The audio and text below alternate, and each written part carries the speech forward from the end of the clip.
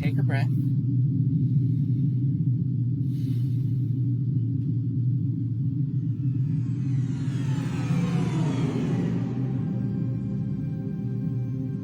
A beginning is a very delicate time.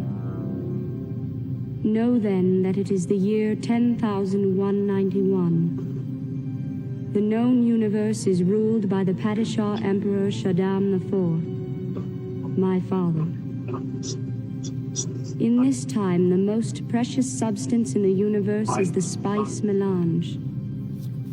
The spice extends life. The spice expands consciousness. The spice is vital to space travel. The Spacing Guild and its navigators, who the spice has mutated over 4,000 years, use the orange spice gas, which gives them the ability to fold space. That is, travel to any part of the universe without moving. Oh yes, I forgot to tell you. The spice exists on only one planet in the entire universe. A desolate, dry planet with vast deserts. Hidden away within the rocks of these deserts are a people known as the Fremen, who have long held a prophecy that a man would come, a Messiah, who would lead them to true freedom. The planet is Arrakis, also known as Dune.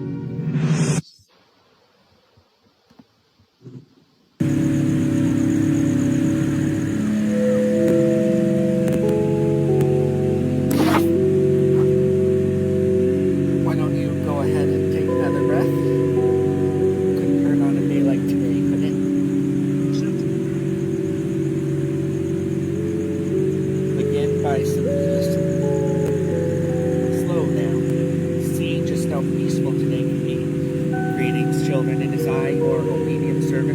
St. Seraphine's Hiking Smalls. Yeah, getting off today with Riders of the Purple Sage, highly recommended by some family, and Hyperlight Drifter.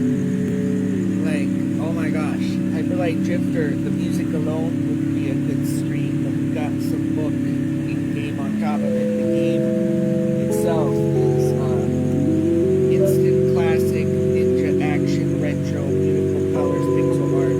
The sequel, Hyperlight Breaker, is coming out very quick. That will be a day one live stream. I can. So what are we doing over here?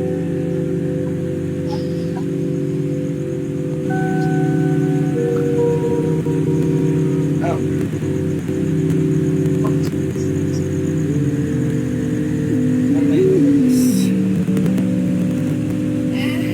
That was so when reading this book will merge with the seed of enlightenment that each human being carries within, and suddenly that seed will sprout and come alive within them. The book in its present form originated, often spontaneously, in response to questions asked by individuals in seminars, meditation classes and private counseling sessions, and so I have kept the question and answer format. I learned and received as much in those classes and sessions as the questioners. Some of the questions and answers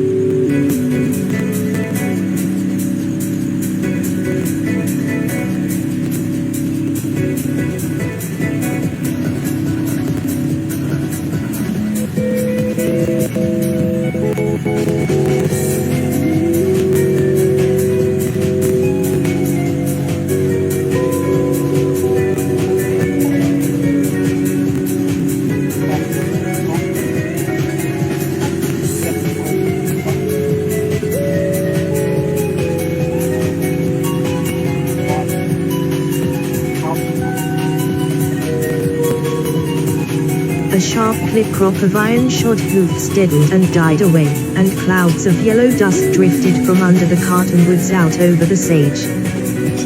Jane Withersteen gazed down the white-purple slope with dreamy and troubled eyes. A rider had just left her, and it was his message that held her thoughtful home. Books, Riders of the Purple Sage by Zane Grey.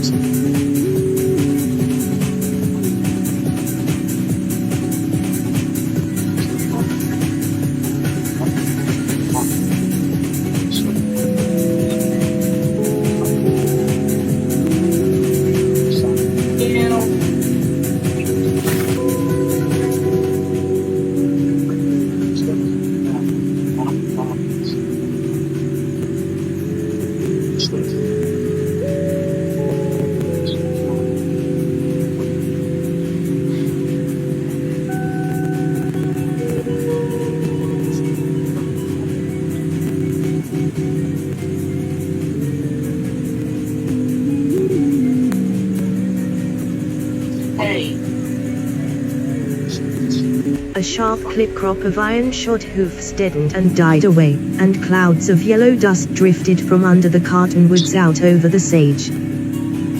Jane Withersteen gazed down the white-purple slope with dreamy and troubled eyes. A rider had just left her, and it was his message that held her thoughtful and almost sad, awaiting the churchmen who were coming to resent and attack her right to befriend a Gentile. She wondered if the unrest and strife that had lately come to the little village of Cottonwoods was to involve her. And then she sighed, remembering that her father had founded this remotest border settlement of southern Utah and that he had left it to her. She owned all the ground and many of the cottages. Withersteen House was hers, and the great ranch, with its thousands of cattle, and the swiftest horses of the sage. To her belonged Amber Spring, the water which gave verdure and beauty to the village and made living possible on that wild purple upland waste. She could not escape being involved by whatever befell Cottonwoods. That year, 1871, had marked a change which had been gradually coming in the lives of the peace-loving Mormons of the border. Glazed stone bridge Sterling, villages to the north, had risen against the invasion of Gentile settlers and the forays of rustlers. There had been opposition to the one and fighting with the other. And now Cottonwoods had begun to wake and bestir itself and grown hard. Jane prayed that the tranquility and sweetness of her life would not be permanently disrupted. She meant to do so much more for her people than she had done. She wanted the sleepy, quiet pastoral days to last always. Trouble between the Mormons and the Gentiles of the community would make her unhappy.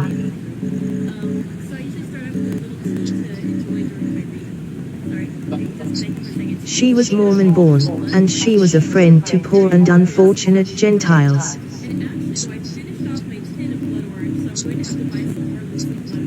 She wished only to go on doing good and being happy.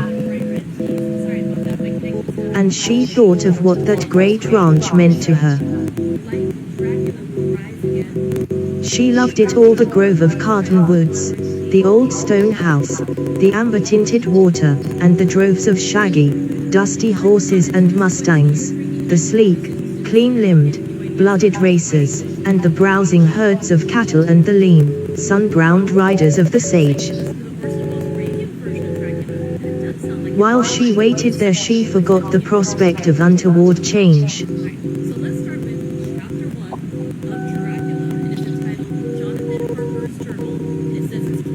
The bray of a lazy burro broke the afternoon quiet, and it was comfortingly suggestive of the drowsy farmyard, and the open corrals, and the green alfalfa fields.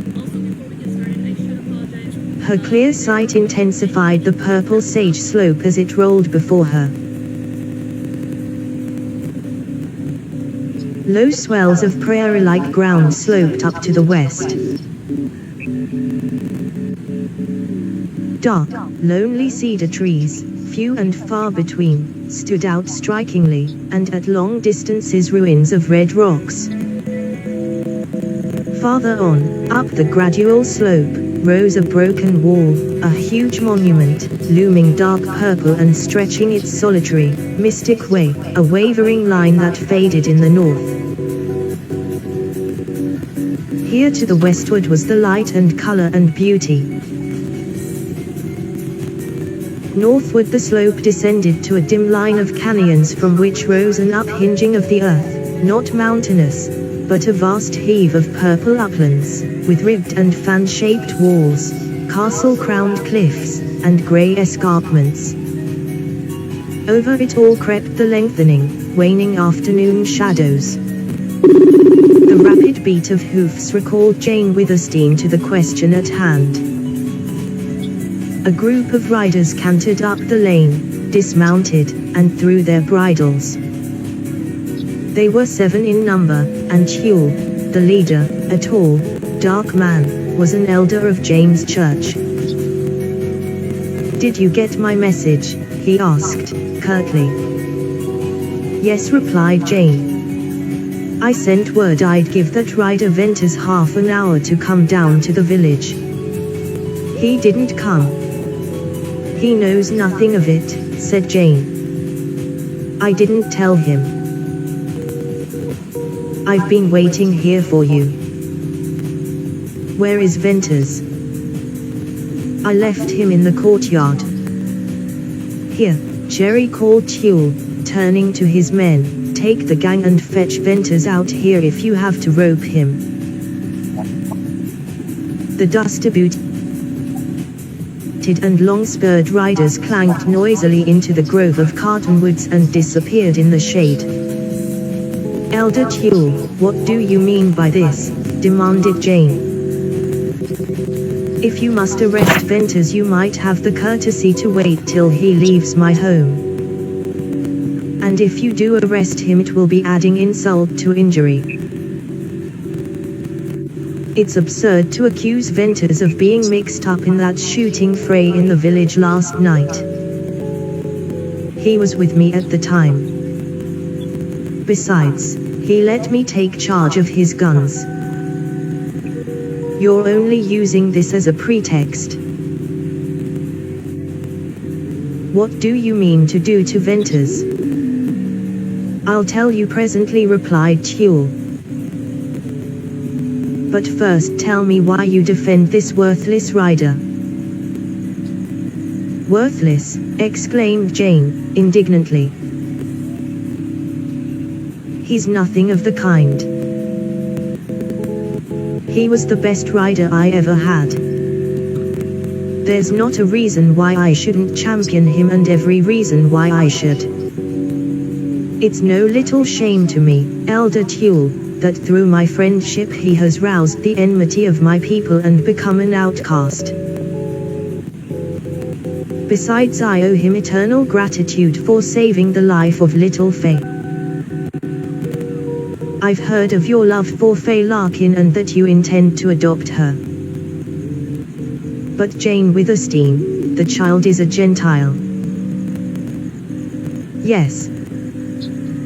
But, Elder, I don't love the Mormon children any less because I love a Gentile child. I shall adopt Faye if her mother will give her to me. I'm not so much against that. You can give the child Mormon teaching, said Tuel. But I'm sick of seeing this fellow Ventus hang around you. I'm going to put a stop to it. You've so much love to throw away on these beggars of Gentiles that I've an idea you might love Ventus.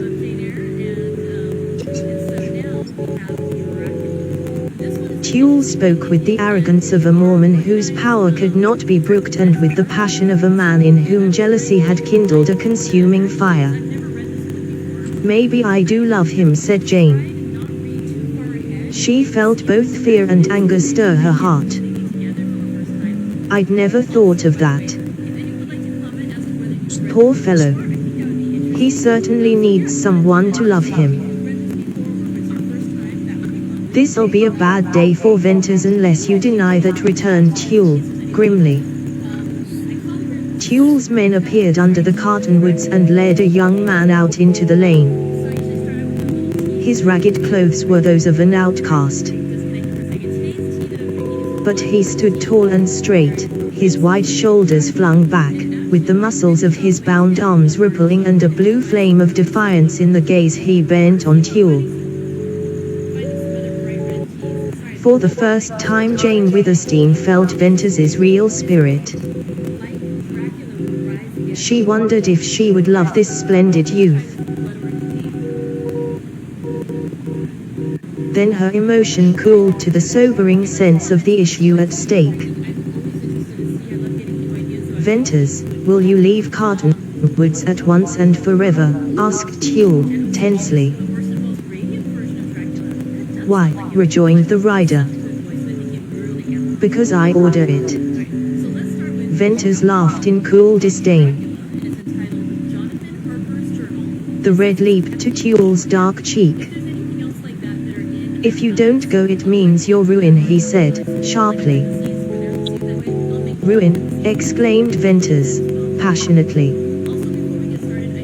Haven't you already ruined me? What do you call ruin? A year ago I was a rider. I had horses and cattle of my own. I had a good name in Cottonwoods. And now when I come into the village to see this woman, you set your men on me. You hound me. You trail me as if I were a rustler. I've no more to lose except my life. Will you leave Utah? Oh. I know, went on Venters, tauntingly. It galls you, the idea of beautiful Jane Withersteen being friendly to a poor Gentile. You want her all yourself. You're a wiving Mormon. You have use for her and Withersteen House and Amber Spring and 7,000 head of cattle. Tuel's hard jaw protruded, and rioting blood corded the veins of his neck. Once more. Will you go? No. Then I'll have you whipped within an inch of your life, replied Tuel, harshly. I'll turn you out in the sage. And if you ever come back, you'll get worse. Venters's agitated face grew coldly set and the bronze changed. Jane impulsively stepped forward.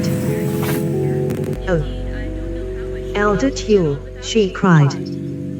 You won't do that. Tuel lifted a shaking finger toward her. That'll do from you.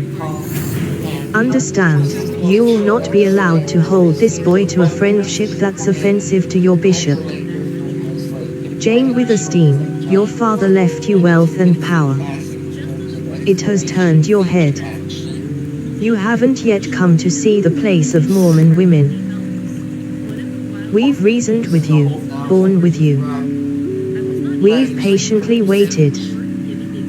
We've let you have your fling, which is more than I ever saw granted to a Mormon woman. But you haven't come to your senses. Now, once for all, you can't have any further friendship with Venters. He's going to be whipped, and he's got to leave Utah. Oh. Don't whip him. It would be dastardly, implored Jane, with slow certainty of her failing courage. Tuel always blunted her spirit, and she grew conscious that she had feigned a boldness which she did not possess. He loomed up now in different guise, not as a jealous suitor, but embodying the mysterious despotism she had known from childhood, the power of her creed. Venters, will you take your whipping here, or would you rather go out in the sage? Asked Tuel. He smiled a flinty smile that was more than inhuman, yet seemed to give out of its dark aloofness a gleam of righteousness. I'll take it here if I must, said Venters. But by God, Tuel, you'd better kill me outright. That'll be a dear whipping for you and your praying Mormons. You'll make me another Lassiter. The strange glow, the austere light which radiated from Tuel's face, might have been a holy joy at the spiritual conception of exalted duty. But there was something more in him, barely hidden, a something personal and sinister, a deep of himself, an engulfing abyss. As his religious mood was fanatical and inexorable, so would his physical hate be merciless. Elder, I repent my words, Jane faltered. The religion in her, the long habit of obedience, of humility, as well as agony of fear, spoke in her voice. Spare the boy, she whispered. You can't save him now, replied Tuel stridently. Her head was bowing to the inevitable. She was grasping the truth, when suddenly there came, in inward constriction, a hardening of gentle forces within her breast. Like a steel bar, it was stiffening all that had been soft and weak in her. She felt a birth in her of something new and unintelligible. Once more her strained gaze sought the sage slopes. Jane Withersteen loved that wild and purple wilderness. In times of sorrow it had been her strength, in happiness its beauty was her continual delight. In her extremity she found herself murmuring, "Whence cometh my help?" It was a prayer, as if forth from those lonely purple reaches and walls of red and clefts of blue might ride a fearless man, neither creed-bound nor creed-mad, who would hold up a restraining hand in the faces of her ruthless people. The restless movements of Tuel's men suddenly quieted down. Then followed a low whisper, a rustle, a sharp exclamation. "Look," said one, pointing to the west. A rider.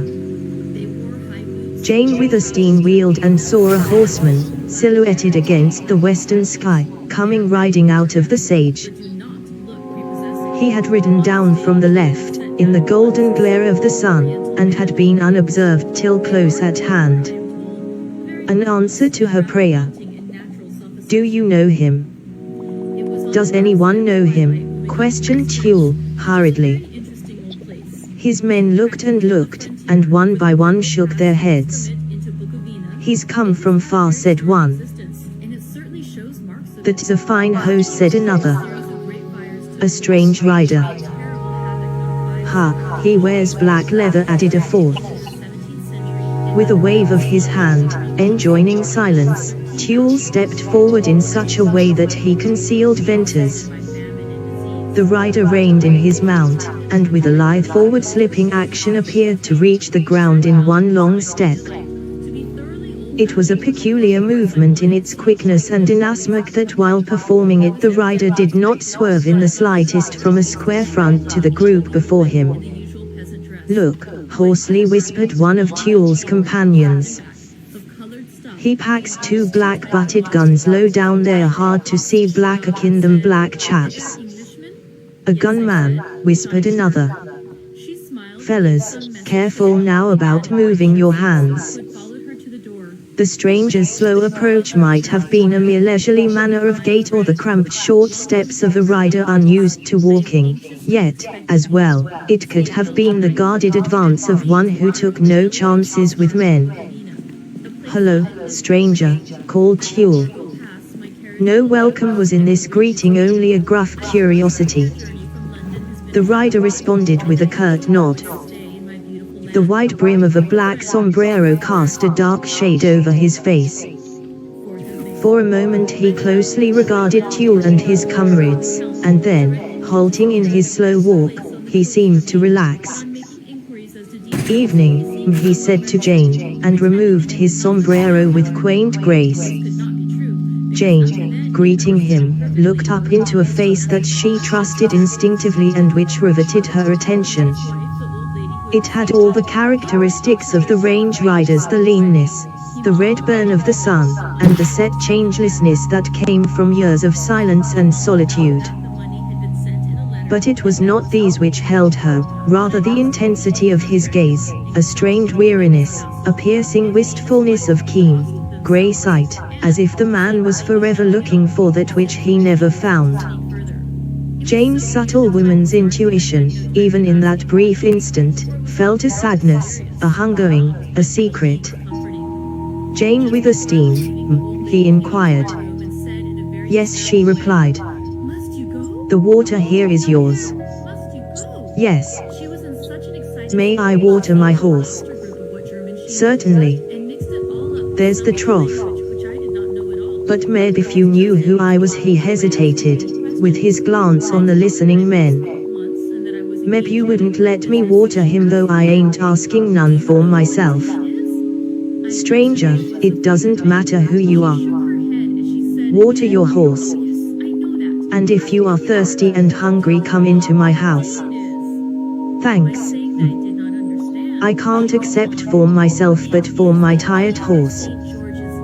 Trampling of hoofs interrupted the rider. More restless movements on the part of Tuel's men broke up the little circle, exposing the prisoner Venters. "Maybe I've kind of hindered something for a few moments, perhaps?" inquired the rider. "Yes," replied Jane Withersteen, with a throb in her voice. She felt the drawing power of his eyes, and then she saw him look at the bound Venters, and at the men who held him, and their leader. In this here country all the rustlers and thieves and cutthroats and gun throwers and all round no good men just happen to be Gentiles. Which of the no good class does that young fella belong to? He belongs to none of them. He's an honest boy. You know that. Yes, yes. Then what has he done to get tied up that way?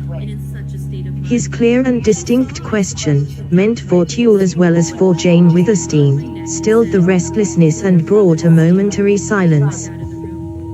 Ask him, replied Jane, her voice rising high.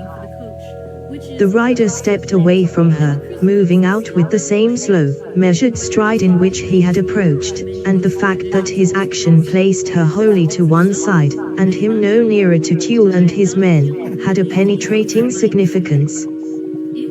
Young fella, speak up, he said to Venters. Here, stranger, this none of your mix, began Tulle. Don't try any interference. You've been asked to drink and eat. That's more than you'd have got in any other village of the Utah border. Water your horse and be on your way. Easy, easy, I ain't interfering yet, replied the rider. The tone of his voice had undergone a change. A different man had spoken. Where, in addressing Jane, he had been mild and gentle, now, with his first speech to Tulle, he was dry, cool, biting. I've lest stumbled onto a queer deal. 7 Mormons all packing guns, and a Gentile tied with a rope, and a woman who swears by his honesty. Queer, ain't that?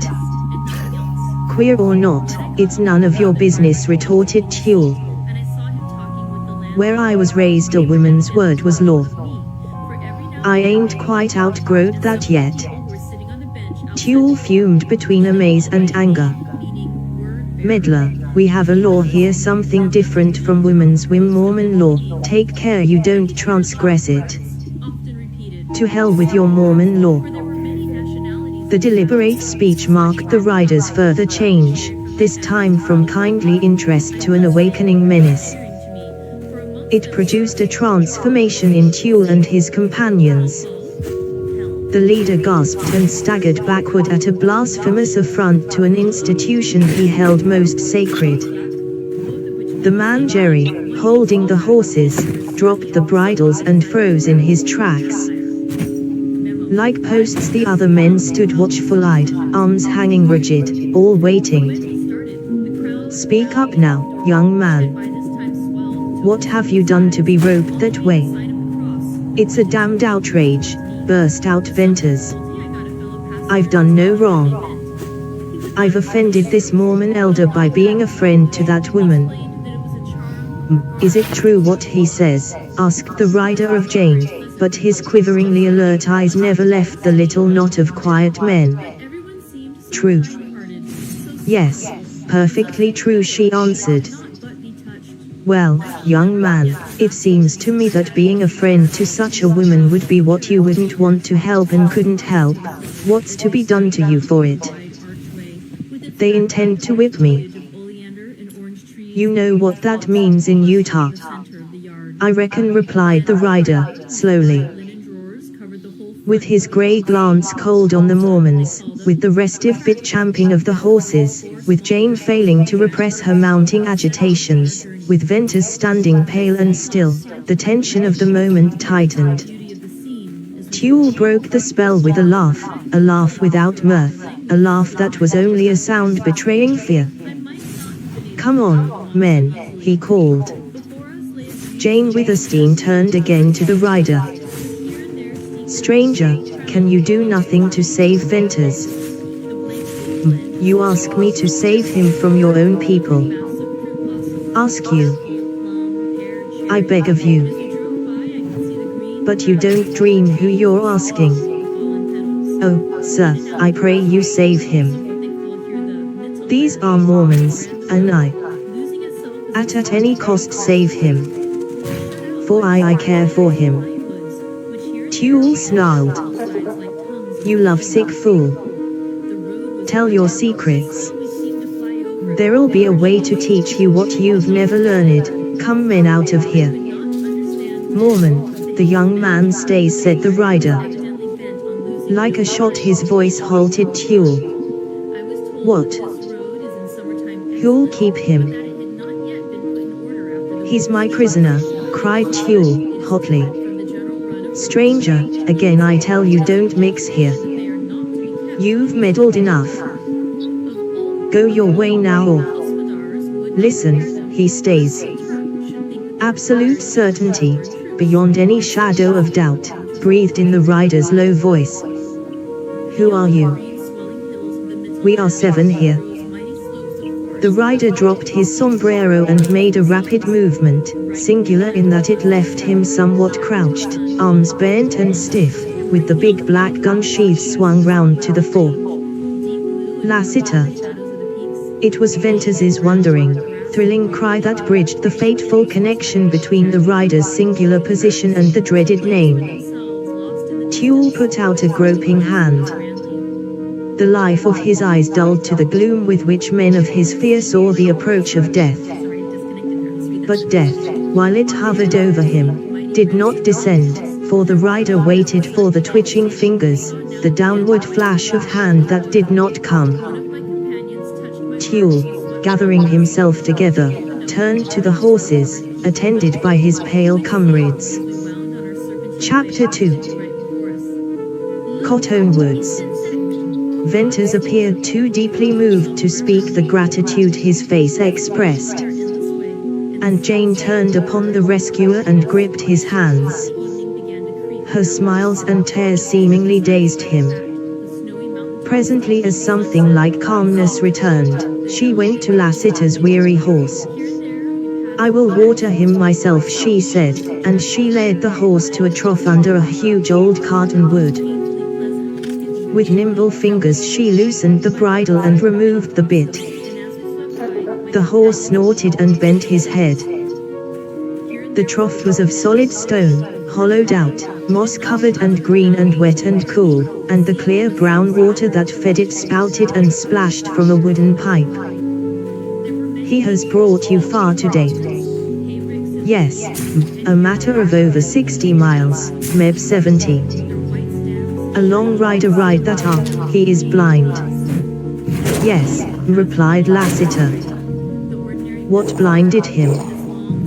Some men once roped and tied him, and then held white iron close to his eyes. Oh. Men. You mean devils, were they your enemies Mormons? Yes. To take revenge on a horse. Lassiter. The men of my creed are unnaturally cruel. To my everlasting sorrow I confess it. They have been driven, hated, scourged till their hearts have hardened. But we women hope and pray for the time when our men will soften. Begging your pardon, that time will never come. Oh, it will, Lassiter. Do you think Mormon women wicked? Has your hand been against them, too? No.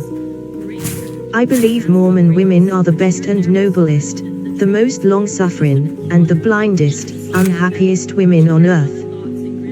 Ah. She gave him a grave, thoughtful look. Then you will break bread with me.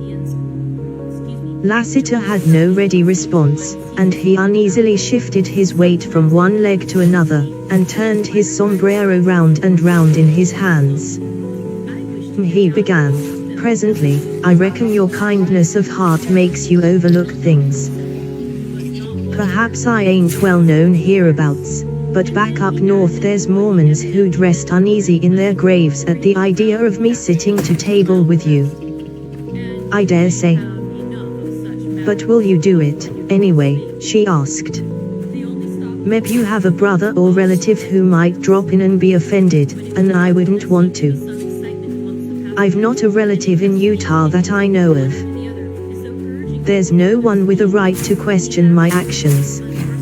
She turned smilingly to Venters. You will come in, Bern, and Lassiter will come in. We'll eat and be merry while we may. I'm only wondering if Tuel and his men'll raise a storm down in the village, said Lassiter, in his last weakening stand. Yes, he'll raise the storm after he has prayed, replied Jane. Come. She led the way, with the bridle of Lassiter's horse over her arm. They entered a grove and walked down a wide path shaded by great low-branching cottonwoods.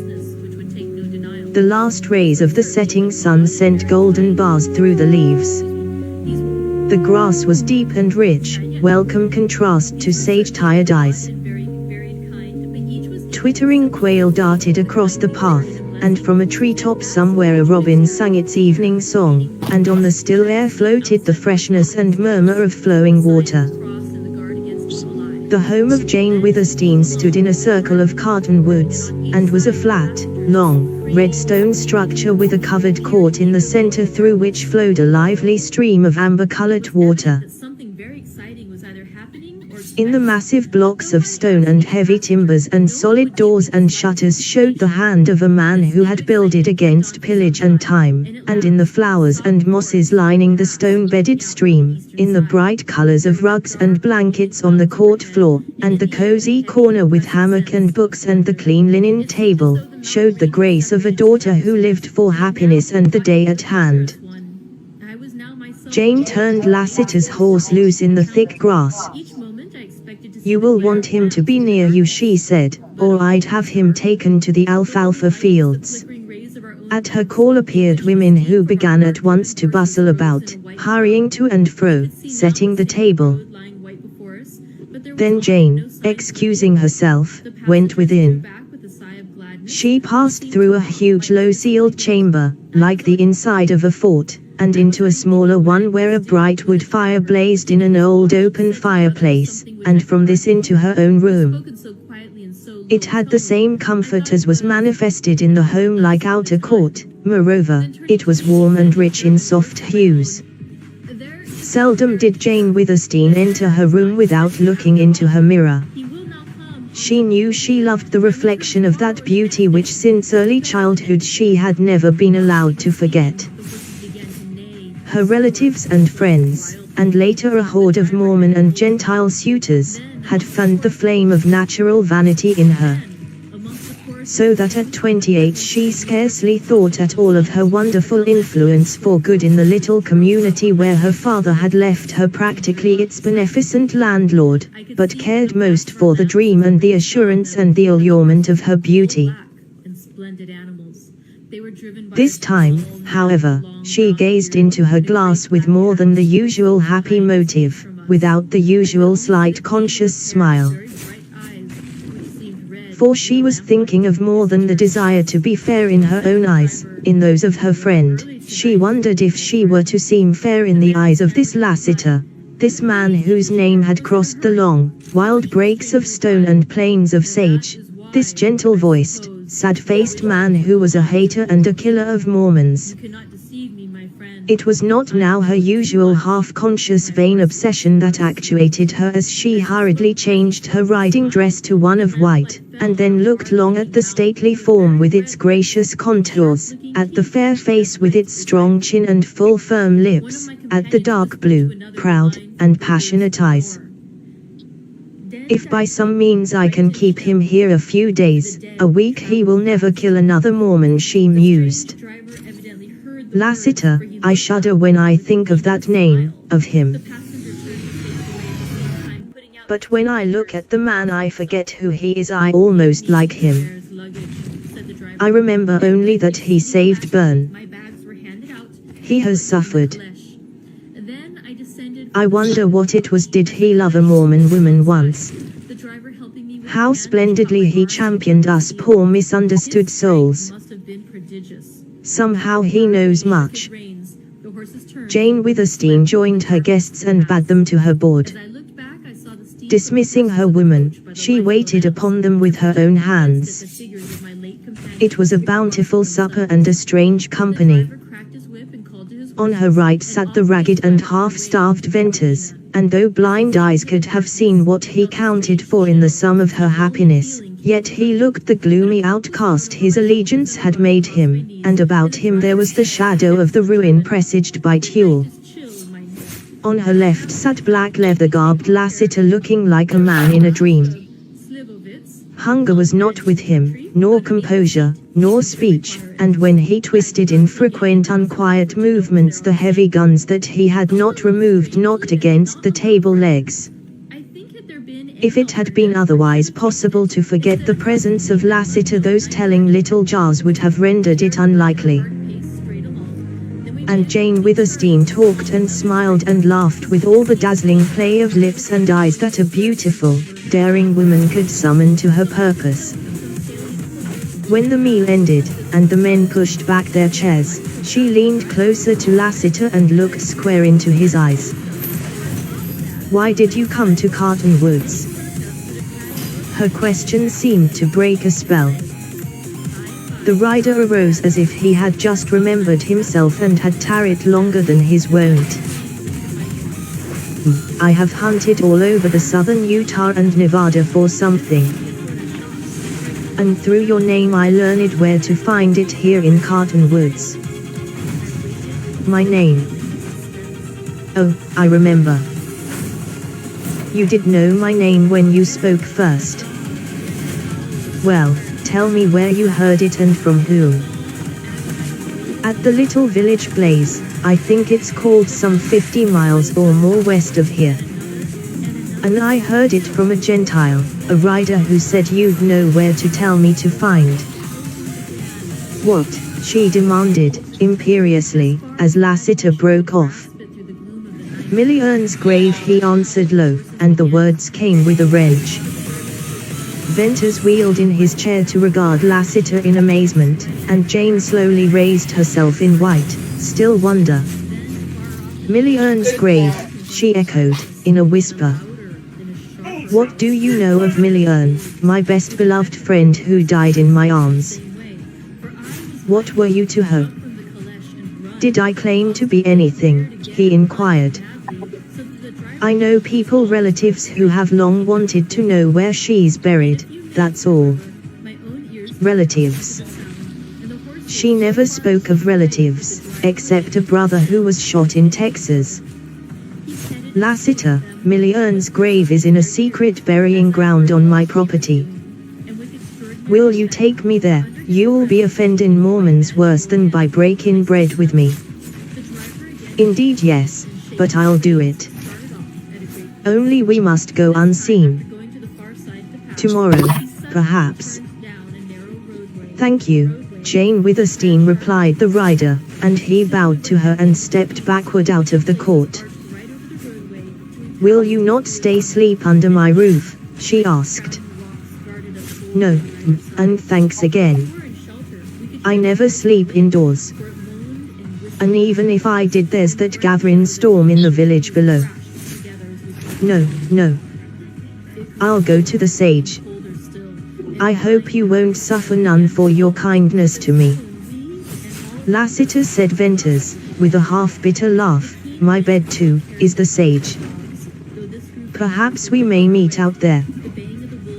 "Maybe so. But the sage is wide and I won't be near. Good night." At Lassiter's low whistle the black horse whinnied, and carefully picked his blind way out of the grove. The rider did not bridle him, but walked beside him, leading him by touch of hand, and together they passed slowly into the shade of the Carton Woods.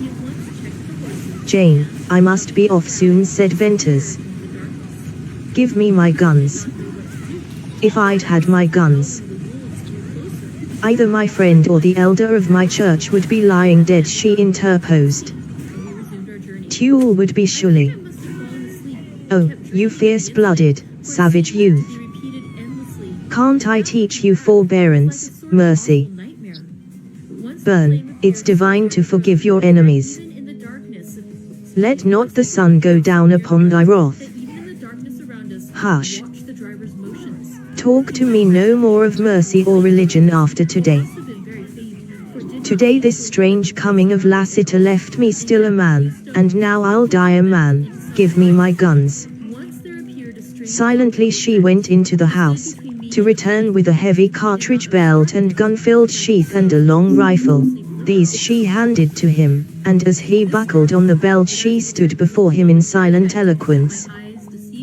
"Jane," he said, in gentler voice, "don't look so. I'm not going out to murder your churchman. I'll try to avoid him and all his men. But can't you see I've reached the end of my rope? Jane, you're a wonderful woman. Never was there a woman so unselfish and good. Only you're blind in one way. Listen." From behind the grove came the clicking sound of horses in a rapid trot. "Some of your riders," he continued. "It's getting time for the night shift.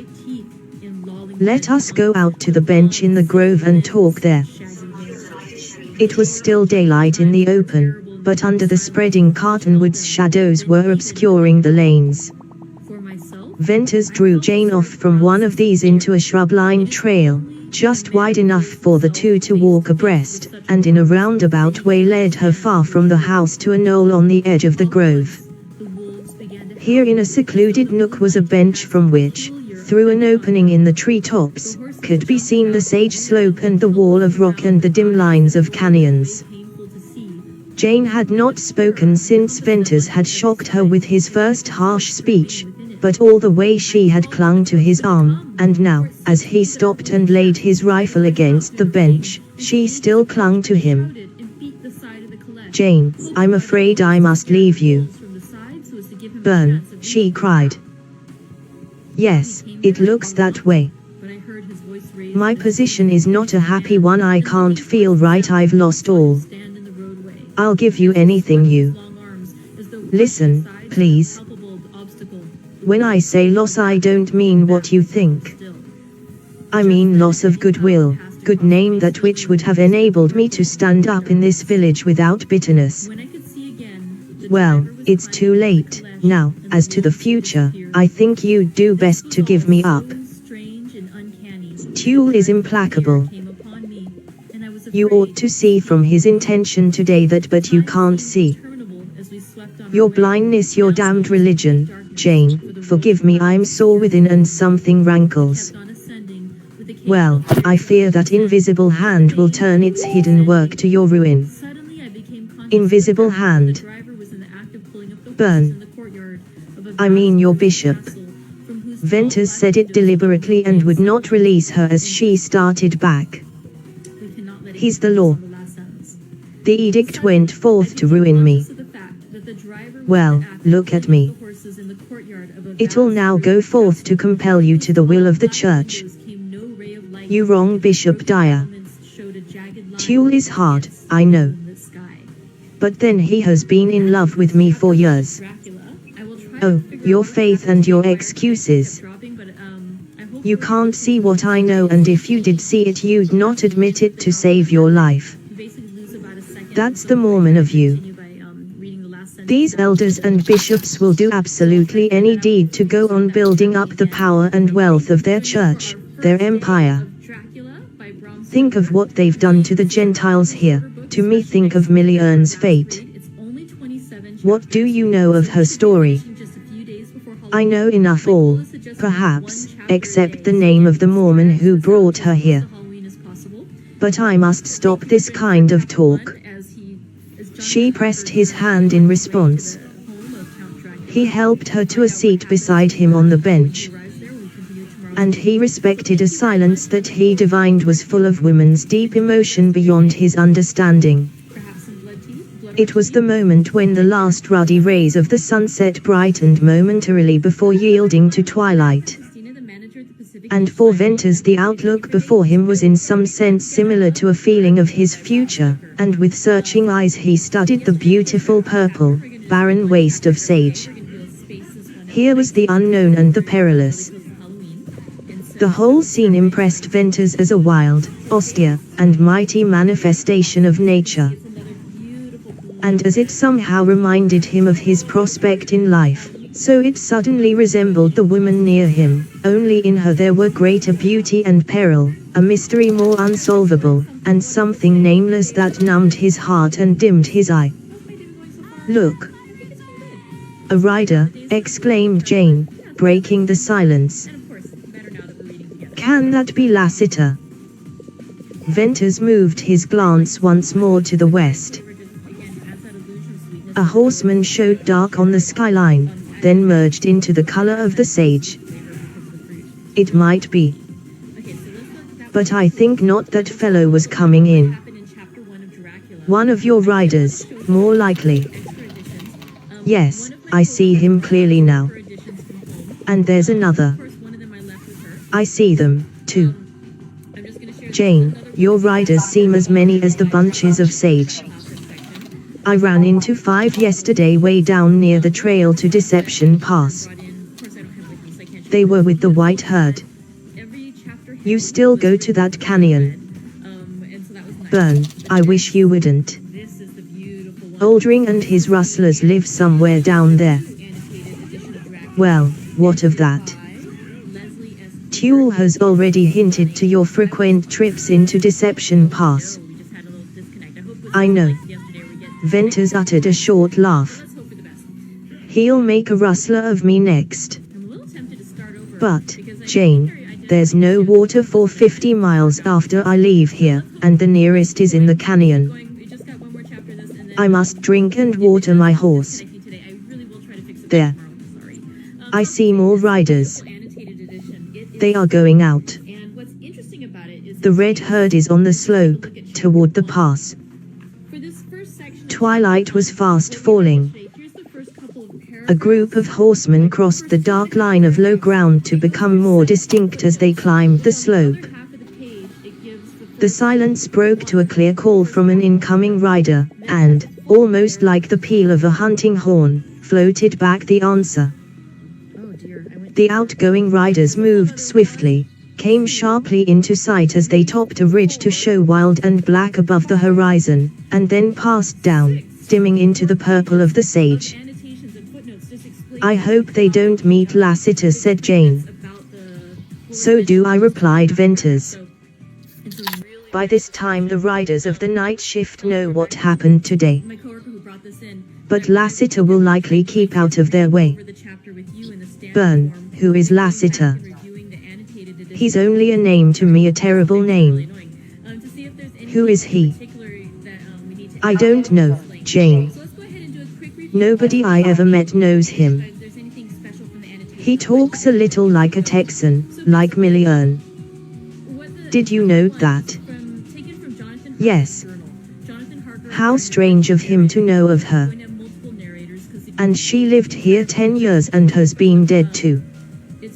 Burn, what do you know of Lassiter? Tell me what he has done, why you spoke of him to Tuel, threatening to become another Lassiter yourself. Jane, I only heard things, rumors, stories, most of which I disbelieved.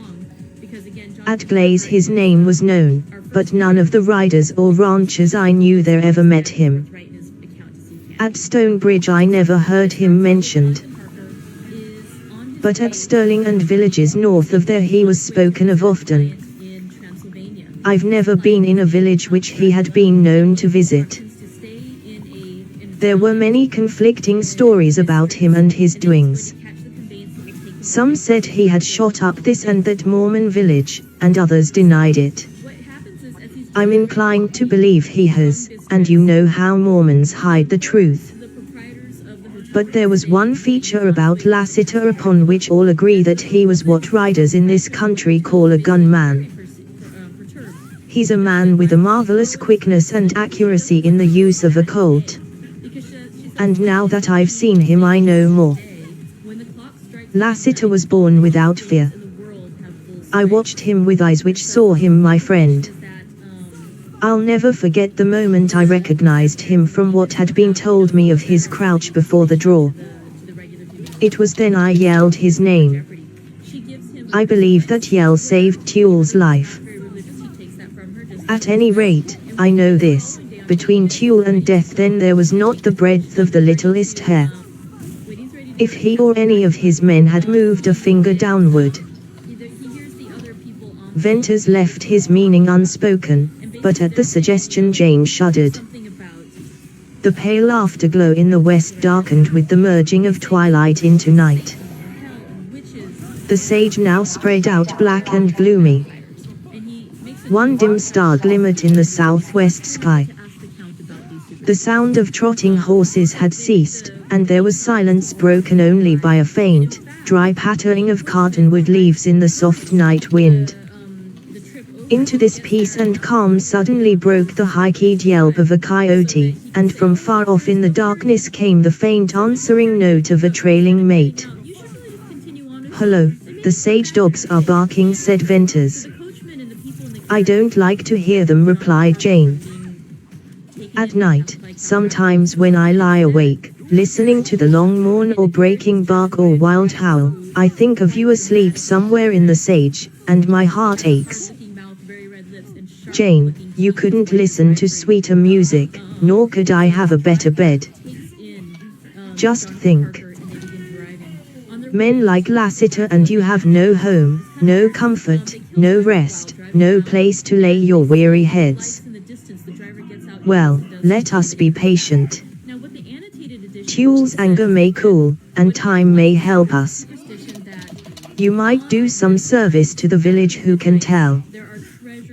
Suppose you discovered the long unknown hiding place of Oldring and his band, and told it to my riders.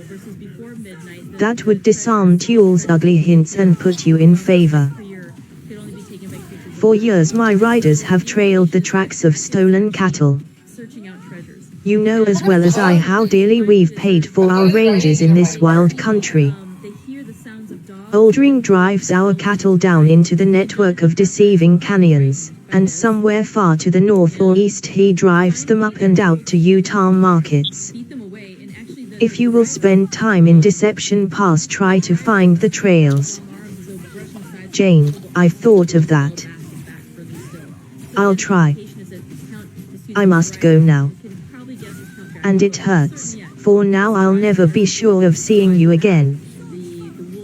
But tomorrow, Burn. Tomorrow surely. I'll watch for Lassiter and ride in with him. Good night." Then she left him and moved away, a white, gliding shape that soon vanished in the shadows. Venters waited until the faint slam of a door assured him she had reached the house, and then, taking up his rifle, he noiselessly slipped through the bushes, down the knoll, and on under the dark trees to the edge of the grove. The sky was now turning from gray to blue, stars had begun to lighten the earlier blackness, and from the wide flat sweep before him blew a cool wind, fragrant with the breath of sage. Keeping close to the edge of the cottonwoods, he went swiftly and silently westward. The grove was long, and he had not reached the end when he heard something that brought him to a halt. Low padded thuds told him horses were coming this way. He sank down in the gloom, waiting, listening. Much before he had expected, judging from sound, to his amazement he descried horsemen near at hand. They were riding along the border of the sage, and instantly he knew the hoofs of the horses were muffled. Then the pale starlight afforded him indistinct sight of the riders. But his eyes were keen and used to the dark, and by peering closely he recognized the huge bulk and black-bearded visage of Oldring and the lithe, supple form of the rustler's lieutenant, a masked rider. They passed on, the darkness swallowed them. Then, farther out on the sage, a dark, compact body of horsemen went by, almost without sound, almost like specters, and they, too, melted into the night. Chapter 3. Amber Spring. No unusual circumstances was it for Oldring and some of his men to visit Cottonwoods in the broad light of day, but for him to prowl about in the dark with the hoofs of his horses muffled meant that mischief was brewing. Moreover, to Ventus the presence of the masked rider with Aldring seemed especially ominous. For about this man there was mystery. He seldom rode through the village, and when he did ride through it was swiftly. Riders seldom met by day on the sage, but wherever he rode there always followed deeds as dark and mysterious as the mask he wore. Aldring's band did not confine themselves to the rustling of cattle. Ventus lay low in the shade of the cottonwoods, pondering this chance meeting, and not for many moments did he consider it safe to move on. Then, with sudden impulse, he turned the other way and went back along the grove. When he reached the path leading to Jane's home, he decided to go down to the village. So he hurried onward, with quick soft steps. Once beyond the grove he entered the one and only street. It was wide, lined with tall poplars, and under each row of trees, inside the footpath, were ditches where ran the water from Jane Withersteen's spring. Between the trees twinkled lights of cottage candles, and far down flared bright windows of the village stores. When Ventus got closer to these he saw knots of men standing together in earnest conversation. The usual lounging on the corners and benches and steps was not in evidence. Keeping in the shadow, Ventus went closer and closer until he could hear voices. But he could not distinguish what was said. He recognized many Mormons, and looked hard for Tuel and his men, but looked in vain. Ventus concluded that the rustlers had not passed along the village street. No doubt these earnest men were discussing Lassiter's coming. But Ventus felt positive that Tuel's intention toward himself that day had not been and would not be revealed. So Ventus, seeing there was little for him to learn, began retracing his steps. The church was dark. Bishop Dyer's home next to it was also dark, and likewise Tuel's cottage. Upon almost any night at this hour there would be lights here, and Ventus marked the unusual omission. As he was about to pass out of the street to skirt the grove, he once more slunk down at the sound of trotting horses. Presently he descried two mounted men riding toward him. He hugged the shadow of a tree. Again the starlight, brighter now, aided him, and he made out Tuel's stalwart figure, and beside him the short, frog-like shape of the rider Jerry. They were silent, and they rode on to disappear. Ventus went his way with busy, gloomy mind, revolving events of the day, trying to reckon those brooding in the night. His thoughts overwhelmed him. Up in that dark grove dwelt a woman who had been his friend. And he skulked about her home, gripping a gun stealthily as an Indian, a man without place or people or purpose. Above her hovered the shadow of grim, hidden, secret power.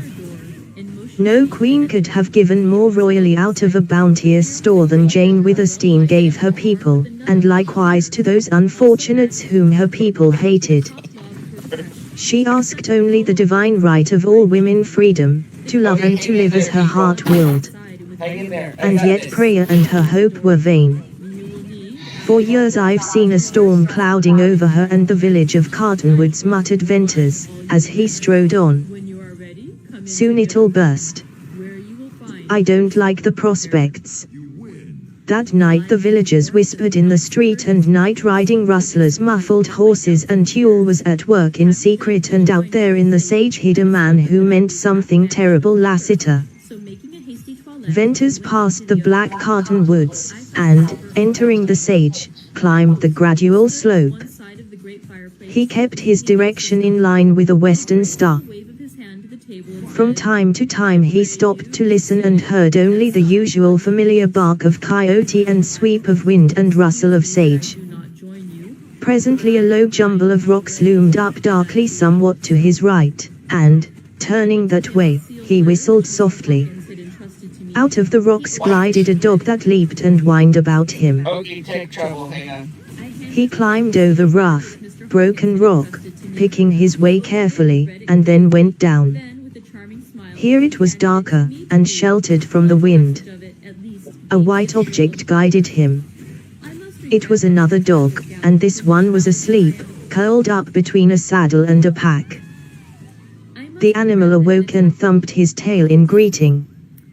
Ventus placed the saddle for a pillow, rolled in his blankets, with his face upward to the stars. The white dog snuggled close to him. The other whined and pattered a few yards to the rise of ground, and there crouched on guard. And in that wild covert Ventus shut his eyes under the great white stars and intense vaulted blue, bitterly comparing their loneliness to his own, and fell asleep. When he awoke, day had dawned and all about him was bright steel grey. The air had a cold tang. Arising, he greeted the fawning dogs and stretched his cramped body, and then, gathering together bunches of dead sage sticks, he lighted a fire. Strips of dried beef held to the blaze for a moment served him and the dogs. He drank from a canteen. There was nothing else in his outfit, he had grown used to a scant fire. Then he sat over the fire, palms outspread, and waited. Waiting had been his chief occupation for months, and he scarcely knew what he waited for unless it was the passing of the hours. But now he sensed action in the immediate present. The day promised another meeting with Lassiter and Lane, perhaps news of the rustlers. On the morrow he meant to take the trail to Deception Pass. And while he waited he talked to his dogs. He called them Ring and Whitey. They were sheep dogs, half collie, half deer-hound, superb in build, perfectly trained. It seemed that in his fallen fortunes these dogs understood the nature of their value to him, and governed their affection and faithfulness accordingly. Whitey watched him with somber eyes of love, and Ring, crouched on the little rise of ground above, kept tireless guard. When the sun rose, the white dog took the place of the other, and Ring went to sleep at his master's feet. By and by Ventus rolled up his blankets and tied them and his meager pack together, then climbed out to look for his horse. He saw him, presently, a little way off in the sage, and went to fetch him.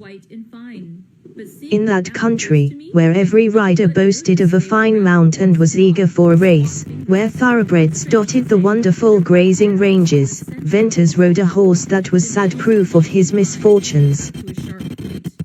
Then, with his back against a stone, Ventus faced the east, and, stick in hand and idle blade, he waited.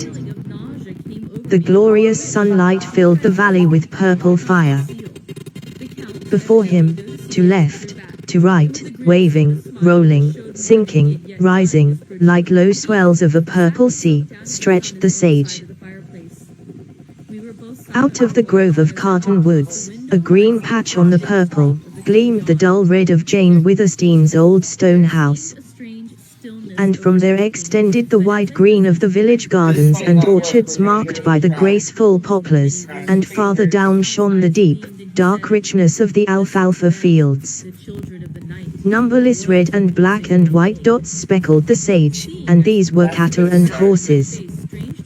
So, watching and waiting, Ventus let the time wear away. At length he saw a horse rise above a ridge, and he knew it to be Lassiter's black. Climbing to the highest rock, so that he would show against the skyline, he stood and waved his hat. The almost instant turning of Lassiter's horse attested to the quickness of that rider's eye. Then Ventus climbed down, saddled his horse, tied on his pack, and, with a word to his dogs, was about to ride out to meet Lassiter, when he concluded to wait for him there, on higher ground, where the outlook was commanding. It had been long since Ventus had experienced friendly greeting from a man. Lassiter's warmed in him something that had grown cold from neglect.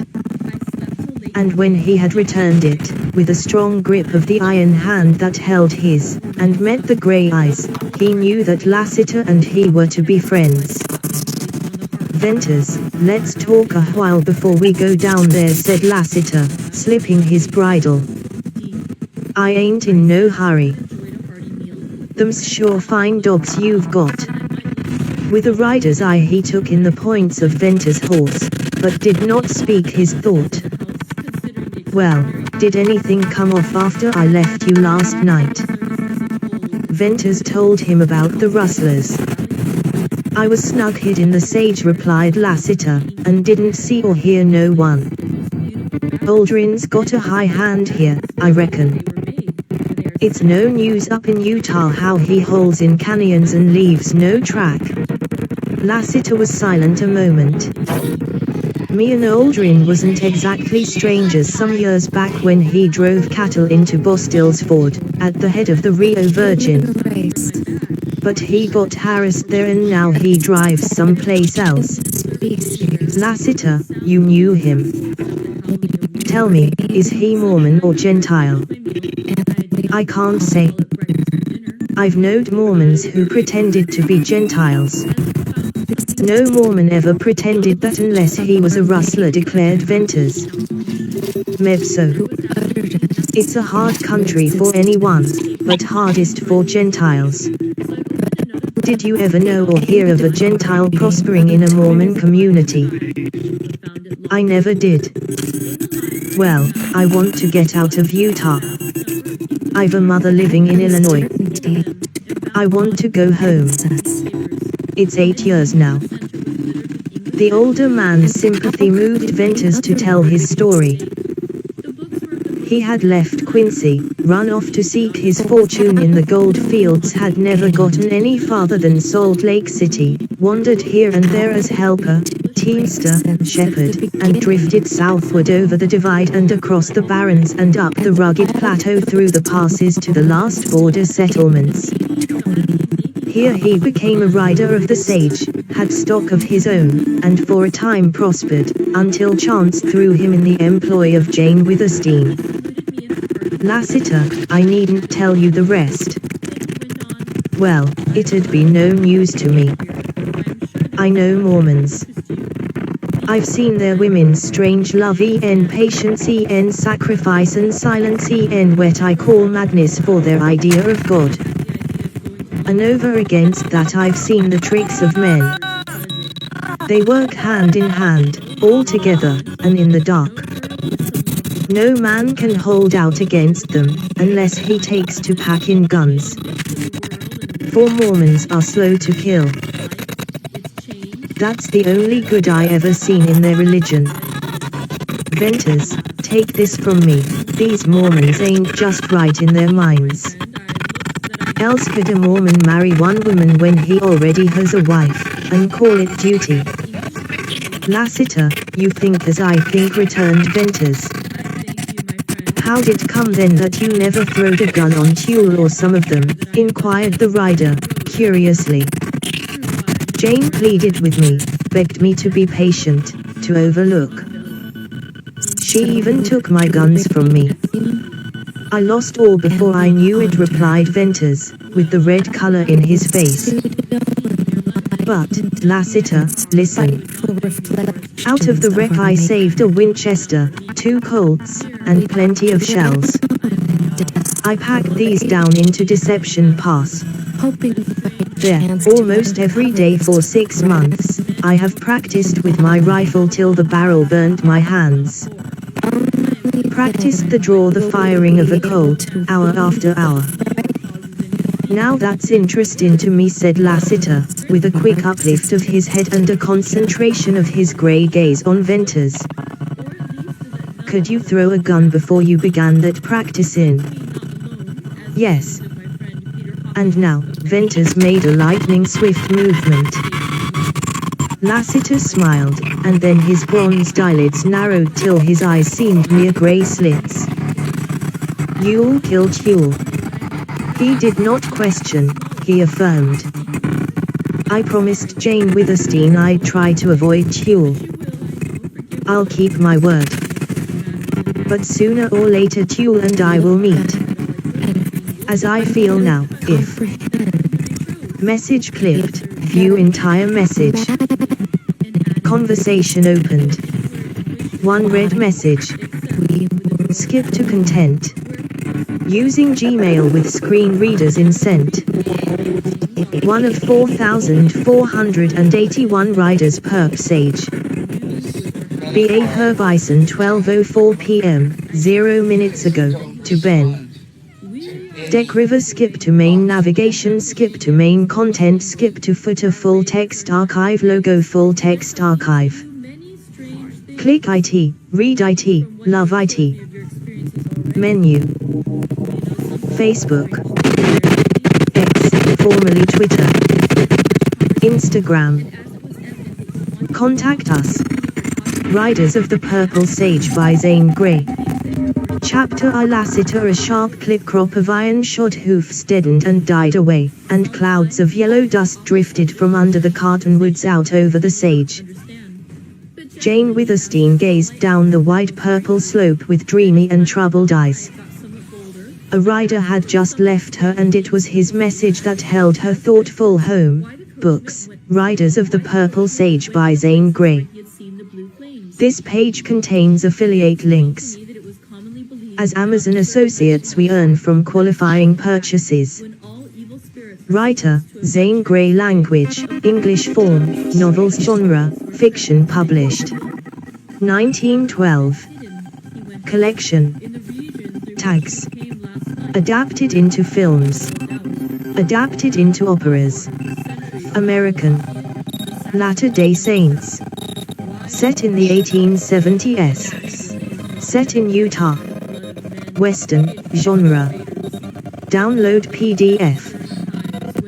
Buy IT on Amazon. Listen via Audible. Free Audible. 30 days. Page 1, page 2, page 3, page 4, page 5, page 6, page 7. Chapter I Lassiter. A sharp clip crop of iron-shod hoofs deadened and died away, and clouds of yellow dust drifted from under the cottonwoods out over the sage. Jane Withersteen gazed down the wide purple slope with dreamy and troubled eyes. A rider had just left her, and it was his message that held her thoughtful and almost sad, awaiting the churchmen who were coming to resent and attack her right to befriend a Gentile. She wondered if the unrest and strife that had lately come to the little village of Cottonwoods was to involve her. And then she sighed, remembering that her father had founded this remotest border settlement of southern Utah and that he had left it to her. She owned all the ground and many of the cottages. Withersteen House was hers, and the great ranch, with its thousands of cattle, and the swiftest horses of the sage. To her belonged Amber Spring, the water which gave verdure and beauty to the village and made living possible on that wild purple upland waste. She could not escape being involved by whatever befell Cottonwoods.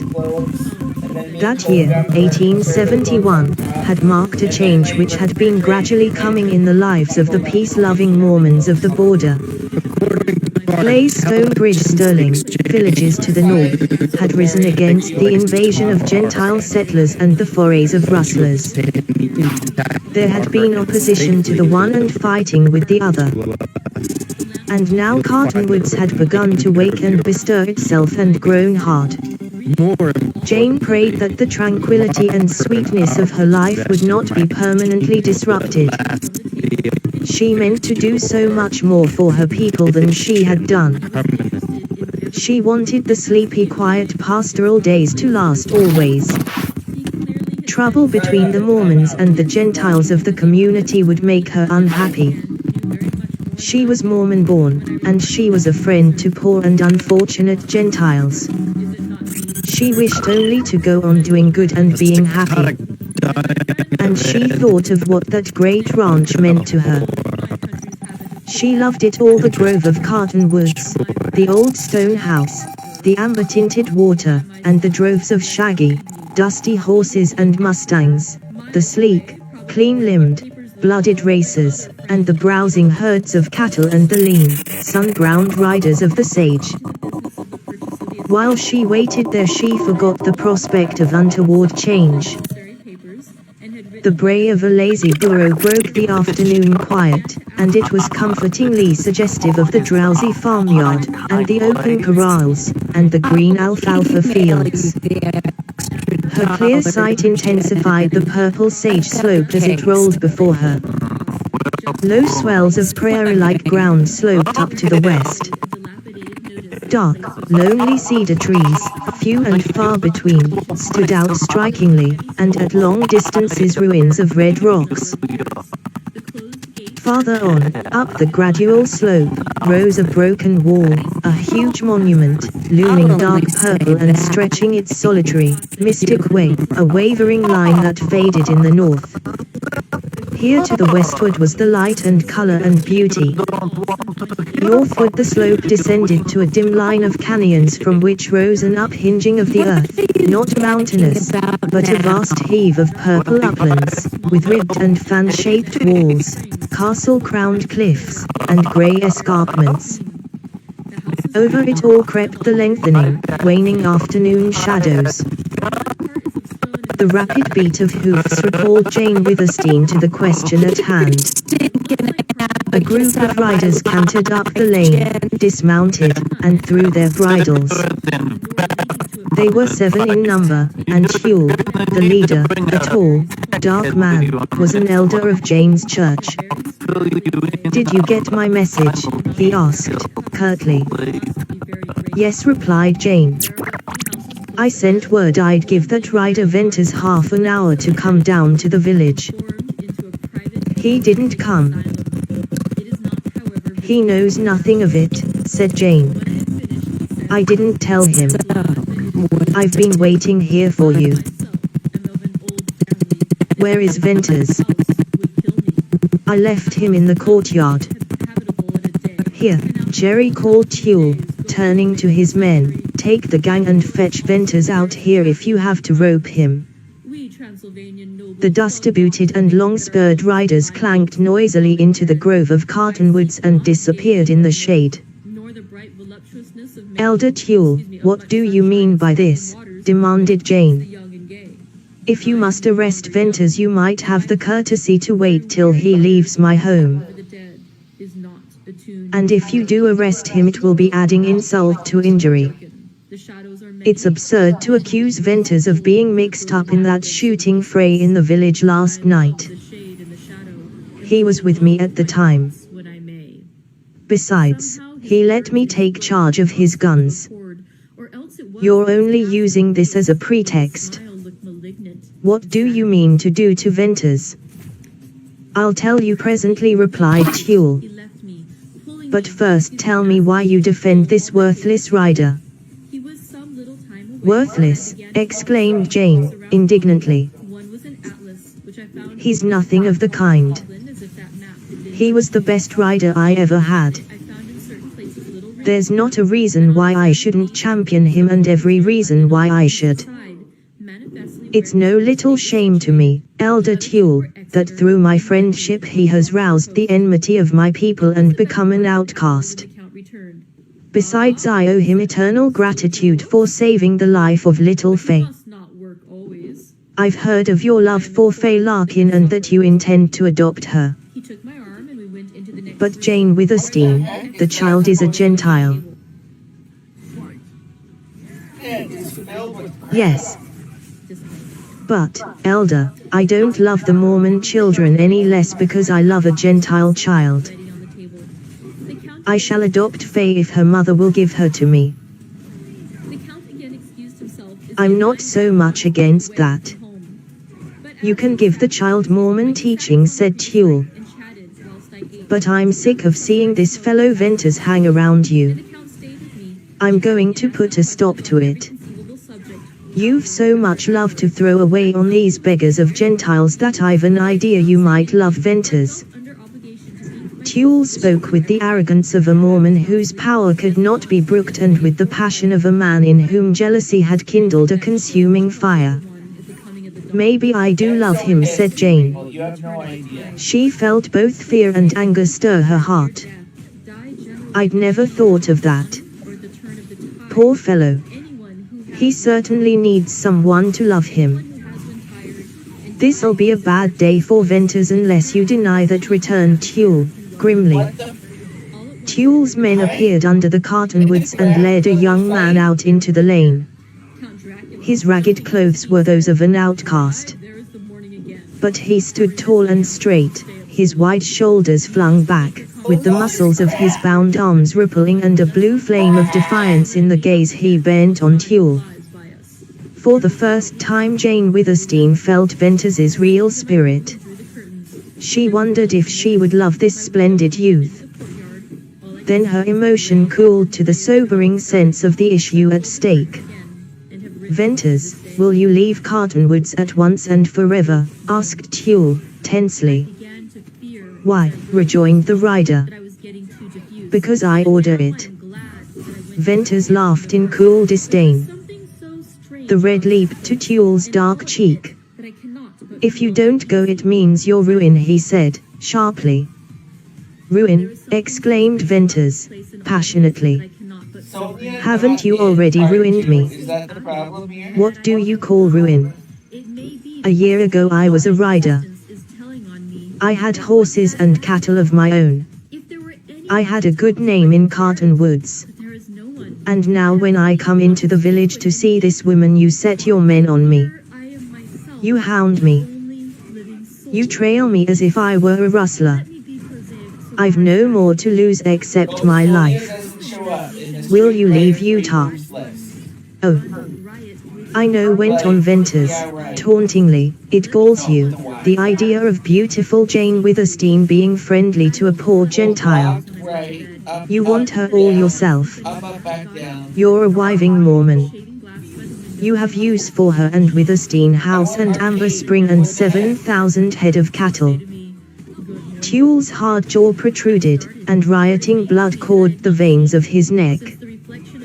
Once more. Will you go? No.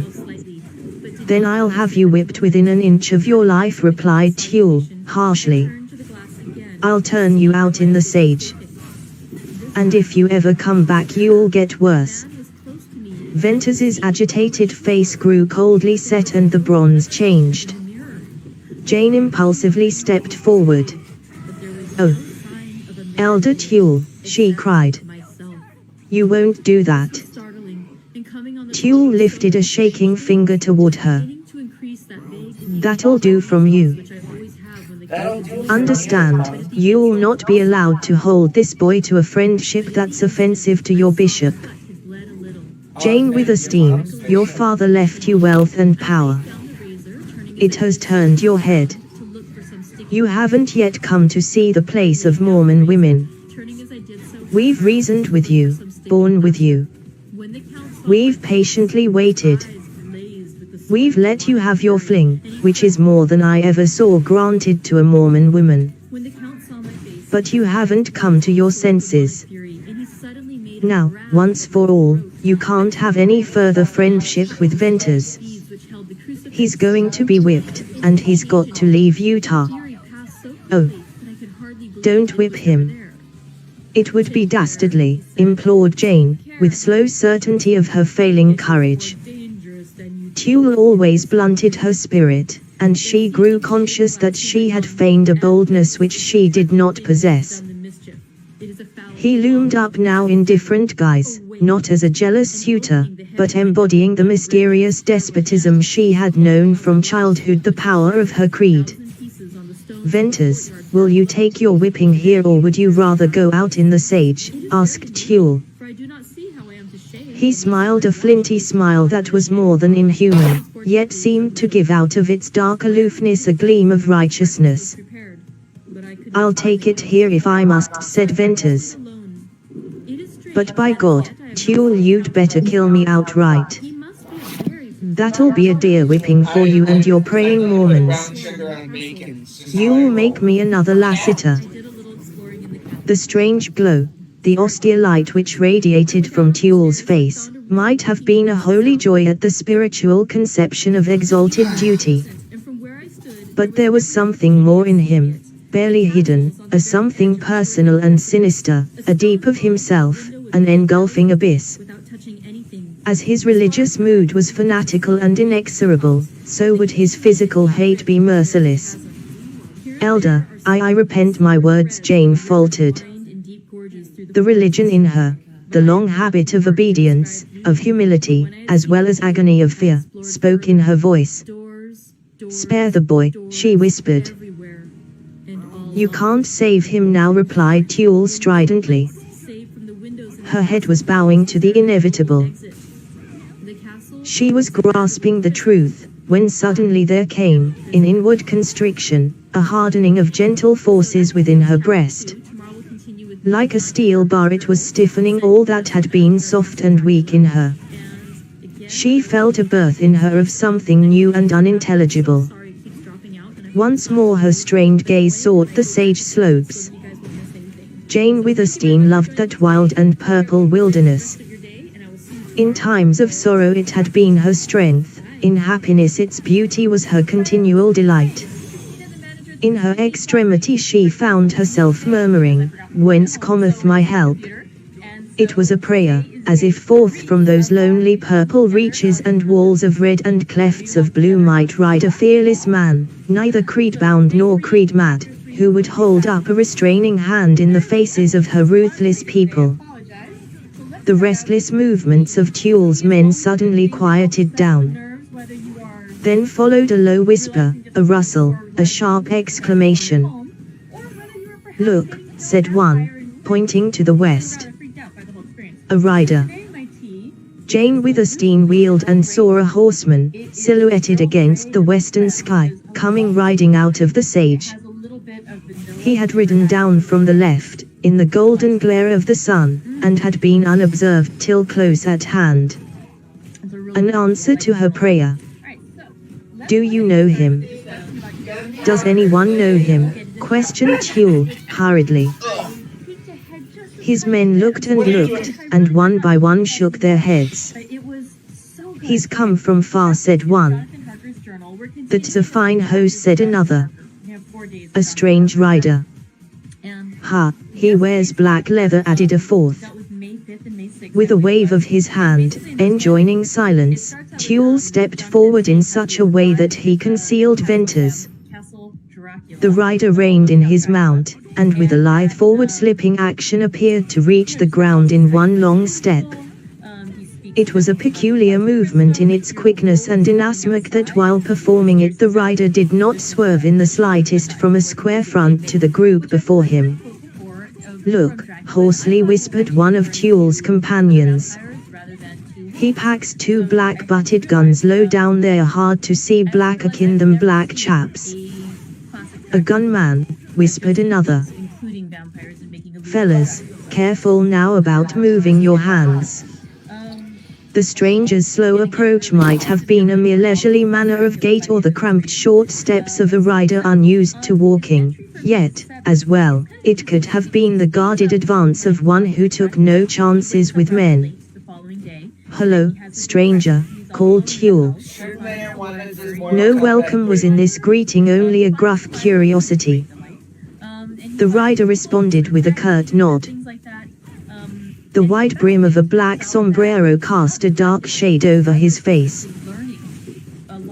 For a moment he closely regarded Tulle and his comrades, and then, halting in his slow walk, he seemed to relax.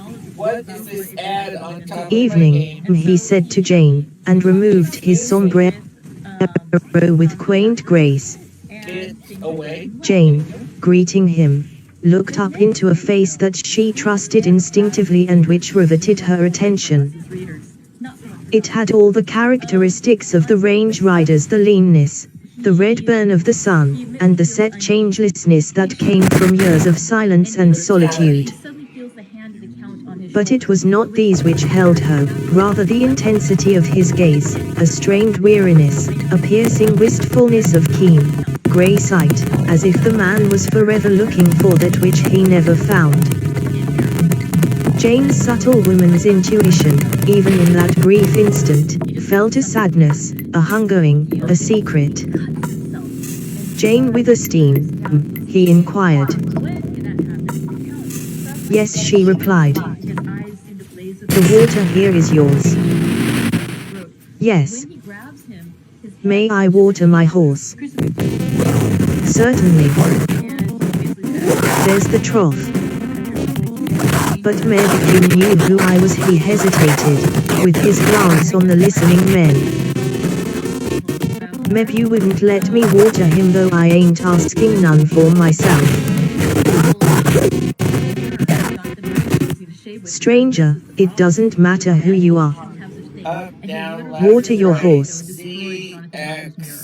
And if you are thirsty and hungry, come into my house. Thanks. I can't accept for myself, but for my tired horse. Trampling of hoofs interrupted the rider. More restless movements on the part of Tuel's men broke up the little circle, exposing the prisoner Venters. Maybe I've kind of hindered something for a few moments, perhaps, inquired the rider. Yes, replied Jane Withersteen, with a throb in her voice. She felt the drawing power of his eyes, and then she saw him look at the bound Venters, and at the men who held him, and their leader.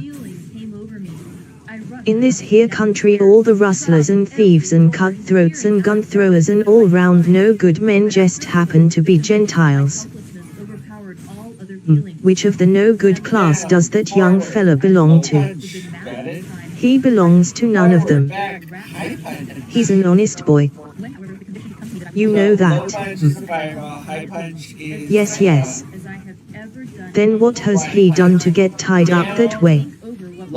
His clear and distinct question, meant for Tuel as well as for Jane Withersteen, stilled the restlessness and brought a momentary silence.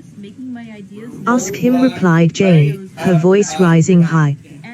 The rider stepped away from her, moving out with the same slow, measured stride in which he had approached, and the fact that his action placed her wholly to one side, and him no nearer to Tuel and his men, had a penetrating significance. Young fella, speak up, he said to Venters. Here, stranger, this none of your mix, began Tuel. Don't try any interference. You've been asked to drink and eat. That's more than you'd have got in any other village of the Utah border. Water your horse and be on your way. Easy, easy, I ain't interfering yet, replied the rider. The tone of his voice had undergone a change. A different man had spoken. Where, in addressing Jane, he had been mild and gentle, now, with his first speech to Tuel, he was dry, cool, biting. I've lest stumbled onto a queer deal. 7 Mormons all packing guns, and a Gentile tied with a rope, and a woman who swears by his honesty. Queer, ain't that? Queer or not, it's none of your business, retorted Tuel. Where I was raised, a woman's word was law.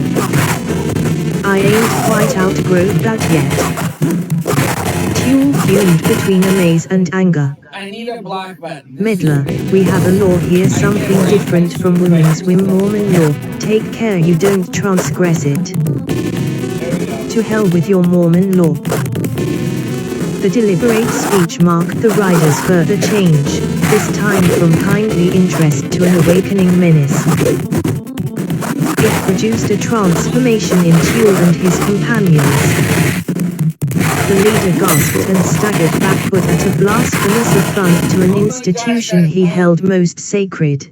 The man Jerry, holding the horses, dropped the bridles and froze in his tracks.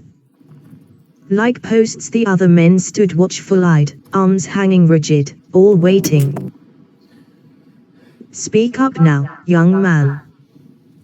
What have you done to be roped that way? It's a damned outrage, burst out Venters. I've done no wrong. I've offended this Mormon elder by being a friend to that woman. Is it true what he says? Asked the rider of Jane, but his quiveringly alert eyes never left the little knot of quiet men. True. Yes, perfectly true, she answered. Well, young man, it seems to me that being a friend to such a woman would be what you wouldn't want to help and couldn't help. What's to be done to you for it? They intend to whip me. You know what that means in Utah. I reckon, replied the rider, slowly. With his grey glance cold on the Mormons, with the restive bit champing of the horses, with Jane failing to repress her mounting agitations, with Venters standing pale and still, the tension of the moment tightened. Tuel broke the spell with a laugh without mirth, a laugh that was only a sound betraying fear. Come on, men, he called. Jane Withersteen turned again to the rider. Stranger, can you do nothing to save Venters? You ask me to save him from your own people. Ask you. I beg of you. But you don't dream who you're asking. Oh, sir, I pray you save him. These are Mormons, and I. At any cost save him. For I care for him. Tuel snarled. You lovesick fool. Tell your secrets. There'll be a way to teach you what you've never learned. Come men out of here. Mormon, the young man stays, said the rider. Like a shot his voice halted Tuel. What? Who'll keep him? He's my prisoner, cried Tuel, hotly. Stranger, again I tell you don't mix here. You've meddled enough. Go your way now or... Listen, he stays. Absolute certainty, beyond any shadow of doubt, breathed in the rider's low voice. Who are you? We are 7 here. The rider dropped his sombrero and made a rapid movement, singular in that it left him somewhat crouched, arms bent and stiff, with the big black gun sheath swung round to the fore. Lassiter. It was Venters's wondering, thrilling cry that bridged the fateful connection between the rider's singular position and the dreaded name. Tuel put out a groping hand. The life of his eyes dulled to the gloom with which men of his fear saw the approach of death. But death, while it hovered over him, did not descend, for the rider waited for the twitching fingers, the downward flash of hand that did not come. Tuel, gathering himself together, turned to the horses, attended by his pale comrades. Chapter 2. Cottonwoods. Venters appeared too deeply moved to speak the gratitude his face expressed. And Jane turned upon the rescuer and gripped his hands. Her smiles and tears seemingly dazed him. Presently, as something like calmness returned, she went to Lassiter's weary horse. I will water him myself, she said, and she led the horse to a trough under a huge old cottonwood.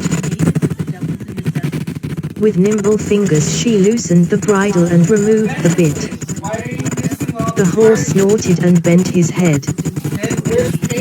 The trough was of solid stone, hollowed out, moss-covered and green and wet and cool, and the clear brown water that fed it spouted and splashed from a wooden pipe. He has brought you far today. Yes, a matter of over 60 miles, maybe 70. A long ride that he is blind. Yes, replied Lassiter. What blinded him? Some men once roped and tied him, and then held white iron close to his eyes. Oh. Men. You mean devils, were they your enemies Mormons? Yes. To take revenge on a horse. Lassiter, the men of my An enemy is sleepless. Who more gladly than we throughout the 4 nations received the bloody sword, or at its warlike call flocked quicker to the standard of the king?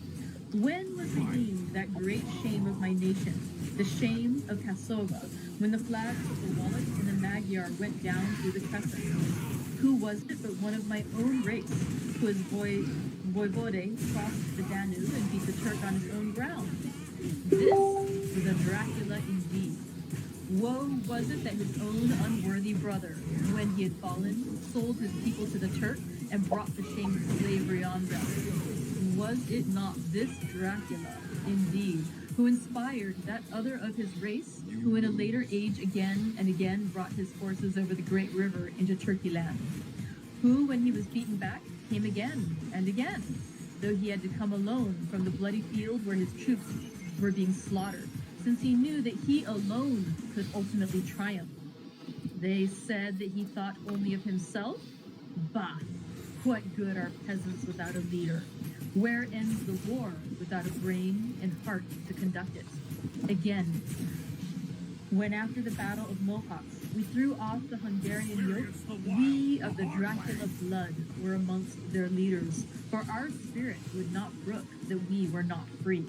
Tell me, is he Mormon or Gentile? The Zekalis, I can't say. and the Dracula. I've known Mormons who pretended to be Gentiles. No Mormon ever pretended that unless he was a rustler, declared Venters. Mebso. It's a hard country for anyone, but hardest for Gentiles. Did you ever know or hear of a Gentile prospering in a Mormon community?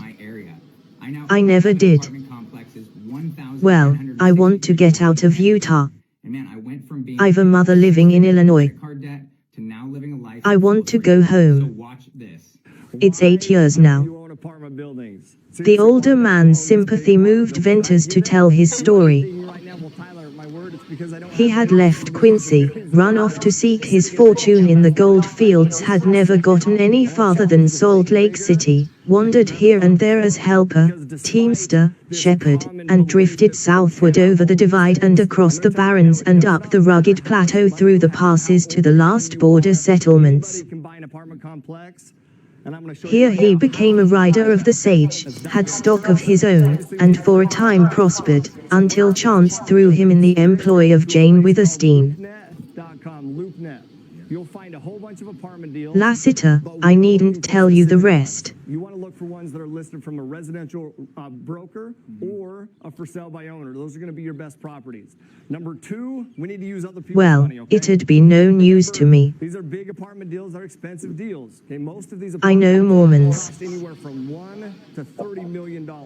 I've seen their women's strange love en patience en sacrifice and silence en what I call madness for their idea of God. A lot of money. They're too busy to go and And over against that I've seen the tricks of men.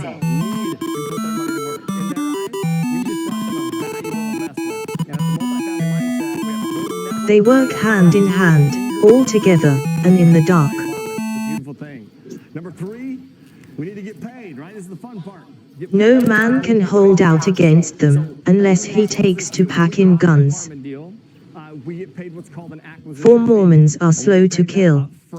Yeah, my acquisition fees have been anywhere from 1 That's the only good I ever seen in their It's religion. great because I get paid up front just for finding the property, doing some due diligence, and just bringing the Venters, take this from me. These Mormons ain't just right in their minds. And you found a good apartment deal.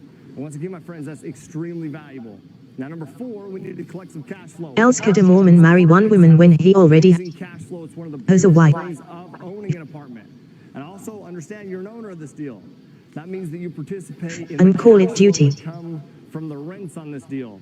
As long as you decide Lassiter, to do this you deal. think as I think, returned Venters. And it is. It's one of the very best. How'd it come then that you never throwed a gun on Tuel or some of them? Inquired the rider, curiously. Property because it's based on the profit. Jane pleaded with me, begged me to be patient, to overlook. You have in the deal, but it's still an incredible way to create extra passive She even took my guns from me.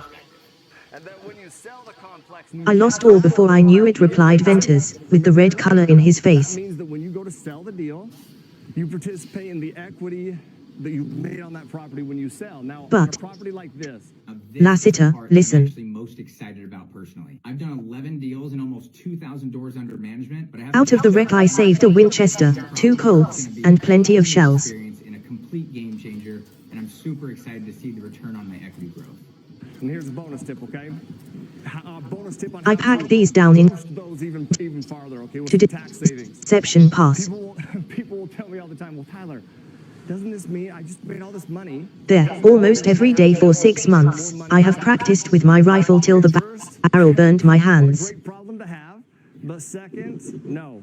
And it's because of the tax benefits that come. Practiced the from draw, owning these the firing of a Colt, hour after hour. Namely, bonus depreciation, cost segregation. Yes, what he's saying right now My food is is a almost huge ready, tax so I benefit guess I that can- has the potential to wipe out all the taxes you would owe when exiting a property and also help. Now that's interesting to me, said Lassiter, with a quick uplift of his head Steps that I've followed over the last and a 7 concentration years of his has grade allowed me to scale my real estate portfolio to over 250 gaze on million Ventus. dollars and live here on the beautiful island of Maui. And to say that I am grateful for that would just be a... Could you throw a gun before you began that practicing? That's also why I now teach people all over the country to do the exact same thing at my live Yes. classes. Now the good news, if you're watching this video, that means we're coming to your And now, next Ventus made a lightning classes. swift movement. Reserve 2 seats for you and a friend, and I cannot wait to see you there. And one more thing, okay, that I forgot to say. You don't have to worry about fixing toilets or dealing with troubled tenants. Okay, your property manager will take care of all that. It's a beautiful thing. We'll see you there, my friends. Aloha. Yeah, if you live in any of those areas, you definitely should attend this free masterclass. As you can tell, it changed everything for me, and I can promise you it'll open up a whole new world of opportunities for you.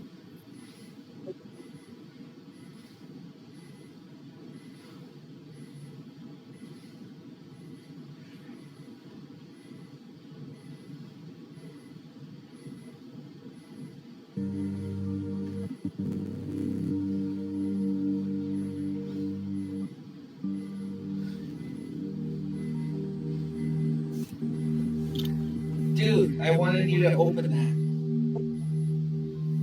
Please.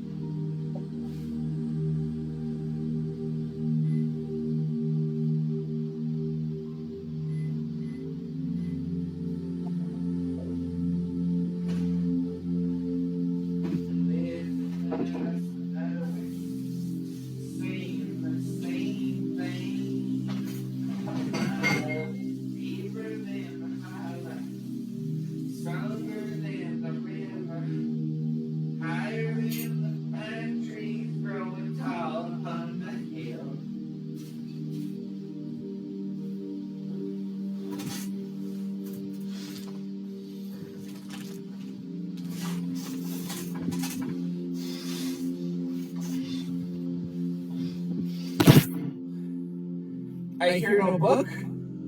I hear no anything.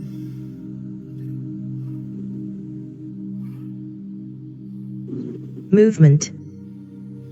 Lassiter smiled, and then his bronzed eyelids narrowed till his eyes seemed mere grey slits. Yule killed Yule. He did not question, he affirmed. I promised Jane Withersteen I'd try to avoid Yule. I'll keep my word. But sooner or later Yule and I will meet. As I feel now, if he even looks at me I'll draw. I reckon so. There'll be hell down there, presently. He paused a moment and flicked a sagebrush with his quirt. Venters, seeing as you're considerable worked up, tell me Millie Ern's story. Venters' agitation stilled to the trace of suppressed eagerness in Lassiter's query. Millie Ern's story. Well, Lassiter, I'll tell you what I know. Millie Ern had been in Cottonwoods years when I first arrived there, and most of what I tell you happened before my arrival. I got to know her pretty well. She was a slip of a woman, and crazy on religion.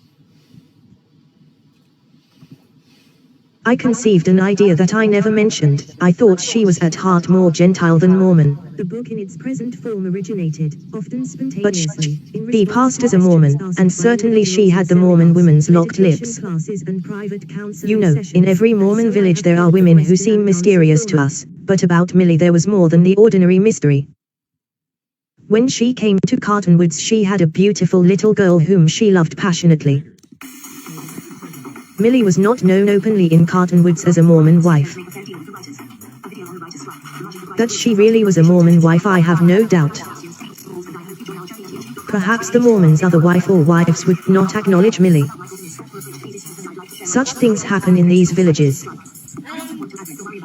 Mormon wives wear yokes, but they get jealous.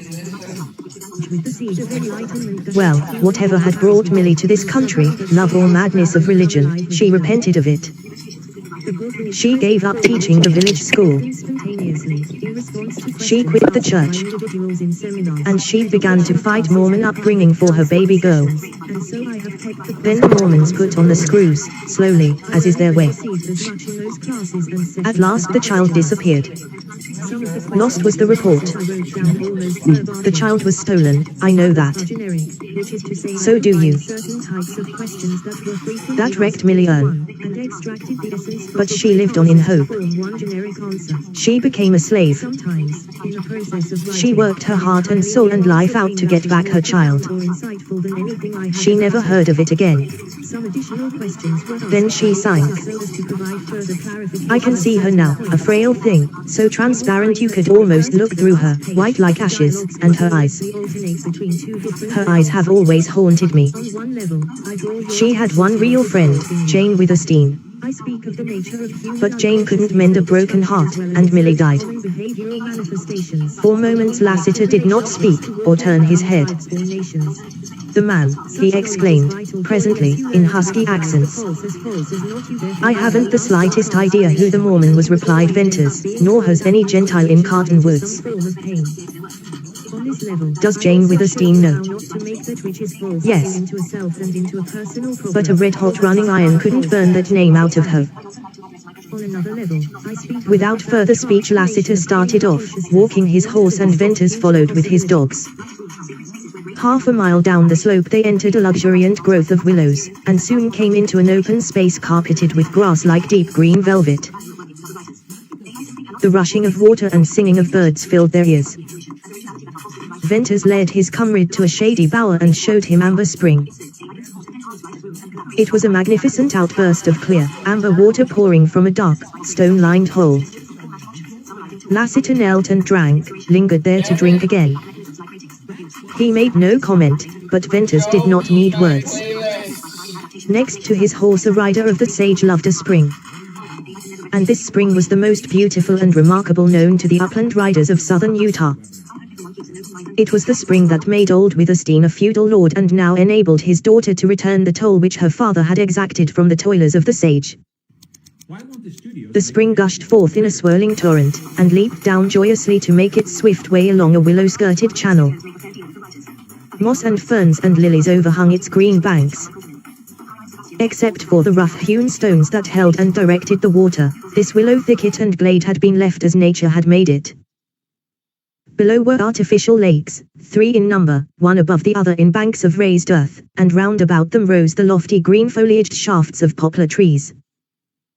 Ducks dotted the glassy surface of the lakes, a blue heron stood motionless on a watergate, kingfishers darted with shrieking flight along the shady banks, a white hawk sailed above, and from the trees and shrubs came the song of robins and catbirds. It was all in strange contrast to the endless slopes of lonely sage and the wild rock environs beyond. Venters thought of the woman who loved the birds and the green of the leaves and the murmur of the water.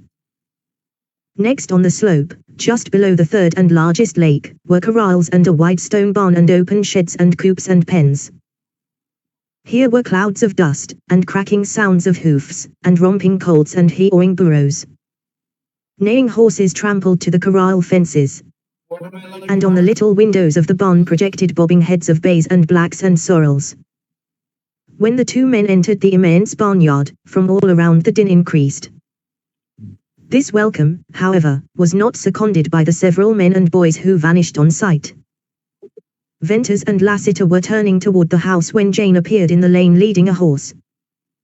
In riding skirt and blouse she seemed to have lost some of her statuesque proportions, and looked more like a girl rider than the mistress of Witherstein. She was brightly smiling, and her greeting was warmly cordial. "Good news," she announced. "I've been to the village. All is quiet. I expected, I don't know what. But there's no excitement. And Tuel has ridden out on his way to Glaze." "Tuel gone?" inquired Venters, with surprise. He was wondering what could have taken Tuel away. Was it to avoid another meeting with Lassiter that he went? Could it have any connection with the probable nearness of Oldring and his gang? "Gone, yes, thank goodness," replied Jane. "Now I'll have peace for a while. Lassiter, I want you to see my horses. You are a rider, and you must be a judge of horse flesh. Some of mine have Arabian blood. My father got his best strain in Nevada from Indians who claimed their horses were bred down from the original stock left by the Spaniards. Well, the one you've been riding takes my eye," said Lassiter, as he walked round the racy, clean-limbed, and fine-pointed roan. "Where are the boys?" she asked, looking about. "Judd, Paul, where are you? Here, bring out the horses." The sound of dropping bars inside the barn was the signal for the horses to jerk their heads in the windows, to snort and stamp. Then they came pounding out of the door, a file of thoroughbreds, to plunge about the barnyard, heads and tails up, manes flying. They halted afar off, squared away to look, came slowly forward with whinnies for their mistress, and doubtful snorts for the strangers and their horses. "Come, come, come," called Jane, holding out her hands. "Why, Bells, Wrangle, where are your manners? Come, Black Star, come, Knight. Ah, you beauties. My racers of the sage." Only 2 came up to her, those she called Knight and Black Star. Venters never looked at them without delight. The first was soft dead black, the other glittering black, and they were perfectly matched in size, both being high and long-bodied, wide through the shoulders, with lithe, powerful legs. That they were a woman's pets showed in the gloss of skin, the fineness of mane. It showed, too, in the light of big eyes and the gentle reach of eagerness. "I never seen their like," was Lassiter's encomium, "and in my day I've seen a sight of horses. Now, if you was wanting to make a long and fast ride across the sage, say to elope." Lassiter ended there with dry humor, yet behind that was meaning. Jane blushed and made arch eyes at him. "Take care, Lassiter, I might think that a proposal," she replied, gaily. "It's dangerous to propose elopement to a Mormon woman." "Well, I was expecting you. Now will be a good hour to show you Millie Ern's grave. The day riders have gone, and the night riders haven't come in. Bern, what do you make of that? Need I worry? You know I have to be made to worry." Well, it's not usual for the night shift to ride in so late, replied Venters, slowly, and his glance sought Lassiter's. Cattle are usually quiet after dark. Still, I've known even a coyote to stampede your white herd. It is a very delicate time. I refuse to borrow trouble. Know then that it is the year Come, said Jane. 10,191. They mounted, No and, universe with Jane is in the ruled lead, by the rode down the Padishah lane, Emperor and, Shaddam turning off Akor. into a cattle trail, proceeded westward. In this Ventus's time, the dogs most trotted precious behind them. substance in the universe is the spice On this side of the ranch the outlook was different from that on the other. The immediate foreground was rough and the sage more rugged and less colorful. There were no dark blue lines of cannons to hold the eye, nor any uprearing rock Spice walls. is vital to space It was a long roll and slope into grey obscurity. and its navigators who Soon despise Jane left the trail and rode into the sage, and presently she dismounted and threw her bridle. orange spice gas. The men did likewise. Then, on foot, they followed her, coming out at length on the rim of a low escarpment. Any part of the universe. She passed by several little ridges of earth to halt before a faintly defined mound. A lot of people did not It lay in the shade of a sweeping sagebrush close to the edge of the promontory, and a rider could have jumped his horse over it without recognizing a grave. Nikki Haley to former President Yet, Barack Obama, saying that they were she not looked sad as she spoke, but she offered no explanation for the neglect of an unmarked, uncared for grave. citizens to go back to where they There was a came little bunch of pale, sweet lavender daisies, doubtless planted there by Jane. Man would come, I only come here to remember and to pray, she said, who would lead them to true freedom. but I leave no trail. The planet, A grave in the sage. How lonely this resting place of Milieu. The cartwheels for the alfalfa fields were not in sight, nor was there any rock or ridge or cedar to lend contrast to the monotony. a resort. Great slopes, tinging the purple, barren and wild, with the wind raising the sage, swept away to the dim horizon. Lassiter looked at the grave and then out into My space. question, sir. At that moment he seemed a figure of bronze. Jane touched Ventus's arm and led him back to the horses. Burn, cried Jane, when they were out of hearing. Why should black voters... Suppose Lassiter were Millie's husband, the father of that little girl lost so long ago. It might be, Jane. Let us ride on. If he wants to see us again he'll come. So they mounted and rode out to the cattle trail and began to climb. From the height of the ridge, where they had started down, Venters looked back. He did not see Lassiter, but his glance, drawn irresistibly farther out on the gradual slope, caught sight of a moving cloud of dust. Hello, a rider. Yes, I see, said Jane. That fellow's riding hard. Jane, there's something wrong. Oh yes, there must be. Trust How you he rides. after you have used The language horse like disappeared in the sage, and then puffs of dust marked his course. He's shortcut on us. He's making straight for the corrals. Venters and Jane galloped their steeds and reined in at the turning of the lane. This lane led down to the right of the grove. I don't think I've ever been Suddenly into its lower entrance flashed a bay horse. In such a Then horrible Venters manner, caught the in fast first rhythmic place. beat of pounding You hoofs. don't even say hello. Soon his keen how are eye you? recognized the swing Are of the you with rider in his ABC? saddle. Because I think they're a fake It's news Judkins, network, a your terrible Gentile network. rider, he cried. Okay, Jane, when Judkins writes like that it means hell. Chapter 4.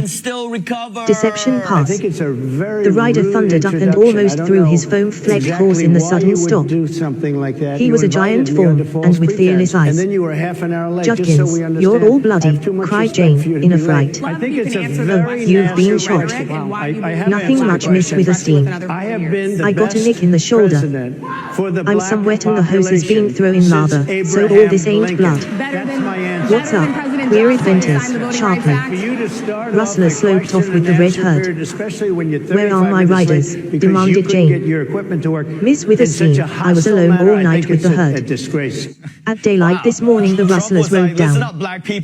They began to shoot at me on sight. I'm Abraham Lincoln. They chased me hard and far, burning powder all the time, but I got away. Judd, they meant to kill you, declared Venters. Now I wonder, returned Judkins. They wanted me bad. And it ain't regular for rustlers to waste time chasing one rider. Thank heaven you got away, said Jane. But my riders, where are they? I don't know. The night riders weren't there last night when I rode down. This morning I met no day riders. Anyone else on earth, Judkins. that would have been a low point of the interview. They've been set upon, killed by Aldring's men. I don't think so, replied Ventus, decidedly. Jane, your riders haven't gone out in the sage. A little bit different. Bern, what do you mean? I've known her Jane Withersteen turned deathly pale. directly, very much. You remember what I said about the unseen hand? Of Indian heritage, and she was Impossible. I can hear you, whatever. heritage. I didn't know she was But I black. fear, Ventus finished with a shake of his head. Happened to turn black, and now Bern, she you're wants to be bitter, known as but black. that's only Background noise natural. is too loud. We'll wait to see what's happened to my riders. I respect either Judkins, one. come I to the respect house with either me. one, but she obviously doesn't. Your wound must be Because attended she was to. Indian all the way, and Jane, then all of a I'll find out where Aldring drives the herd without Ventus. No. I don't necessarily like those. Don't risk it now, when the rustlers are in such shooting mood. I'm going. But my job is to report Judd, the facts. how My many job cattle is in to that report red whether or herd? not DPA should violate, whether or not 2,500 it's head. in Pennsylvania. You see this Phew. slide here. I just What on also earth want can to know Aldring do with so many cattle? Pennsylvania. Why, It's winning 100 head is a big steal. campaign. He won it I've by got to 15 find points. out. Joe Biden won in Pennsylvania Don't by go just a implore point. Jane. Its favorable rating right now in Bern, you want a 2024. host that can run. 61%. Miss Withersteen, if it's not too bold of me to advise, make him take a fast hose or don't let him go. Yes, Judkins. He must ride a horse that can't be caught. Which one? Black Star? No. Jane, I won't Why take would? either, said Ventus, emphatically. I wouldn't risk losing one of your favorites. Wrangle, then.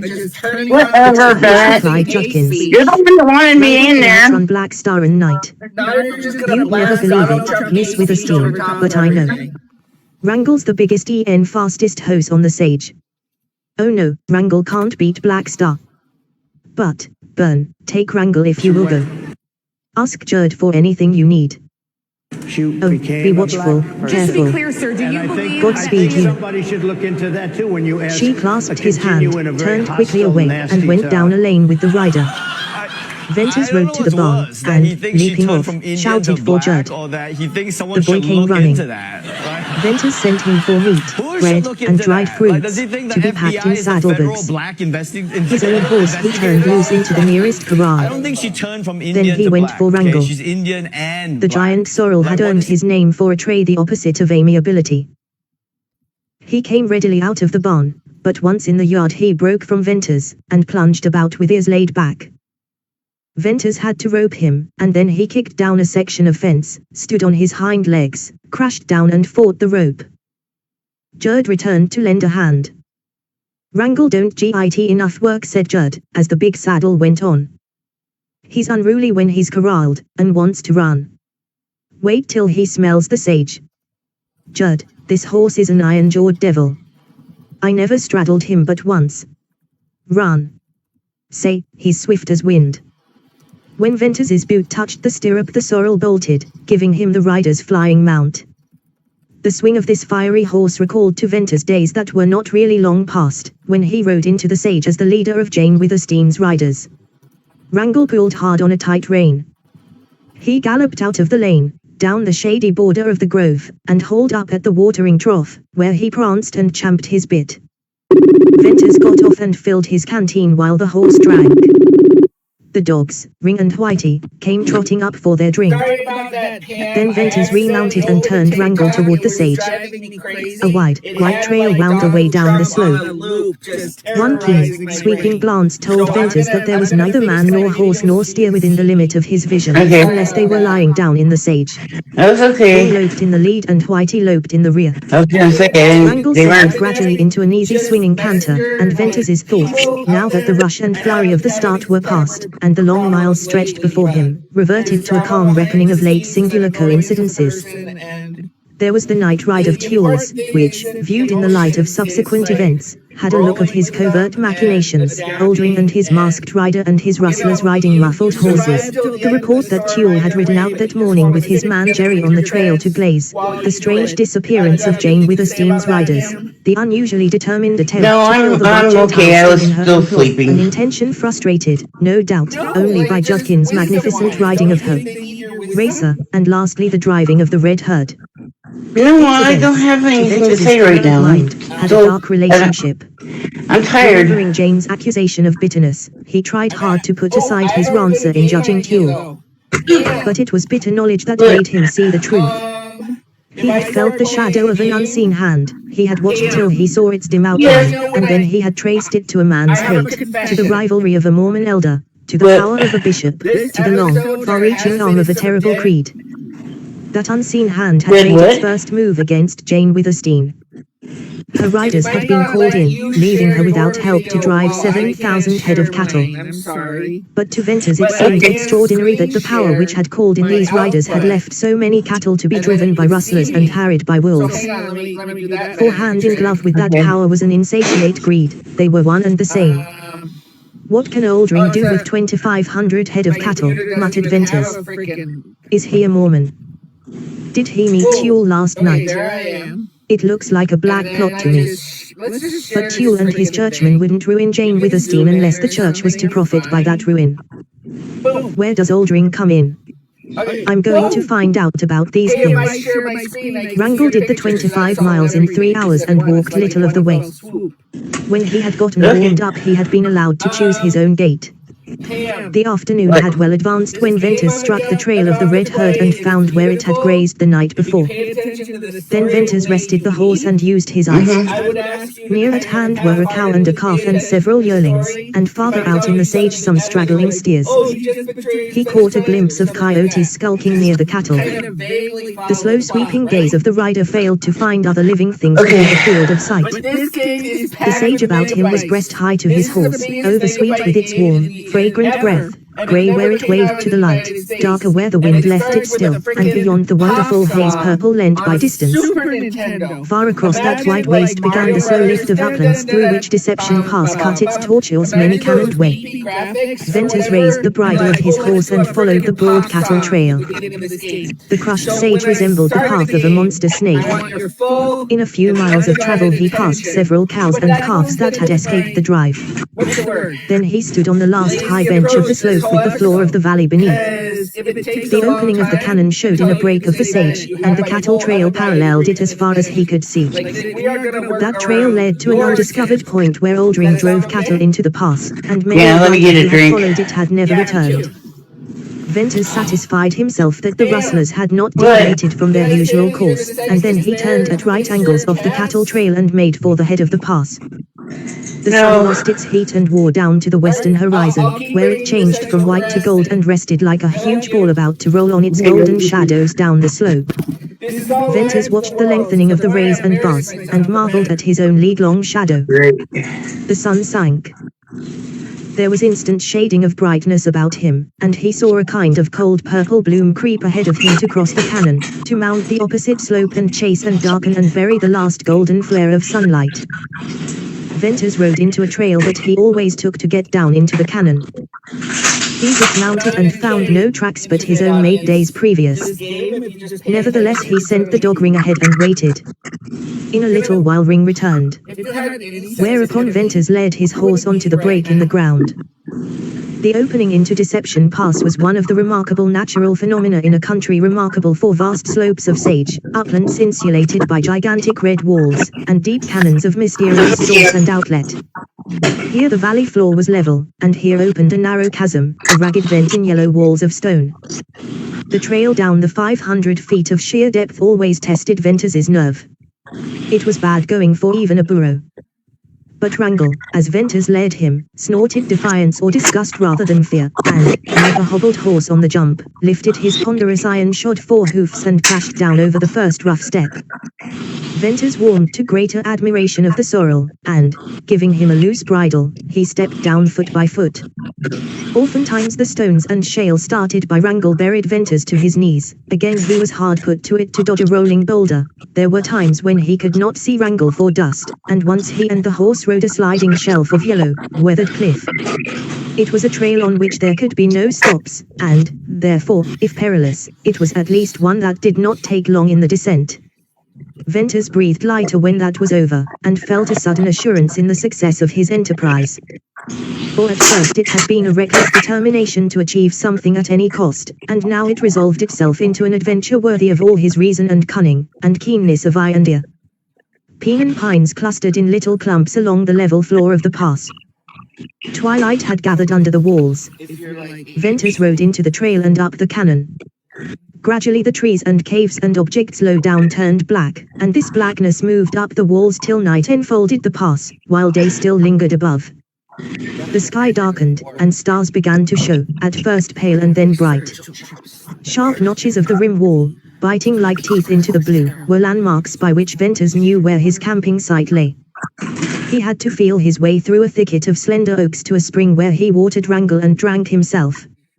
Here he unsaddled and turned Wrangel loose, having no fear that the horse would leave the thick, cool grass adjacent to the spring. Next he satisfied his own hunger, fed Ring and Whitey and, with them curled beside him, composed himself to await sleep. There had been a time when night in the high altitude of these Utah uplands had been satisfying to Venters. But that was before the oppression of enemies had made the change in his mind. As a rider guarding the herd he had never thought of the night's wildness and loneliness, as an outcast. Now when the full silence set in, and the deep darkness, and trains of radiant stars shone cold and calm, he lay with an ache in his heart. For a year he had lived as a black fox, driven from his kind. He longed for the sound of a voice, the touch of a hand. In the daytime there was riding from place to place, and the gun practice to which something drove him, and other tasks that at least necessitated action. At night, before he won sleep, there was strife in his soul. He yearned to leave the endless sage slopes, the wilderness of cannons, and it was in the lonely night that this yearning grew unbearable. It was then that he reached forth to feel Ring or Whitey, immeasurably grateful for the love and companionship of two dogs. On this night the same old loneliness beset Venters, the old habit of sad thought and burning unquiet had its way. But from it evolved a conviction that his useless life had undergone a subtle change. He had sensed it first when Wrangel swung him up to the high saddle, he knew it now when he lay in the gateway of Deception Pass. He had no thrill of adventure, rather a gloomy perception of great hazard, perhaps death. He meant to find Old Ring's retreat. The rustlers had fast horses, but none that could catch Wrangel. Venters knew no rustler could creep upon him at night when Ring and Whitey guarded his hiding place. For the rest, he had eyes and ears, and a long rifle and an unerring aim, which he meant to use. Strangely his foreshadowing of change did not hold a thought of the killing of Tuel. It related only to what was to happen to him in Deception Pass, and he could no more lift the veil of that mystery than tell where the trails led to in that unexplored canon. Moreover, he did not care.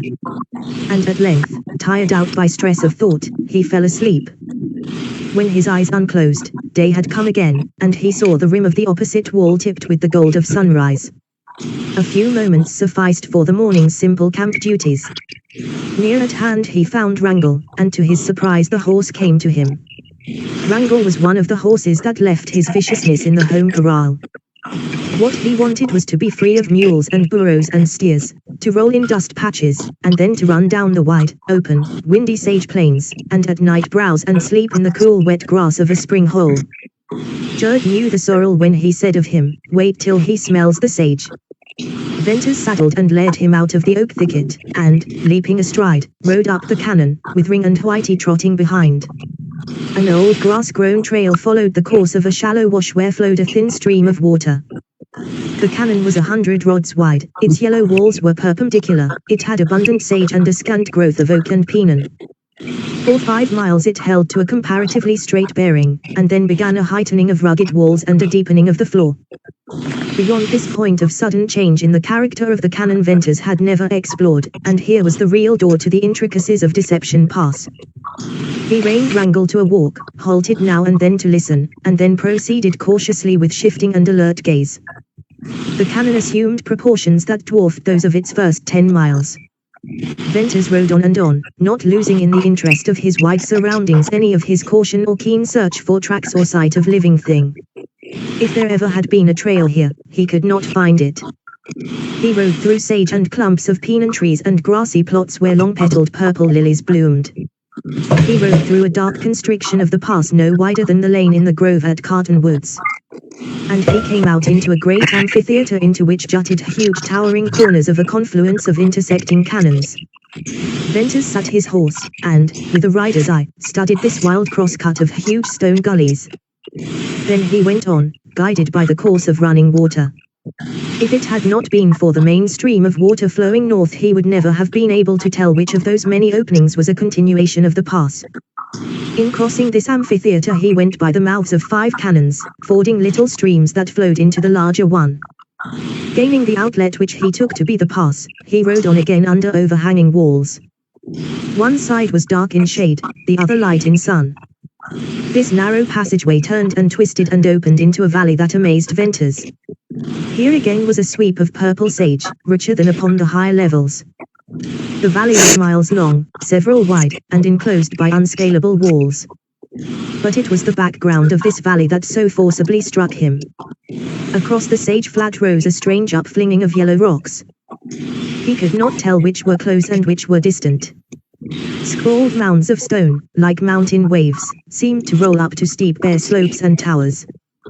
In this plain of sage Venters flushed birds and rabbits, and when he had proceeded about a mile he caught sight of the bobbing white tails of a herd of running antelope.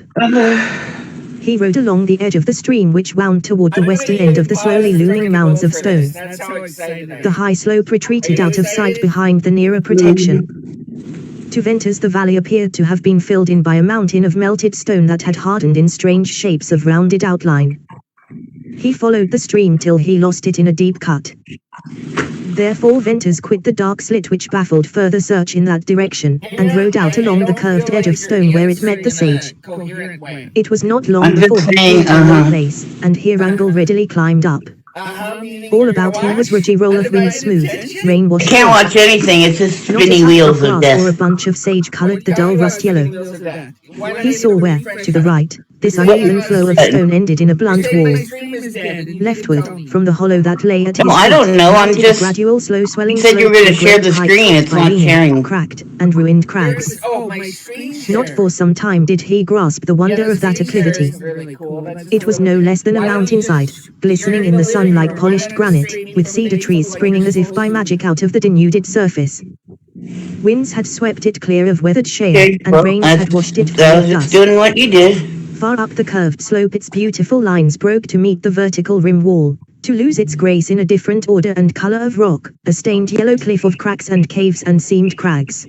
And straight before Venters was a scene less striking but more significant to his keen survey. For beyond a mile of the bare, hummocky rock began the valley of sage, and the mouths of cannons, one of which surely was another gateway into the pass. He got off his horse, and, giving the bridle to Ring to hold, he commenced a search for the cleft where the stream ran. He was not successful and concluded the water dropped into an underground passage. Facebook Then he returned site. to where he had left Wrangle, and led him down off the stone to the sage. It was a short ride to the opening cannons.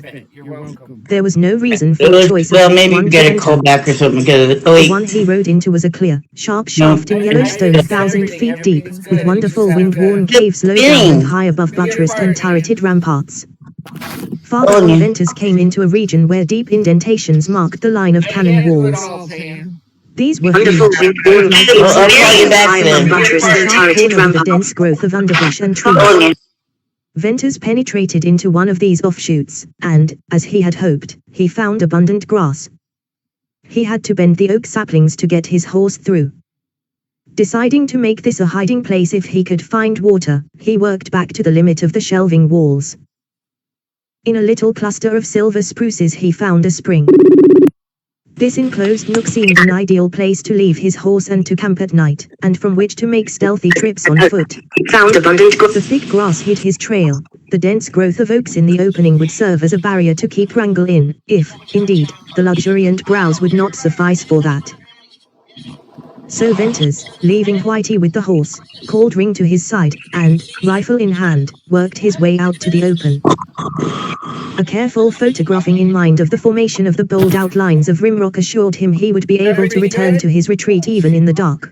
I guess so. Patches of scattered sage covered the center of the cannon, and among these Venters threaded his way. Not the game yet, I'm still, like, At intervals he put rearranging his hand things. on the dog and stopped to listen. You're still rearranging There was a things. drowsy hum of insects, but no other sound disturbed the warm midday stillness.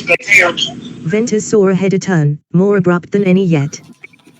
Warily he rounded this corner, once again to halt bewildered. Not the game yet. I'm still. At intervals he laid his hand on the dog and stopped to listen. It was the hub of an oblong wheel, and from it, but as no if other it sound were disturbed the warm midday stillness. cannons. Bennett saw ahead a turn, Here more a dull abrupt than red any colour yet. predominated over the faded Warily he yellow. rounded this corner, once again to halt bewildered. What? Online, this is a test. Keep in mind, you're going to be online for all time. Will you say that your love for me as a,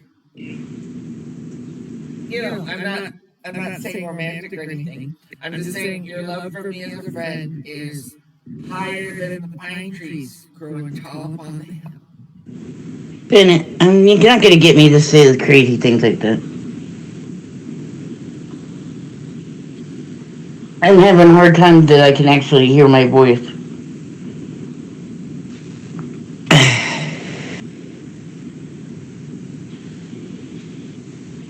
I had to mute the thing.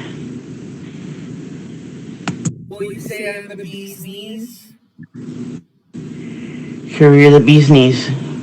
Cat's pajamas? And cat's pajamas. And if I beg, you might give me a hug? I always give you a hug.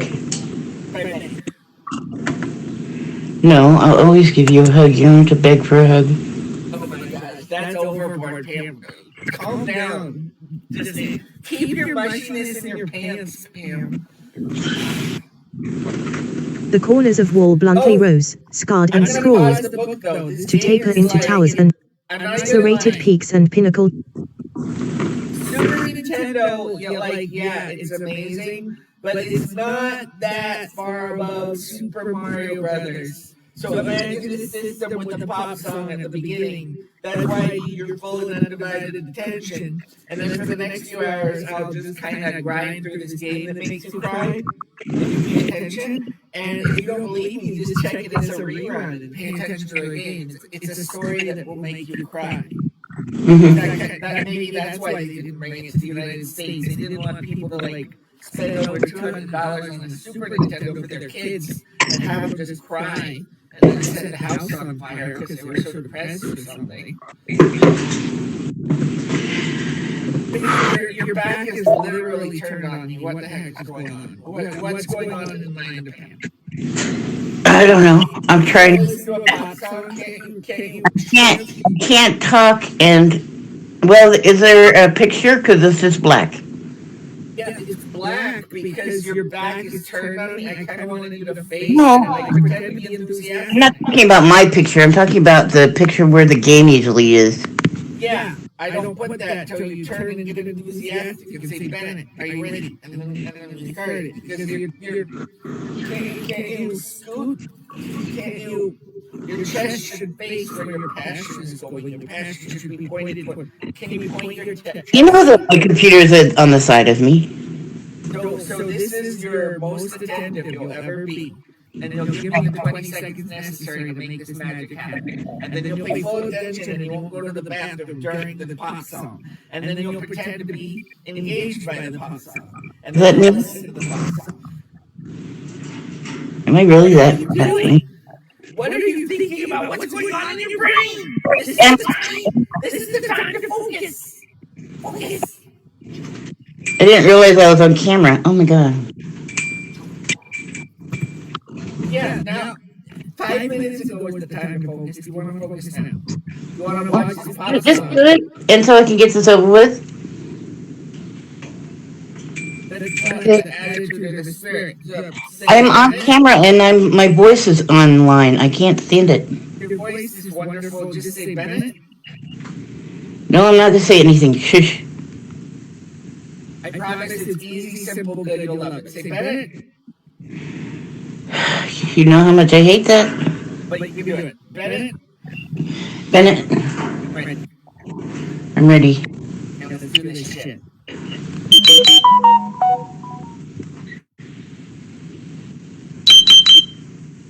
First of all, I'm going to load the game. Next, I'm going to pause the game. Then I'm going to make sure it's streaming so you can see it. And then I'm going to let it blast. yes, and I hope you can hear it.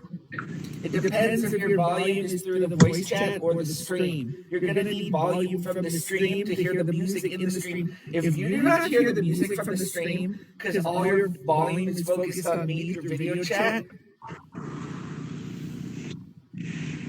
Remember, I don't have this machine. I think. that is how you try to upset me, but it won't work. Oh, remember how my computer is a But you should be able to hear the music because you should be listening to my stream primarily. This video If I don't make a noise, I can turn it up again. that is Remember how my computer is a but you should be able to hear the music because you should be listening to my stream primarily. This video If I don't make a noise, I can turn it up again.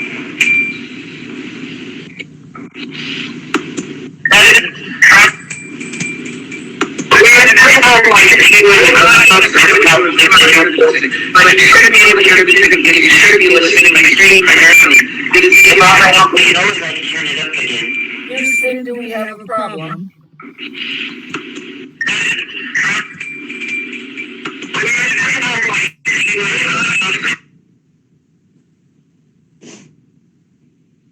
Can you hear me now? I can hear you, yes. Are you ready for the game when I get ready to go? Mm-hmm.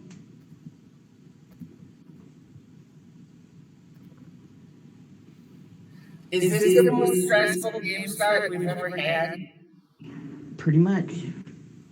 Are you ready to pull my hair out? Just turn the computer off.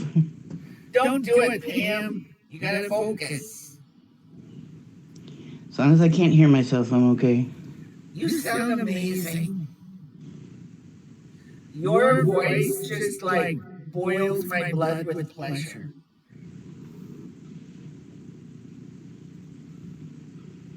Oh, and you're off screen anyway. Let's fix up the orientation of all these crazy windows.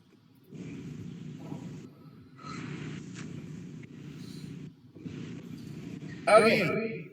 Everything is set up, oriented. I just have to unpause this game and pray that it works. Are you ready?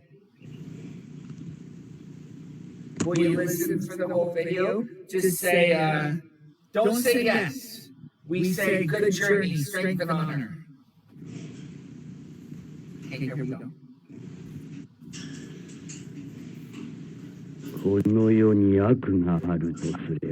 Truly, if there is evil in this world, it lies within the heart of mankind.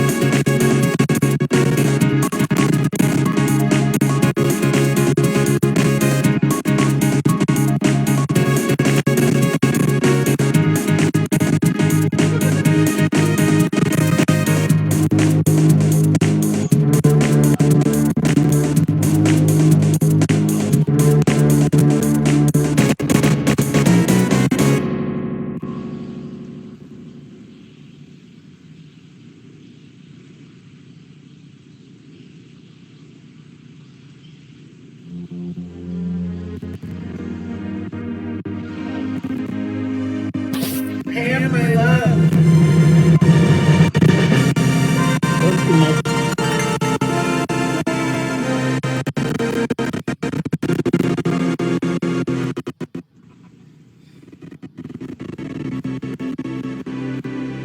Did you hear any of that goodness? Kind of fun, huh? Yeah. Okay, before you go overboard with like, okay, in case it, can I re-apologize and explain what happened with my rage about your Trump hate speech? It's totally up to you.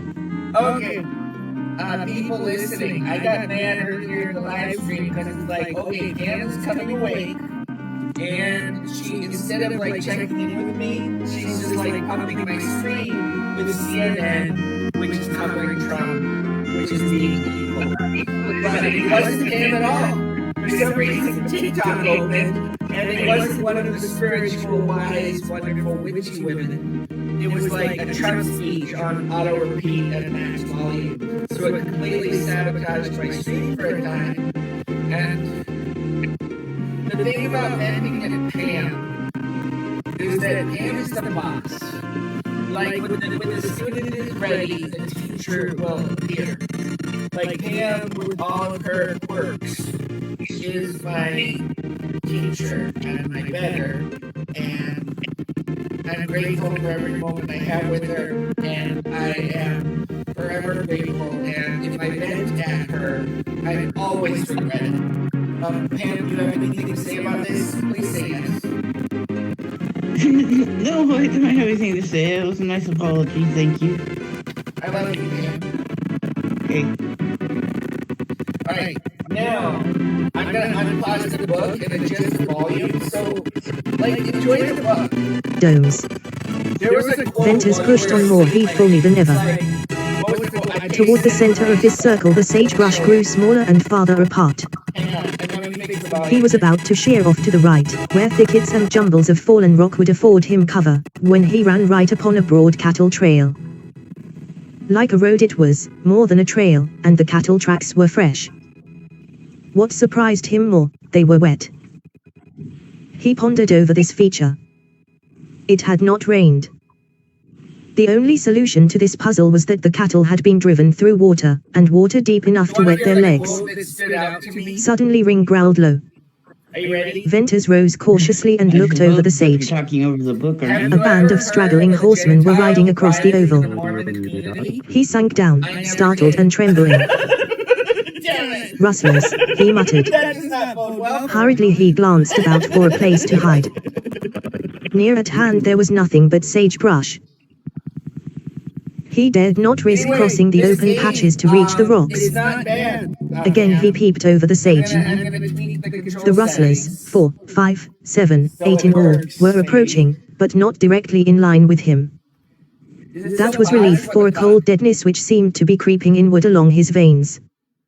He crouched down with bated breath and held the bristling dog. He heard the click of iron-shod hoofs on stone, the coarse laughter of men, and then voices gradually dying away. No limits. Long moments passed. Like your Then he puppet rose. Or your toy. The rustlers were riding into a cannon. Why Their is horses he were not tired, like and they had several pack animals. Evidently they had traveled far.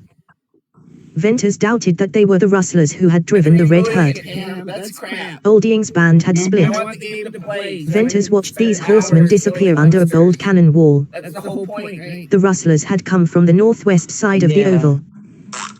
Venters kept a steady gaze in that direction, hoping, if there were more, to see from what cannon they rode. A quarter of an hour went by. Reward for his vigilance came when he descried 3 more mounted men, far over to the north. But out of what cannon they had ridden it was too late to tell. He watched the 3 ride across the oval and round the jutting red corner where the others had gone. Up that cannon, exclaimed Venters. Oldring's Den. But of what cannon I they had found ridden it. it was too late to tell. A knotty point for Venters was the fact that the cattle tracks all pointed west. The broad trail came from the direction of the cannon into which the rustlers had ridden, and undoubtedly the cattle had been driven out of it across the oval. There were no tracks pointing the other way. It had been in his mind that Oldring had driven the red herd toward the rendezvous, and not from it. Where did that broad trail come down into the pass, and where did it lead? Venters knew he wasted time in pondering the question, but it held a fascination not easily dispelled. For many years Oldring's mysterious entrance and exit to Deception Pass had been all-absorbing topics to sage riders. All at once the dog put an end to Venters's pondering. Ring sniffed the air, turned slowly in his tracks with a whine, and then growled. Venters wheeled. 2 horsemen were within 100 yards, coming straight at him. One, lagging behind the other, was Oldring's masked rider. Venters cunningly sank, slowly trying to merge into sagebrush. But, guarded as his action was, the first horse detected it. He stopped short, snorted, and shot up his ears. The rustler bent forward, as if keenly peering ahead. Then, with a swift sweep, he jerked a gun from its sheath and fired. The bullet zipped through the sagebrush. Flying bits of wood struck Venters, and the hot, stinging pain seemed to lift him in one leap. Like a flash the blue barrel of his rifle gleamed level and he shot once, twice. Illustration. Like a flash the blue barrel of his rifle gleamed level and he shot once, twice. The foremost rustler dropped his weapon and toppled from his saddle, to fall with his foot catching in a stirrup. The horse snorted wildly and plunged away, dragging the rustler through the sage. The masked rider huddled over his pommel, slowly swaying to one side, and then, with a faint, strange cry, slipped out of the saddle. Chapter V. The Masked Rider. Venters looked quickly from the fallen rustlers to the cannon where the others had disappeared. He calculated on the time needed for running horses to return to the open, if their riders heard shots. He waited breathlessly. But the estimated time dragged by and no riders appeared. Venters began presently to believe that the rifle reports had not penetrated into the recesses of the cannon, and felt safe for the immediate present. He hurried to the spot where the first rustler had been dragged by his horse. The man lay in deep grass, dead, jaw fallen, eyes protruding, a sight that sickened Venters. The first man at whom he had ever aimed a weapon he had shot through the heart. With the clammy sweat oozing from every pore, Venters dragged the rustler in among some boulders and covered him with slabs of rock. Then he smoothed out the crushed trail in grass and sage. The rustler's horse had stopped a quarter of a mile off and was grazing. When Venters rapidly strode toward the masked rider, not even the cold nausea that gripped him could wholly banish curiosity. For he had shot Oldring's infamous lieutenant, whose face had never been seen. Venters experienced a grim pride in the feat. What would Tuel say to this achievement of the outcast who rode too often to Deception Pass? Venters's curious eagerness and expectation had not prepared him for the shock he received when he stood over a slight, dark figure. The rustler wore the black mask that had given him his name, but he had no weapons. Venters glanced at the drooping horse. There were no gun sheaths on the saddle. A rustler who didn't pack guns, muttered Venters. He wears no belt. He couldn't pack guns in that rig. Strange. A low, gasping intake of breath and a sudden twitching of body told Venters the rider still lived. He's alive. I've got to stand here and watch him die. And I shot an unarmed man. Shrinkingly Venters removed the rider's white sombrero and the black cloth mask. Are you playing? This action disclosed bright chestnut hair, inclined to curl, and a white, youthful face.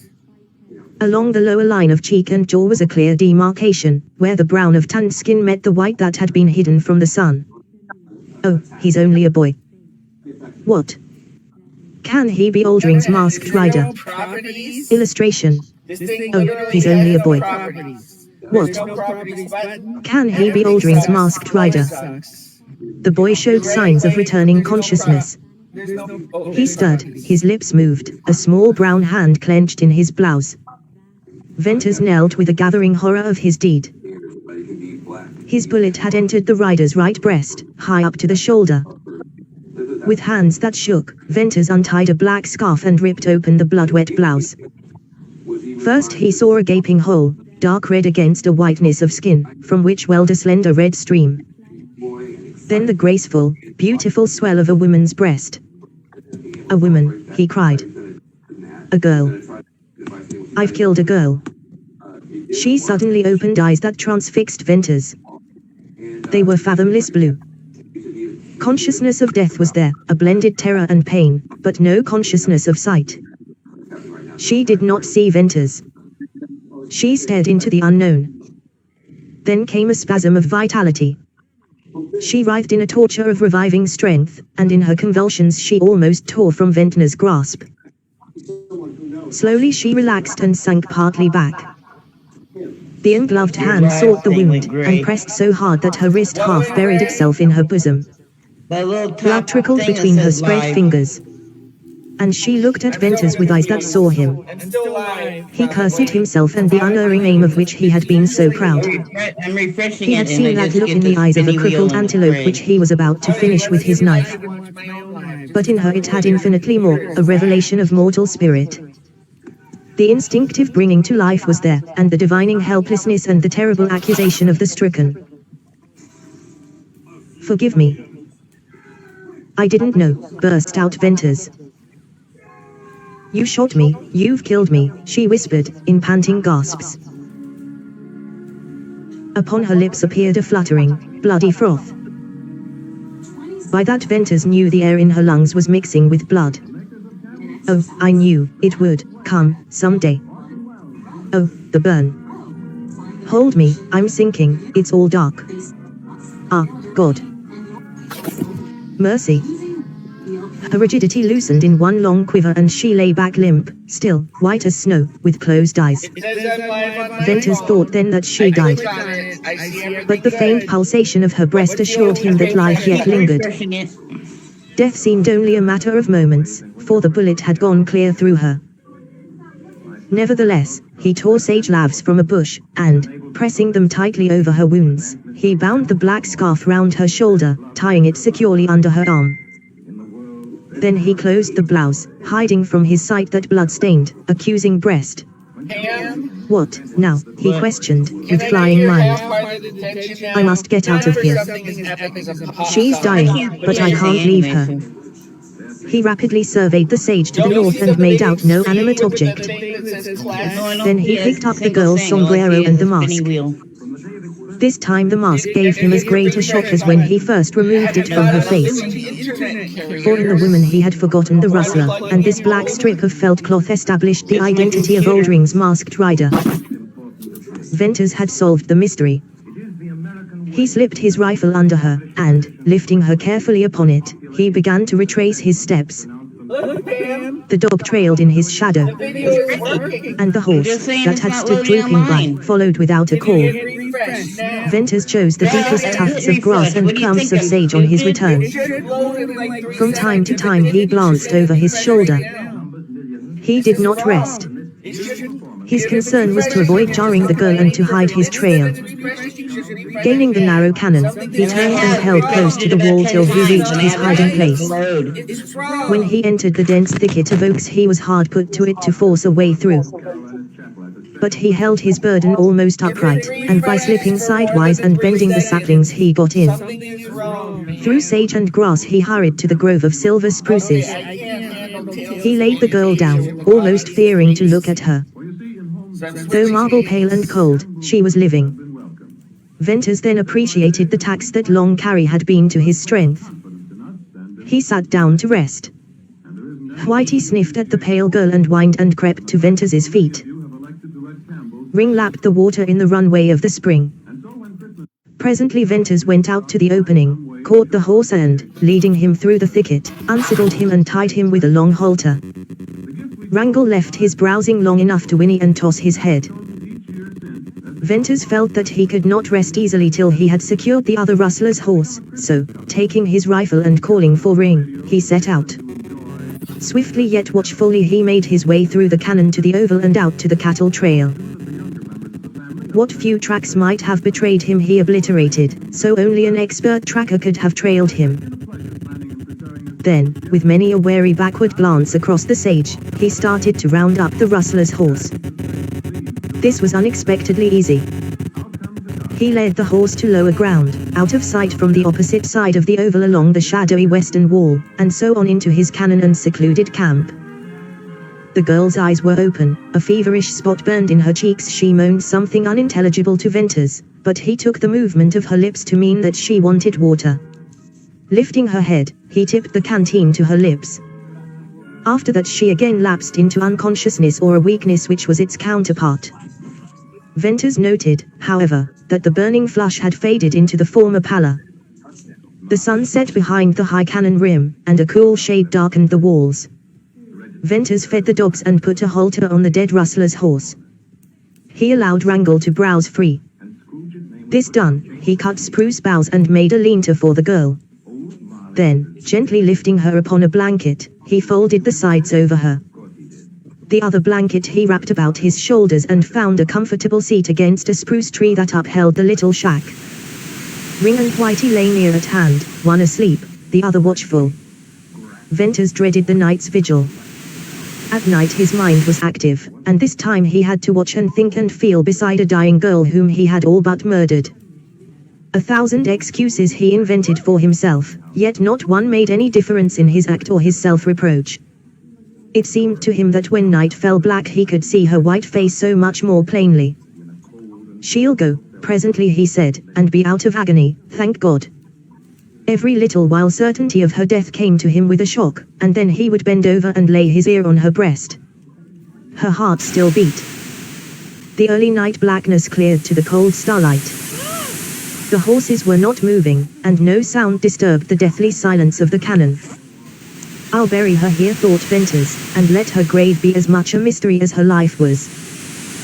For the girl's few words, the look of her eyes, the prayer, had strangely touched Venters. She was only a girl, he soliloquized. What was she to Oldring? Rustlers don't have wives nor sisters nor daughters. She was bad, that's all. But somehow, well, she may not have willingly become the companion of rustlers. That prayer of hers to God for mercy. Life is strange and cruel. I wonder if other members of Oldring's gang are women. Likely enough. But what was his game? Oldring's masked rider. A name to make villagers hide and lock their doors. A name credited with 12 murders, 100 forays, and 1,000 stealings of cattle. What part did the girl have in this? It may have served Oldring to create mystery. Hours passed. The white stars moved across the narrow strip of dark blue sky above. The silence awoke to the low hum of insects. Venters watched the immovable white face, and as he watched, hour by hour waiting for death, the infamy of her passed from his mind.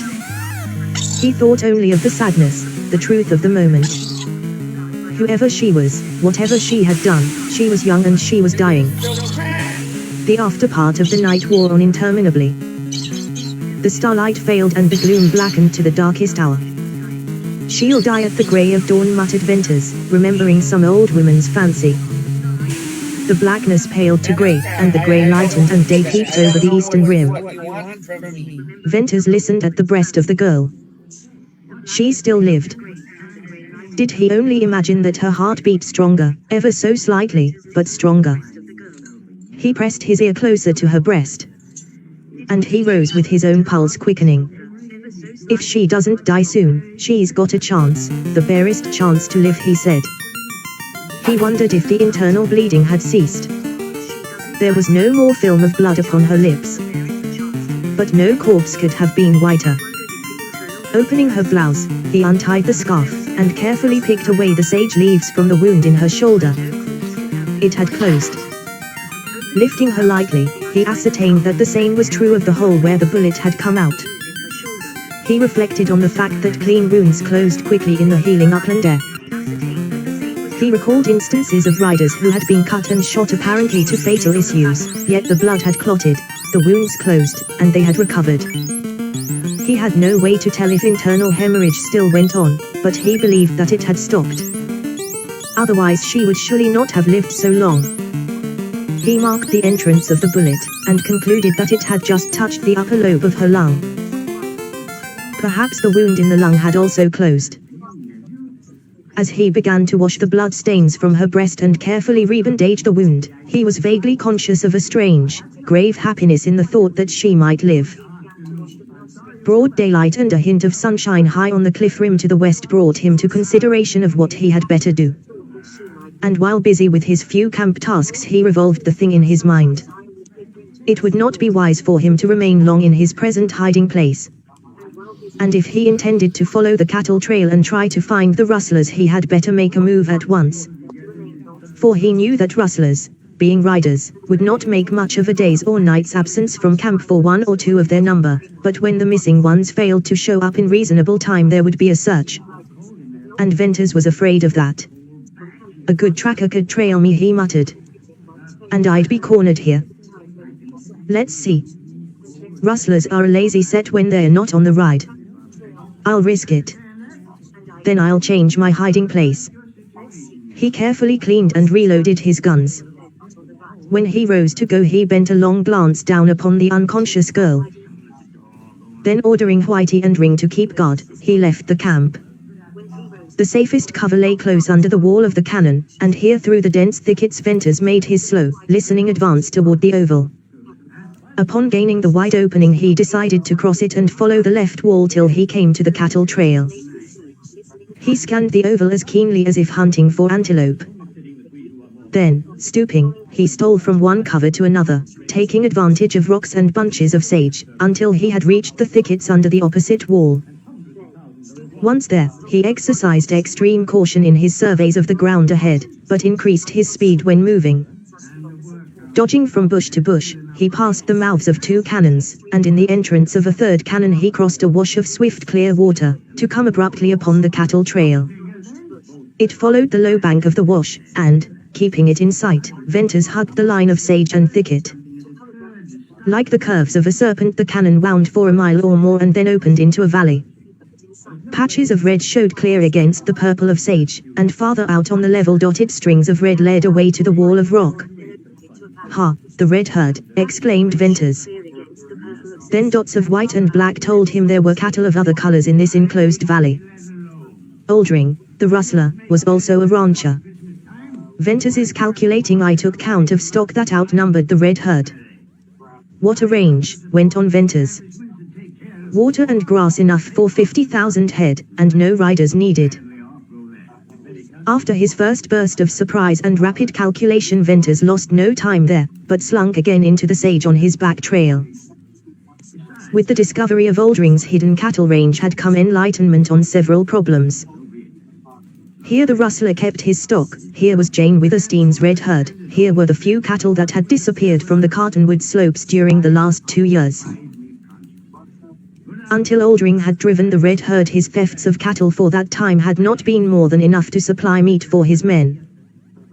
Of late no drives had been reported from Sterling or the villages north. And Venters knew that the riders had wondered at Oldring's inactivity in that particular field. He and his band had been active enough in their visits to Glaze and Carton Woods. They always had gold, but of late the amount gambled away and drunk and thrown away in the villages had given rise to much conjecture. Oldring's more frequent visits had resulted in new saloons, and where there had formerly been one raid or shooting fray in the little hamlets there were now many. Perhaps Oldring had another range farther on up the pass, and from there drove the cattle to distant Utah towns where he was little known. But Venters came finally to doubt this. And, from what he had learned in the last few days, a belief began to form in Venters's mind that Oldring's intimidations of the villages and the mystery of the masked rider, with his alleged evil deeds, and the fierce resistance offered any trailing riders, and the rustling of cattle, these things were only the craft of the rustler chief to conceal his real life and purpose and work in Deception Pass. And like a scouting Indian, Venters crawled through the sage of the Oval Valley, crossed trail after trail on the north side, and at last entered the canon out of which headed the cattle trail, and into which he had watched the rustlers disappear. If he had used caution before, now he strained every nerve to force himself to creeping stealth and to sensitiveness of ear. He crawled along so hidden that he could not use his eyes except to aid himself in the toilsome progress through the breaks and ruins of cliff wall. Yet from time to time, as he rested, he saw the massive red walls growing higher and wilder, more looming and broken. He made note of the fact that he was turning and climbing. The sage and thickets of oak and brakes of alder gave place to pine and pine growing out of rocky soil. Suddenly a low, dull murmur assailed his ears. At first he thought it was thunder, then the slipping of a weathered slope of rock. But it was incessant, and as he progressed it filled out deeper and from a murmur changed into a soft roar. Falling water, he said. There's volume to that. I wonder if it's the stream I lost. The roar bothered him, for he could hear nothing else. Likewise, however, no rustlers could hear him. Emboldened by this and sure that nothing but a bird could see him, he arose from his hands and knees to hurry on. An opening in the pennons warned him that he was nearing the height of slope. He gained it, and dropped low with a burst of astonishment. Before him stretched a short canon with rounded stone floor bare of grass or sage or tree, and with curved, shelving walls. A broad rippling stream flowed toward him, and at the back of the canon waterfall burst from a wide rent in the cliff, and, bounding down in 2 green steps, spread into a long white sheet. If Venters had not been indubitably certain that he had entered the right canon, his astonishment would not have been so great. There had been no breaks in the walls, no side cannons entering this one where the rustlers' tracks and the cattle trail had guided him, and, therefore, he could not be wrong. But here the canon ended, and presumably the trails also. That cattle trail headed out of here, Venters kept saying to himself. It headed out. Now what I want to know is how on earth did cattle ever get in here? If he could be sure of anything, it was of the careful scrutiny he had given that cattle track, every hoof mark of which headed straight west. He was now looking east at an immense round boxed corner of canon down which tumbled a thin, white veil of water, scarcely 20 yards wide. Somehow, somewhere, his calculations had gone wrong. For the first time in years he found himself doubting his rider's skill in finding tracks, and his memory of what he had actually seen. In his anxiety to keep under cover he must have lost himself in this offshoot of Deception Pass, and thereby in some unaccountable manner, missed the canon with the trails. There was nothing else for him to think. Rustlers could not fly, nor cattle jump down 1,000-foot precipices. He was only proving what the sage riders had long said of this labyrinthine system of deceitful canyons and valleys. Trails led down into Deception Pass, but no rider had ever followed them. On a sudden he heard above the soft roar of the waterfall an unusual sound that he could not define. He dropped flat behind a stone and listened. From the direction he had come swelled something that resembled a strange muffled pounding and splashing and ringing. Despite his nerve, the chill sweat began to dampen his forehead. What might not be possible in this stone-walled maze of mystery? The unnatural sound passed beyond him as he lay gripping his rifle and fighting for coolness. Then from the open came the sound, now distinct and different. Venters recognized a hobble bell of a horse, and the cracking of iron on submerged stones, and the hollow splash of hoofs in water. Relief surged over him. His mind caught again at realities, and curiosity prompted him to peep from behind the rock. In the middle of the stream waded a long string of packed burros driven by 3 superbly mounted men. Had Venters met these dark-clothed, dark-visaged, heavily armed men anywhere in Utah, let alone in this robber's retreat, he would have recognized them as rustlers. The discerning eye of a rider saw the signs of a long, arduous trip. These men were packing in supplies from one of the northern villages.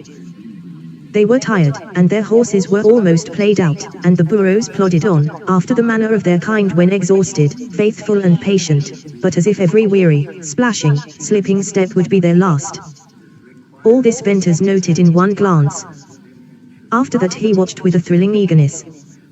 Straight at the waterfall the rustlers drove the burros, and straight through the middle, where the water spread into a fleecy, thin film-like dissolving smoke. Following closely, the rustlers rode into this white mist, showing in bold black relief for an instant, and then they vanished.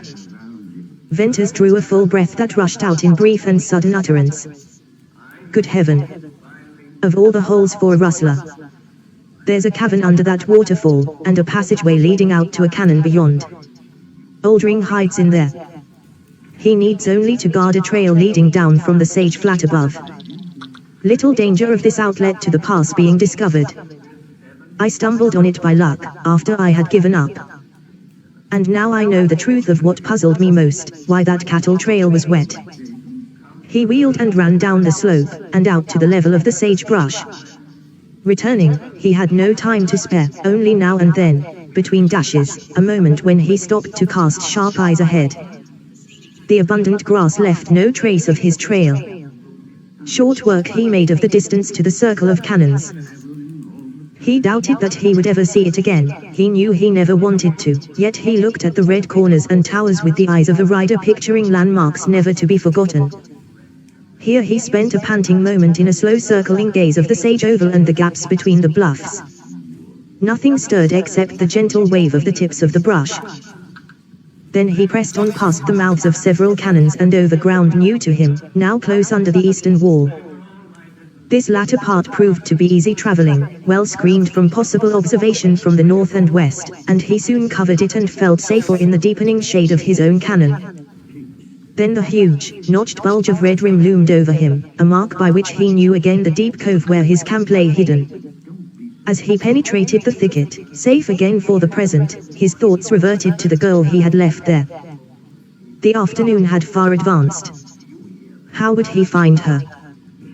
He ran into camp, frightening the dogs. The girl lay with wide open, dark eyes, and they dilated when he knelt beside her. The flush of fever shone in her cheeks. He lifted her and held water to her dry lips, and felt an inexplicable sense of lightness as he saw her swallow in a slow, choking gulp. Gently he laid her back. "Who are you?" she whispered, haltingly. "I'm the man who shot you," he replied. "You'll not kill me now." "No, no." "What will you do with me?" "When you get better, strong enough, I'll take you back to the cannon where the rustlers ride through the waterfall." As with a faint shadow from a flitting wing overhead, the marble whiteness of her face seemed to change. "Don't take me back there." Chapter 6. The Mill Wheel of Steers.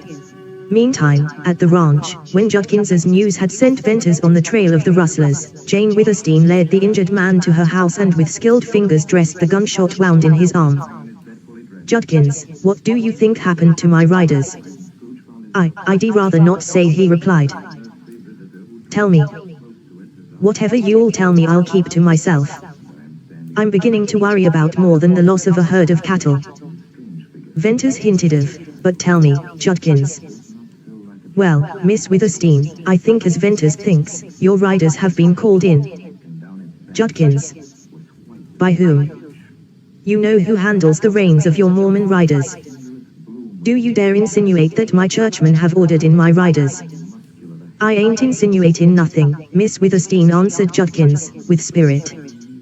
"I know what I'm talking about. I didn't want to tell you." "Oh, I can't believe that." "I'll not believe it. Would you leave my herds at the mercy of rustlers and wolves just because? No, no. It's unbelievable. Yes, that particular thing's unheard of around Carton Woods. But, begging pardon, Miss Withersteen, there never was any other rich Mormon woman here on the border, let alone one that's taken the bit between her teeth. That was a bold thing for the reserved Judkins to say, but it did not anger her. This rider's crude hint of her spirit gave her a glimpse of what others might think. Humility and obedience had been hers always. But had she taken the bit between her teeth? Still she wavered. And then, with quick spurt of warm blood along her veins, she thought of Black Star when he got the bit fast between his iron jaws and ran wild in the sage. If she ever started to run. Jane smothered the glow and burn within her, ashamed of a passion for freedom that opposed her duty. Judkins, go to the village, she said, and when you have learned anything definite about my riders, please come to me at once.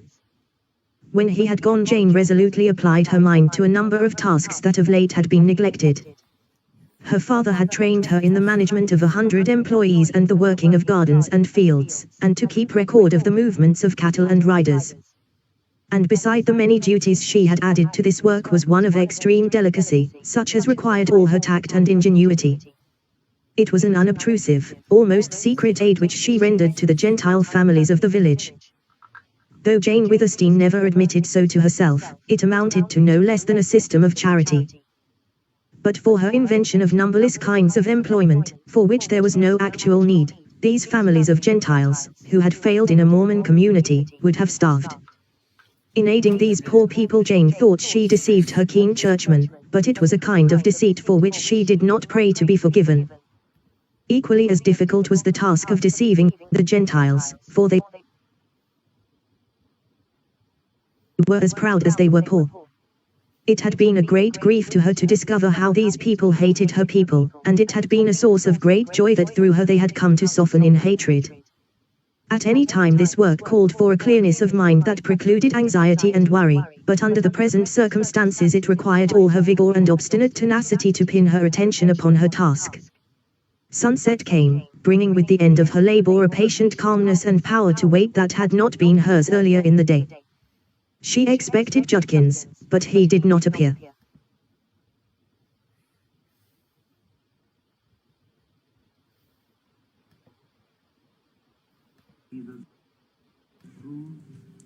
Rise and walk with me. Oh, no, don't not out of the window. I can't do that. I'll fall down. I'm not a spirit. I'm mortal, and I'll fall. Bear but a touch of my hand upon your heart, and you shall be upheld in more than this. Come, follow me.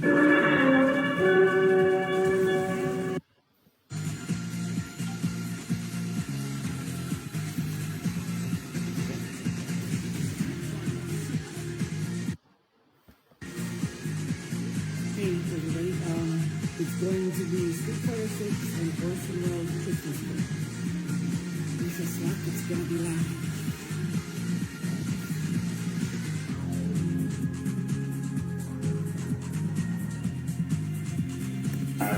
In a world with mass homes and connections soon fleeting, one visionary endeavor seeks to bring us all together, then never live after God. Harnessing the transformative power of artificial intelligence, a timeless charm of radio theater. The wisdom of books, and the excitement of video games. Then we will live after God illuminates the path to enlightenment and fosters a sense of unity among its audience.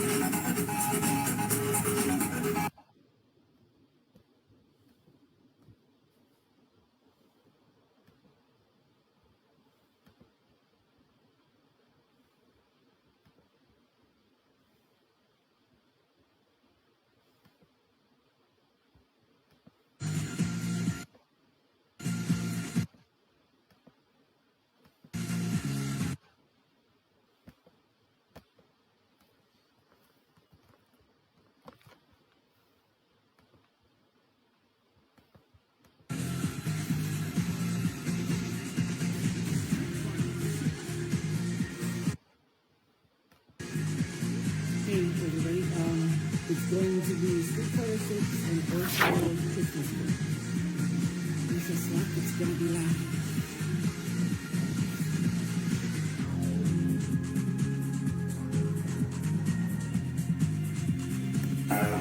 In a world with chaos ways and connection seem fleeting. One visionary endeavors seeks to bring us all together, then creator live after dark. Harnessing the transformative power of artificial intelligence, the timeless charm of radio theater. The wisdom of books, and the excitement of video games.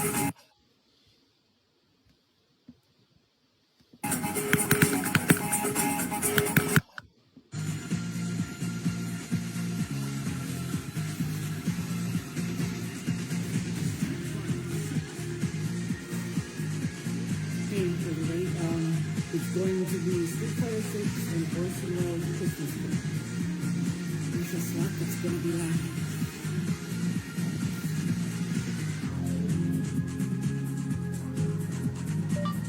Come back, everyone knows you. In a world with chaos ways and connection seem fleeting.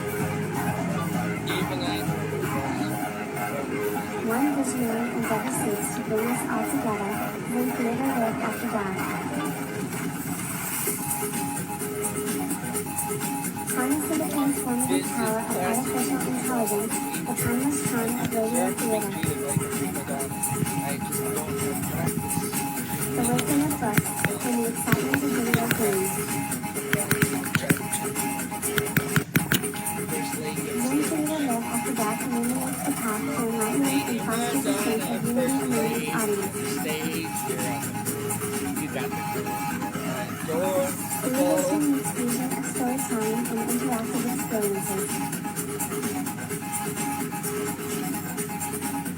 We aim to nurture personal growth, improve learning, and inspire a peaceful existence. Guided by your obedient servant, Sebastian Saint Seraphim Smalls, we embark on a journey of self-discovery. But where do we begin? Begin by simply listening, slow down, see just how peaceful today can be. Together, we shall create a harmonious community, bound by shared passions and a desire to elevate the human experience.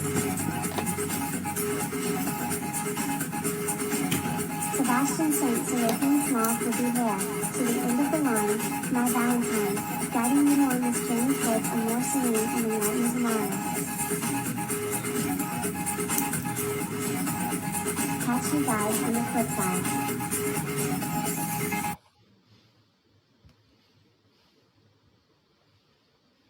Information, and you would always end up being drawn back into illusion and into some form of pain. On this level, I also show you how not to make that which is false in you into a self.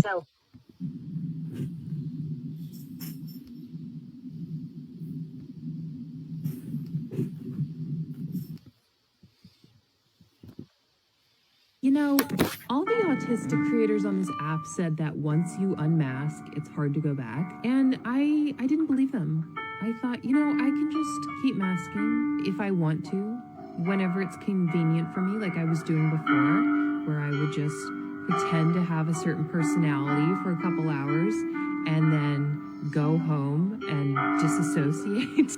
Disassociate. It turns out when you stop doing that, you can't really do it again without at least a lot of effort. And if you're suffering from chronic burnout like I am, you don't have that effort. So unmasked it is. And I'll tell you what, nobody tells you how freaking awkward it is to be a human being. And it's you not saying the perfect things all the time. In my case, sticking my own foot in my mouth all the time. I feel like I'm never saying the right thing for the right situation. And I'm just like, I can't really do anything about it. I mean, I guess I can. I can try and be the masked version of myself again, but it's really difficult. Once you stop being that person, like once you realize that that is not you, that's not a normal way of being, that's not a healthy way of being, once you stop being that, you start to like shed layers like a snake. And just like a snake, if a snake got cold feet and was like, I need to put my skin back on, they would be trying to pull on this very like shriveled piece of skin that doesn't fit them anymore. And the thing about shedding your skin is that you just feel so naked and vulnerable. It's like the long, silent, awkward pauses in conversations where I just have to be like, I don't really have the energy or the wherewithal or whatever it is in this moment to fill this silence anymore. I don't have it. And I have to sit through that discomfort of this person could think X, Y, and Z about me in this moment because I'm not filling the silence. Oh my God. And it's coming to that acceptance of like, I can't control other people's perception of me as much as I've always tried to control that and be the person that they wanted me to be. If I am myself, I can't control what other people think of me. And it's coming to terms with that and just feeling like very vulnerable in just everyday circumstances. But they didn't lie when they said it's really, really hard to go back. So proceed with caution. If you're planning on unmasking, or if it happens to you, as it often does happen over the course of a long period of time, it's very hard to go back. I knew your faith would make my life worse. So I just got out of the SST meeting for my oldest child. I think that stands for Student Study Team. I'm not sure. Anyways, it's different than an IEP or a 504. And I want to share what I learned. I learned that interventions are different than accommodations, apparently. This was my first time meeting with the SST coordinator, and they proposed some interventions, which one of them included trying to extinguish the behavior of not looking into people's eyes. Then they asked me what I thought, which I told them exactly what I thought. That the whole point of the meeting for me was to actually figure out how to accommodate my child, not change who they are. And I explained that I don't want to change my child. I want to change the educational environment around my child to support them. And that looking in someone's eye has nothing to do with if she's going to get a good education or not. They didn't say they agreed with me, but they said they respected my opinion. I guess I shouldn't be surprised that even in this day and age, we are still a corporation that's not you need allowed to be looking around you and noticing how much safety you've created for yourself. You have freedom of movement more than you're acknowledging. You can speak your world into being. Their poop comes out. You don't have to convince or teach anyone anymore. You can simply describe exactly the way that you wish to be loved. So make yourself a bit scarce, and when you do show up, show mercy to those who are trying to please you. You can be a little stern with those who are forgetting your sovereignty. They're forgetting their own is what's actually going on with that. So give people space. We do all eventually realize that the truth is not taboo. The truth is the truth. I love you.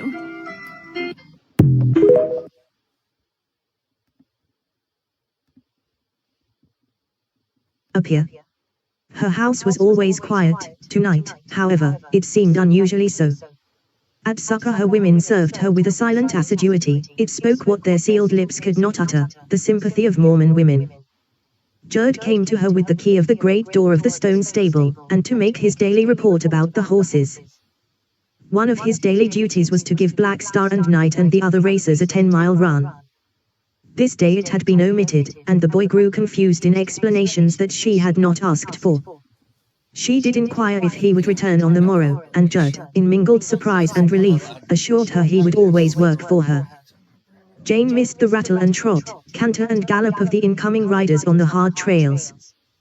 Dusk shaded the grove where she walked, the birds ceased singing, the wind sighed through the leaves of the cottonwoods, and the running water murmured down its stone-bedded channel. The glimmering of the first star was like the peace and beauty of the night. Her faith welled up in her heart and said that all would soon be right in her little world. She pictured Ventus about his lonely campfire sitting between his faithful dogs. She prayed for his safety, for the success of his undertaking. Early the next morning, one of Jane's women brought in word that Judkins wished to speak to her. She hurried out, and in her surprise to see him armed with rifle and revolver, she forgot her intention to inquire about his wound. Judkins. Those guns. You never carried guns. It's high time, Miss Withersteen, he replied. Will you come into the grove? It ain't just exactly safe for me to be seen here. She walked with him into the shade of the cottonwoods. What do you mean? Miss Withersteen, I went to my mother's house last night. While there, someone knocked, and a man asked for me. I went to the door. He wore a mask. He said I'd better not write any more for Jane Withersteen. His voice was hoarse and strange, disguised I reckon, like his face. He said no more, and ran off in the dark. Did you know who he was? Asked Jane, in a low voice. Yes. Jane did not ask to know, she did not want to know, she feared to know. All her calmness fled at a single thought. That's why I'm packing guns, went on Judkins. For I'll never quit riding for you, Miss Withersteen, till you let me go. Judkins, do you want to leave me? Do I look that way? Give me a hose, a fast hose, and send me out on the sage. Oh, thank you, Judkins. You're more faithful than my own people. I ought not accept your loyalty, you might suffer more through it. But what in the world can I do? My head whirls. The wrong to Ventus, the stolen herd, these masks, threats, this coil in the dark. I can't understand. But I feel something dark and terrible closing in around me.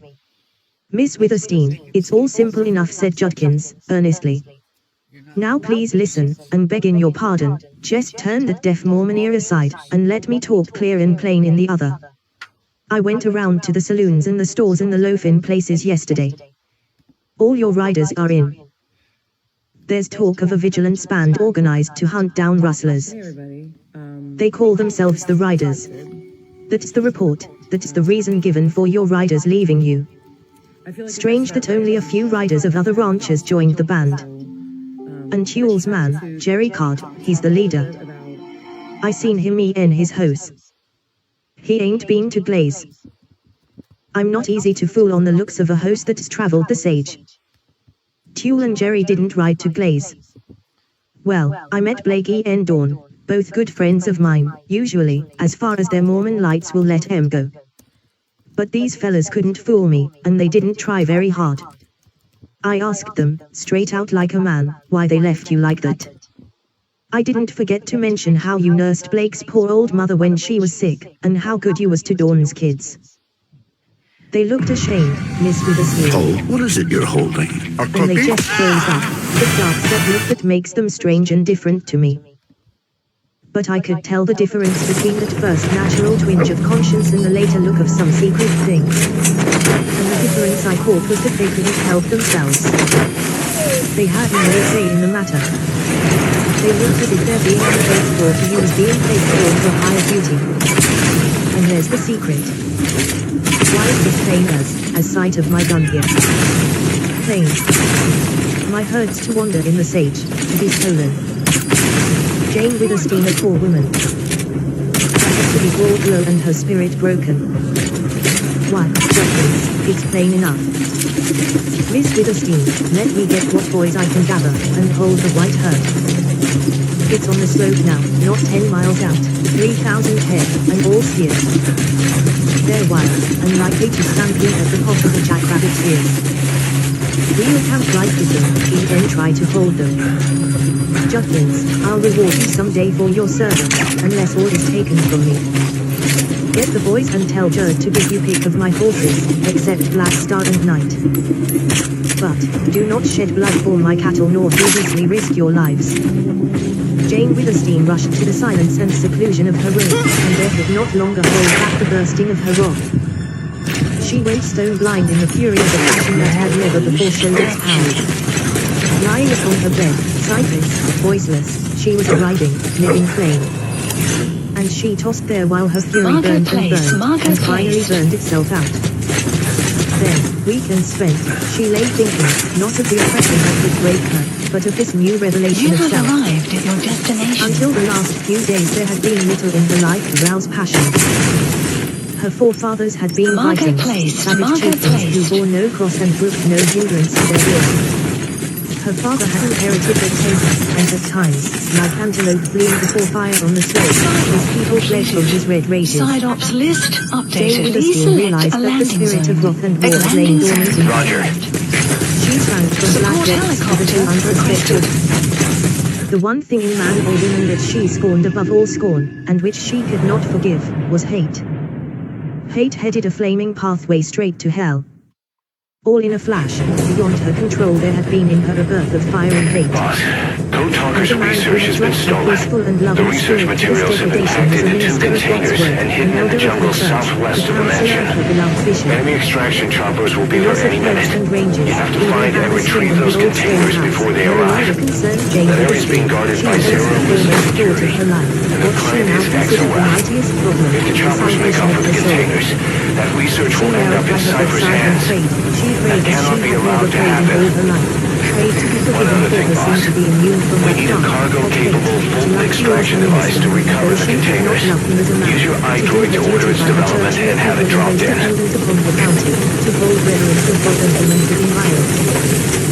When Jane Witherspoon rose from that storm of grief and prayer for help, she was serene, calm, sure, a changed woman. The map has been updated. She would do her duty as she saw it, live her life as her own truth guided her.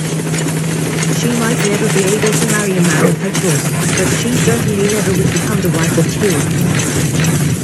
Her churchmen might take her cattle and horses, ranges and fields, her corrals and stables, the houses with the sea and the water that nourished the village of Cottonwoods, but they could not force her to marry Tuel, they could not change her decision or break her spirit. Once resigned to further loss, and sure of herself, Jane Witherspoon attained a peace of mind that had not been hers for a year.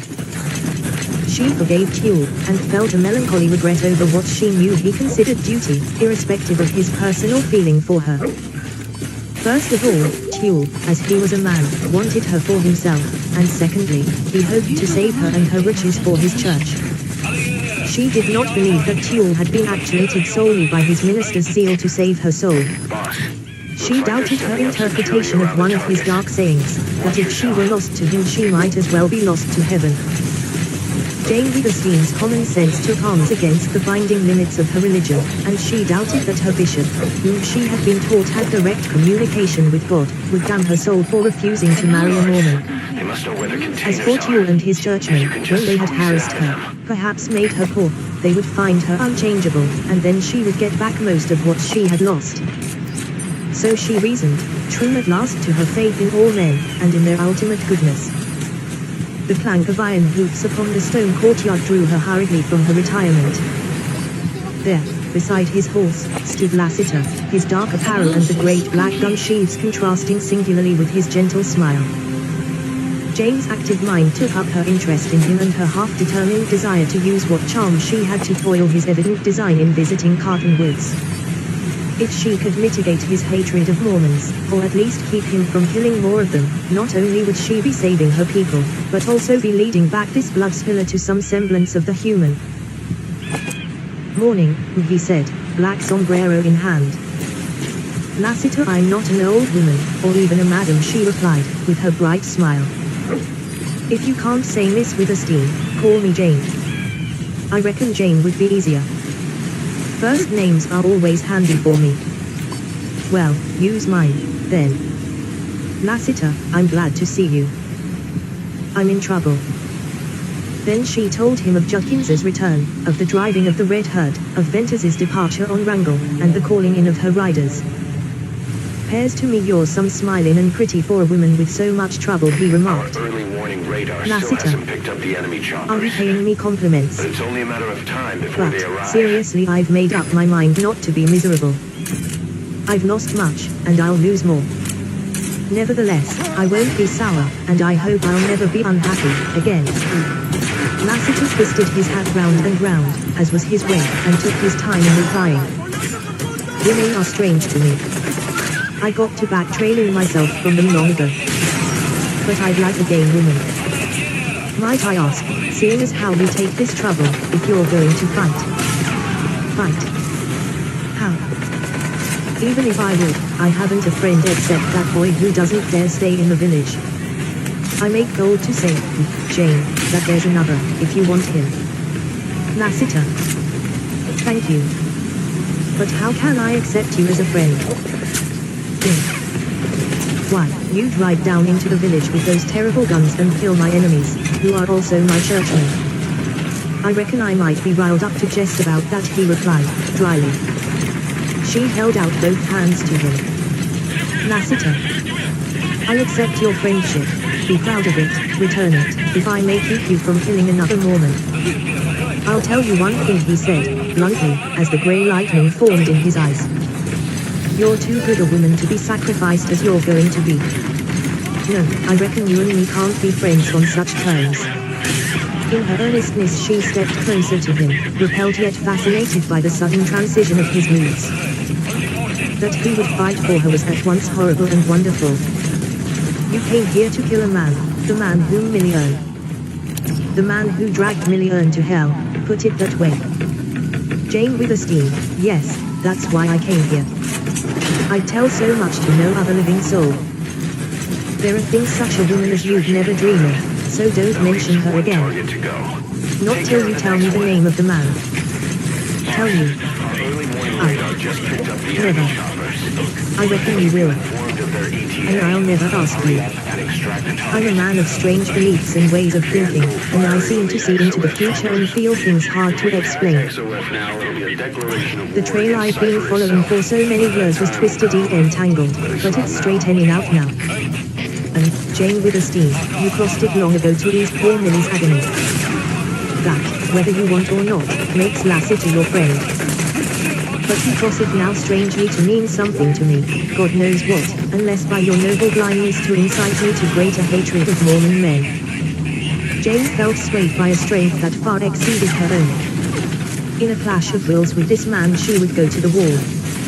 If she were to influence him it must be wholly through womanly allurement. There was that about Lassiter which commanded her respect. She had abhorred his name, face to face with him, she found she feared only his deeds. His mystic suggestion, his foreshadowing of something that she was to mean to him, pierced deep into her mind. She believed fate had thrown in her way the lover or husband of Millie Earn. She believed that through her an evil man might be reclaimed. His allusion to what he called her blindness terrified her. Such a mistaken idea of his might unleash the bitter, fatal mood she sensed in him. At any cost she must placate this man, she knew the die was cast, and that if Lassiter did not soften to a woman's grace and beauty and wiles, then it would be because she could not make him. I reckon you'll hear no more such talk from me, Lassiter went on, presently. Now, Miss Jane, I rode in to tell you that your herd of white steers is down on the slope behind them big ridges. And I seen something going on that'd be mighty interesting to you, if you could see it. Have you a field glass? Yes, I have 2 glasses. I'll get them and ride out with you. Wait, Lassiter, please, she said, and hurried within.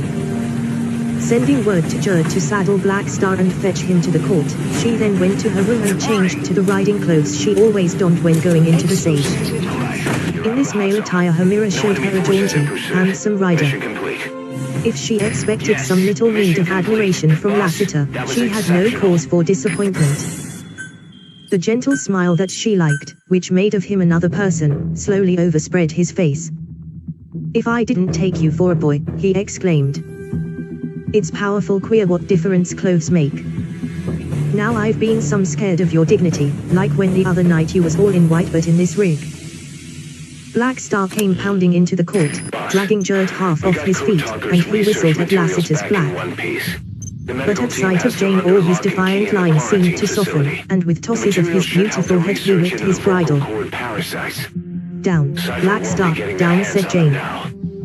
He dropped his head, and, slowly lengthening, he bent one foreleg, then the other, and sank to his knees.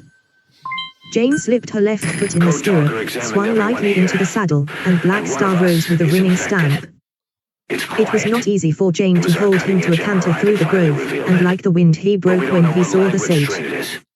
Jane let him have a couple of miles of free running on the open trail, and then she coaxed him in and waited for her companion. Lassiter was not long in catching up, and presently they were riding side by side. It reminded her how she used to ride with Venters. Where was he now? She gazed far down the slope to the curved purple lines of Deception Pass and involuntarily shut her eyes with a trembling stir of nameless fear. "We'll turn off here," Lassiter said, "and take to the sage a mile or so. The white herd is behind them big ridges." "What are you going to show me?" asked Jane. "I'm prepared, don't be afraid." He smiled as if he meant that bad news came swiftly enough without being presaged by speech. When they reached the lee of the rolling ridge, Lassiter dismounted, motioning to her to do likewise. They left the horses standing, bridles down. Then Lassiter, carrying the field glasses, began to lead the way up the slow rise of ground. Upon nearing the summit he halted her with a gesture. "I reckon we'd see more if we didn't show ourselves against the sky," he said. "I was here less than an hour ago. Then the herd was 7 or 8 miles south, and if they ain't bolted yet." Lassiter. "Bolted? That's what I said. Now let's see." Jane climbed a few more paces behind him and then peeped over the ridge. Just beyond began a shallow swale that deepened and widened into a valley and then swung to the left. Following the undulating sweep of sage, Jane saw the straggling lines and then the great body of the white herd. She knew enough about steers, even at a distance of 4 or 5 miles, to realize that something was in the wind. Bringing her field glass into use, she moved it slowly from left to right, which action swept the whole herd into range. We can't let her talk. The stragglers were restless, the more compactly massed steers were browsing. Jane brought the glass back to the big sentinels of the herd, and she saw them trot with quick steps, stop short and toss white horns, look everywhere, and then trot in another direction. "Judkins hasn't been able to get his boys together yet," said Jane. "But he'll be there soon. This traces I hope not too late." your alveoli. "Lassiter, what's frightening those big leaders?" "Nothing, just on the minute," replied Lassiter. Here to your lungs. "Them steers are quieting down. A pedal. They've been scared, White but not Star, bad yet. Bethlehem. I reckon the whole herd has moved a few miles this way since I was Skullface here. sent you to Cyprus to kill They Snake. didn't browse that distance, not in less than an hour. You were Cattle burned aren't sheep. inside and out. No, they just run it. That looks bad." That should have been the end. "Lassiter, what frightened them?" repeated All Jane, things considered, impatiently. You "Put look down pretty your damn glass. healthy to me.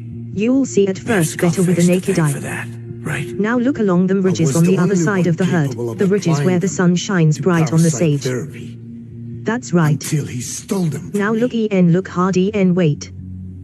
Long-drawn moments of straining sight rewarded Jane with If nothing Skullface save the sent low, you, purple rim of ridge and the Or did shimmering you have sage. your own score to settle with the "It's boss? begun again," whispered Lassiter, and he gripped her arm. "Watch. There, did you see that?" No. "Tell me what to look for."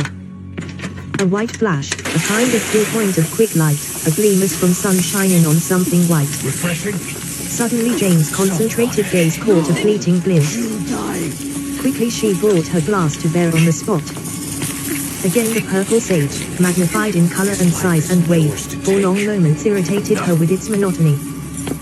Then from out of the sage on the ridge flew up a broad, white object, flashed in the sunlight and vanished. Like magic it was, and bewildered Jane. "What on earth is She wanted to that?" kill the boss. He'd already Illustration.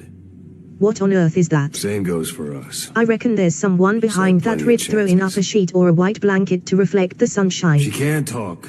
"Why?" She's queried not here to Jane, kill more him. bewildered than ever. You're wasting "To your stampede the herd," replied Lassiter, It doesn't and his matter teeth why clicked. she's here. Ah. She works for you. She made a fierce, passionate movement, She's in clutched the love glass with the tightly, legend. shook as with the passing of a spasm, and then dropped her head. Presently she raised it to greet Lassiter with makes you so something like a sure? smile. I was the same "My way. righteous brethren are at work again," she said, in scorn. What if she's a spy? She had stifled the leap of her wrath, but for perhaps the What if I'm first a time in her life a bitter derision curled her lips. Lassiter's cool grey eyes seemed to pierce her. go on all I said day. I was prepared for anything, but that was hardly true. But why would anybody stampede my cattle? That's a Mormon's godly way of bringing a woman to her knees. Lassiter, I'll die before I ever bend my knees. Let her go. I might be She late, won't speak, I so won't she be can't driven. spread the infection. Do you expect the herd to bolt? I don't like the looks of them big steers. But you can never tell. Cattle sometimes stampede as easily as buffalo. Any little flash or move will start them. A rider getting down and walking toward them sometimes will make them jump and fly. Then again, nothing seems to scare them. But I reckon that white flare will do the biz. It's a new one on me, and I've seen some riding and rustling. It just takes one of them God-fearing Mormons to think of devilish tricks. Lassiter, might not this trick be done by Aldring's men? Asked Jane, ever grasping at straws. It might be, but it ain't, replied Lassiter. Aldring's an honest thief. He don't skulk behind ridges to scatter your cattle to the four winds. He writes down on you, and if you don't like it you can throw a gun. Jane bit her tongue to refrain from championing men who at the very moment were proving to her that they were little and mean compared even with rustlers. Oh. Look. Jane, them lead-in steers have bolted. They're drawing the stragglers, and that'll pull the whole herd. Jane was not quick enough to catch the details called out by Lassiter, but she saw the line of cattle lengthening. Then, like a stream of white bees pouring from a huge swarm, the steers stretched out from the main body. In a few moments, with astonishing rapidity, the whole herd got into motion. A faint roar of trampling hoofs came to Jane's ears, and gradually swelled, low, rolling clouds of dust began to rise above the sage. It's a stampede, and a hummer, said Lassiter. Oh, Lassiter. The herd's running with the valley. It leads into the cannon. There's a straight jump off. I reckon they'll run into it, too. Boss, But that's a good many miles yet. We've received some new job offers. Jane, this valley swings round almost north before it goes east. Some of the That kids we've been stampede will keeping here pass have within a mile escaped. of us. We don't know why they ran The long, off, white, but it may have bobbing line something of to do with steers raw streaked staff. swiftly through the sage, The intel and a teams are funnel-shaped looking dust for them cloud as we arose speak. at a low angle. I'll add information to your A sign-ups dull list rumbling as it filled comes Jane's in. ears. You need to I'm locate thinking and of secure milling that those herd, kids. said Lassiter. I'll try to find out what happened. His grey glance swept up the slope to the west. There's some specks and dust way off toward the village. Maybe that's Judkins and his boys. It ain't likely he'll get here in time to help. You'd better hold Black Star here on this high ridge. He ran to his horse and, throwing off saddlebags and tightening the cinches, he leaped astride and galloped straight down across the valley. Jane went for Black Star and, leading him to the summit of the ridge, she mounted and faced the valley with excitement and expectancy. She had heard of milling stampeded cattle, and knew it was a feat accomplished by only the most daring riders. The white herd was now strung out in a line 2 miles long. The dull rumble of thousands of hoofs deepened into continuous low thunder, and as the steers swept swiftly closer, the thunder became a heavy roll. Lassiter crossed in a few moments the level of the valley to the eastern rise of ground, and there waited the coming of the herd. Presently, as the head of the white line reached a point opposite to where Jane stood, Lassiter spurred his black into a run. Jane saw him take a position on the offside of the leaders of the stampede, and there he rode. It was like a race. They swept on down the valley, and when the end of the white line neared Lassiter's first stand, the head had begun to swing round to the west. It swung slowly and stubbornly, yet surely, and gradually assumed a long, beautiful curve of moving white. To Jane's amaze, she saw the leaders swinging, turning till they headed back toward her and up the valley. Out to the right of these wild plunging steers ran Lassiter's black, and Jane's keen eye appreciated the fleet stride and sure-footedness of the blind horse. Then it seemed that the herd moved in a great curve, a huge half-moon with the points of head and tail almost opposite, and a mile apart. But Lassiter relentlessly crowded the leaders, sheering them to the left, turning them little by little. And the dust-blinded wild followers plunged on madly in the tracks of their leaders. This ever-moving, ever-changing curve of steers rolled toward Jane, and when below her, scarce half a mile, it began to narrow and close into a circle. Lassiter had ridden parallel with her position, turned toward her, then aside, and now he was riding directly away from her, all the time pushing the head of that bobbing line inward. It was then that Jane, suddenly understanding Lassiter's feet, stared and gasped at the riding of this intrepid man. His horse was fleet and tireless, but blind. He had pushed the leaders around and around till they were about to turn in on the inner side of the end of that line of steers. The leaders were already running in a circle, the end of the herd was still running almost straight. But soon they would be wheeling. Then, when Lassiter had the circle formed, how would he escape? With Jane Withersteen, prayer was as ready as praise, and she prayed for this man's safety. A circle of dust began to collect. Dimly, as through a yellow veil, Jane saw Lassiter press the leaders inward to close the gap in the sage. She lost sight of him in the dust. Again she thought she saw the black, riderless now, rear and drag himself and fall. Lassiter had been thrown, lost. Then he reappeared running out of the dust into the sage. He had escaped, and she breathed again. Spellbound, Jane Withersteen watched this stupendous mill wheel of steers.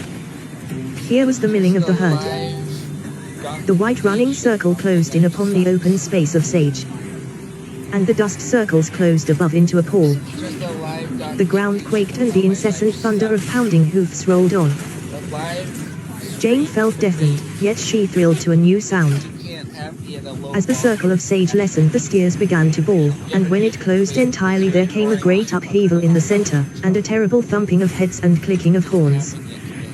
Bawling, climbing, boring, the great mass of steers on the inside wrestled in a crashing din, heaved and groaned under the pressure. Then came a deadlock. The inner strife ceased, and the hideous roar and crash. Movement went on in the outer circle, and that, too, gradually stilled. The white herd had come to a stop, and the pall of yellow dust began to drift away on the wind. Jane Withersteen waited on the ridge with full and grateful heart. Lassiter appeared, making his weary way toward her through the sage. And up on the slope Judkins rode into sight with his troop of boys. For the present, at least, the white herd would be looked after. When Lassiter reached her and laid his hand on Black Star's mane, Jane could not find speech. Killed, my hose, he panted. Oh. I'm sorry, cried Jane. Lassiter. I know you can't replace him, but I'll give you any one of my racers, Bells, or Knight, even Black Star. I'll take a fast hose, Jane, but not one of your favorites, he replied. Only, will you let me have Black Star now and ride him over there and head off them fellas who stampeded the herd? He pointed to several moving specks of black and puffs of dust in the purple sage. I can head them off with this hose, and then, Lassiter. They'll never stampede no more cattle. Oh. No. Lassiter, I won't let you go. But a flush of fire flamed in her cheeks, and her trembling hands shook Black Star's bridle, and her eyes fell before Lassiter's. Chapter 7. The daughter of Withersteen. Lassiter, will you be my rider?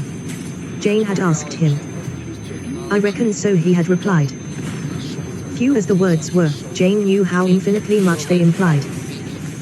She wanted him to take charge of her cattle and horse and ranges, and save them if that were possible. Yet, though she could not have spoken aloud all she meant, she was perfectly honest with herself.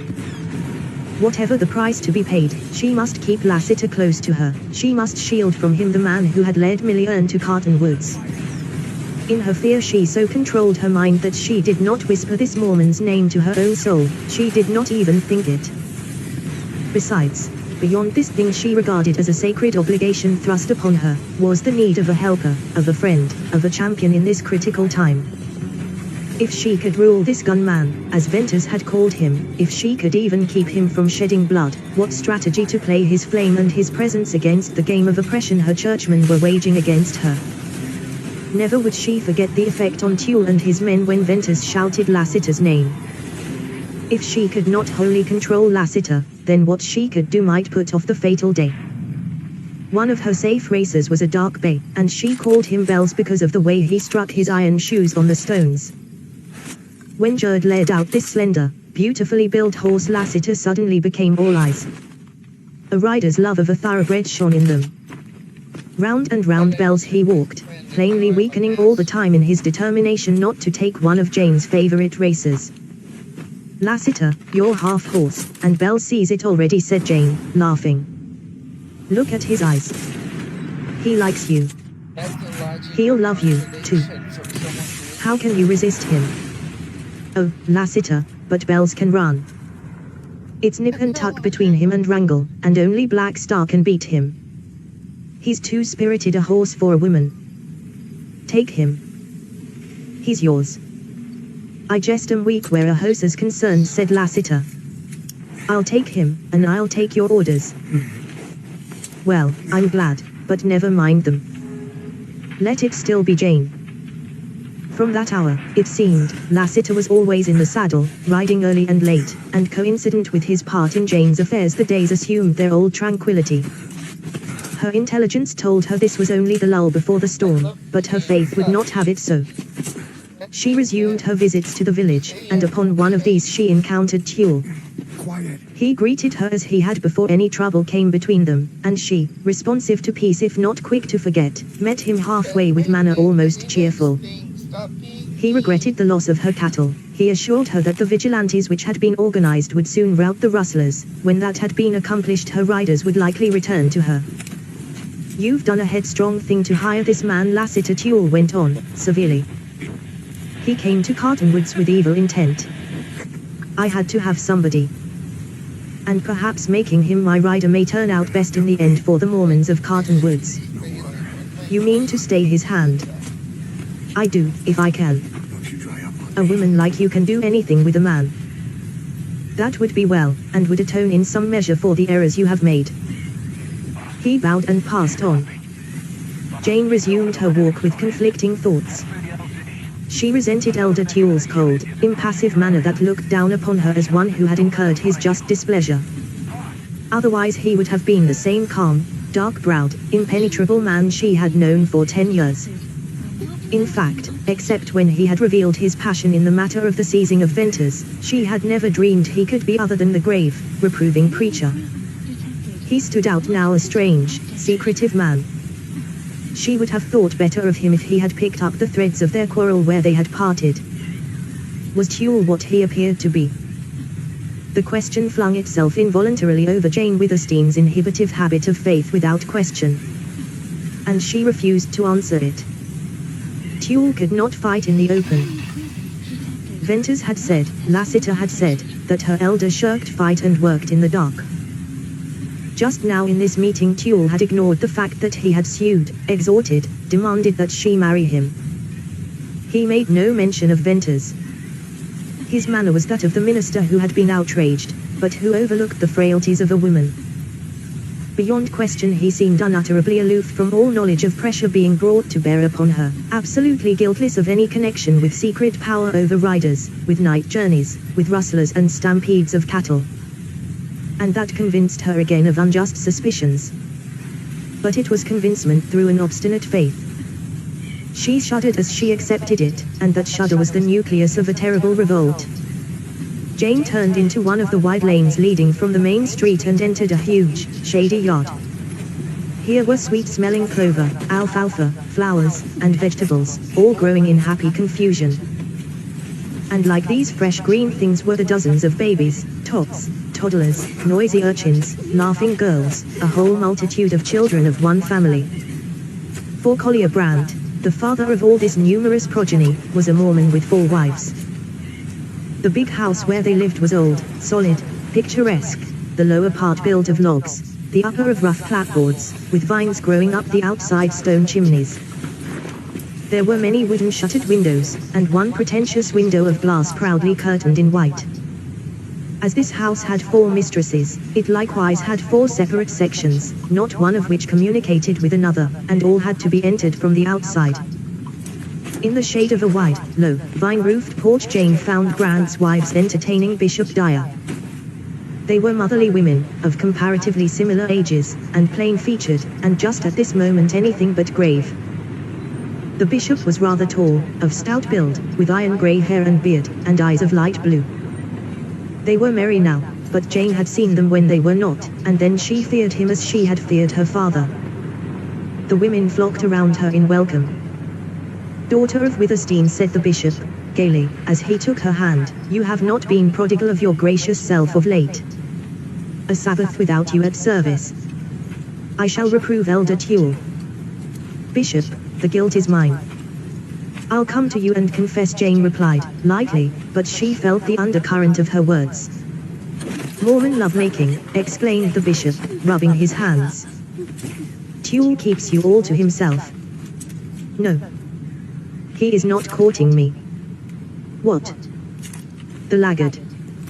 If he does not make haste, I'll go a-courting myself up to Withersteen House." There was laughter and further bantering by the bishop, and then mild talk of village affairs, after which he took his leave, and Jane was left with her friend, Mary Brandt. "Jane, you're not yourself. Are you sad about the rustling of the cattle? But you have so many, you are so rich." Then Jane confided in her, telling much, yet holding back her doubts of fear. "Oh, why don't you marry Tuel and be one of us?" "But, Mary, I don't love Tuel," said Jane, stubbornly. "I don't blame you for that. But, Jane Withersteen, you've got to choose between the love of man and love of God. Often we Mormon women have to do that. It's not easy.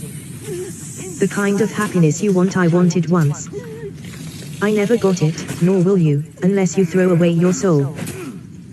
We've all watched your affair with Venters in fear and trembling.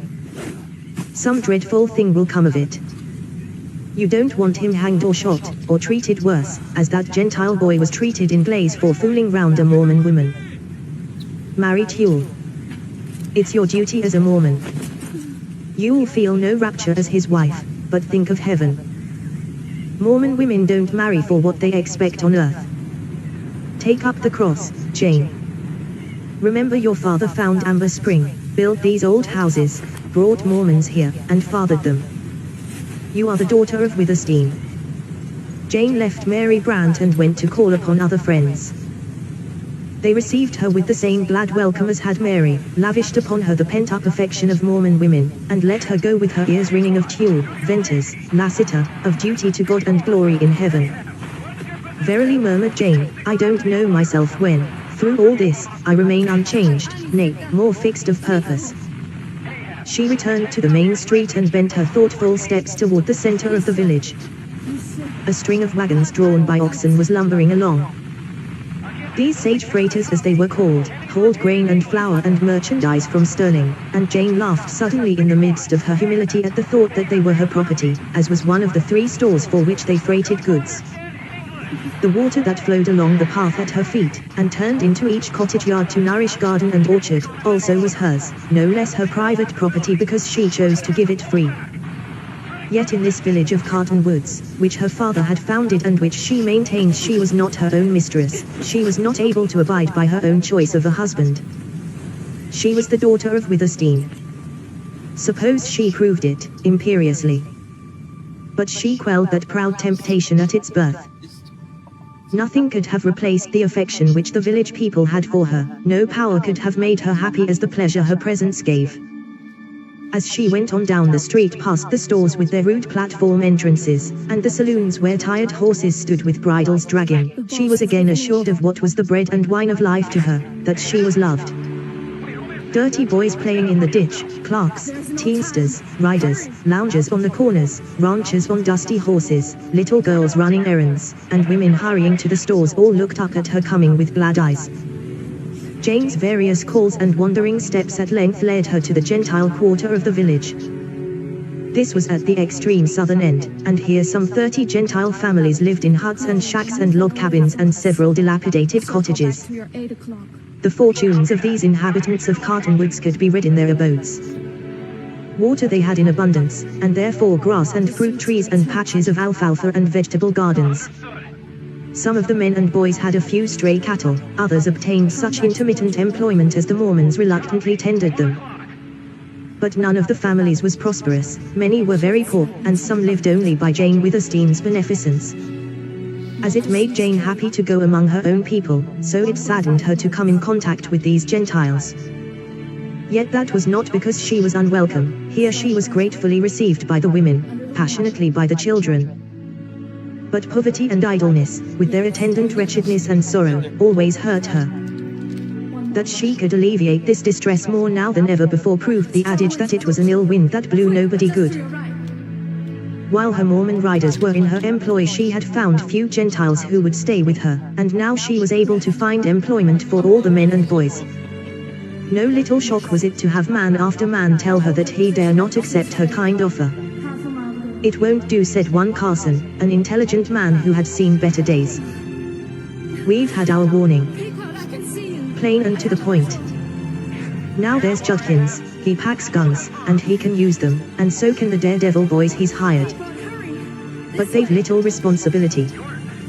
Can we risk having our homes burned in our absence?" Jane felt the stretching and chilling of the skin of her face as the blood left it. "Carson, you and the others rent these houses?" she asked. "You ought to know, Miss Withersteen. Some of them are yours." "I know. Carson, I never in my life took a day's labor for rent or a yearling calf or a bunch of grass, let alone gold. Bivens, your storekeeper, sees to that. Look here," Carson went on Jane, hurriedly, and now her cheeks were burning. "You and Black and Willett pack your goods and move your families up to my cabins in the grove. They're far more comfortable than these. Then go to work for me. And if aught happens to you there I'll give you money, gold enough to leave Utah." The man choked and stammered, and then, as tears welled into his eyes, he found the use of his tongue and cursed. No gentle speech could ever have equaled that curse in eloquent expression of what he felt for Jane Withersteen. How strangely his look and tone reminded her of Lassiter. "No, it won't do," he said, when he had somewhat recovered himself. "Miss Withersteen, there are things that you don't know, and there's not a soul among us who can tell you. I seem to be learning many things, Carson." "Well, then, will you let me aid you, say till better times?" "Yes, I will," he replied, with his face lighting up. "I see what it means to you, and you know what it means to me. Thank you.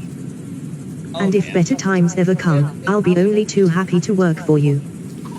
Better times will come. I trust God and have faith in man. Good day, Carson." The lane opened out upon the sage-enclosed alfalfa fields, and the last habitation, at the end of that lane of hovels, was the meanest. Formerly it had been a shed, now it was a home. The broad leaves of a wide-spreading cottonwood sheltered the sunken roof of weathered boards. Like an Indian hut, it had one floor. Round about it were a few scanty rows of vegetables, such as the hand of a weak woman had time and strength to cultivate. This little dwelling place was just outside the village limits, and the widow who lived there had to carry her water from the nearest irrigation ditch. As Jane Withersteen entered the unfenced yard, a child saw her, shrieked with joy, and came tearing toward her with curls flying. This child was a little girl of 4 called Faye. Her name suited her, for she was an elf, a sprite, a creature so fairy-like and beautiful that she seemed unearthly. "Mother send it for," cried Faye, as Jane kissed her, a no-never tone.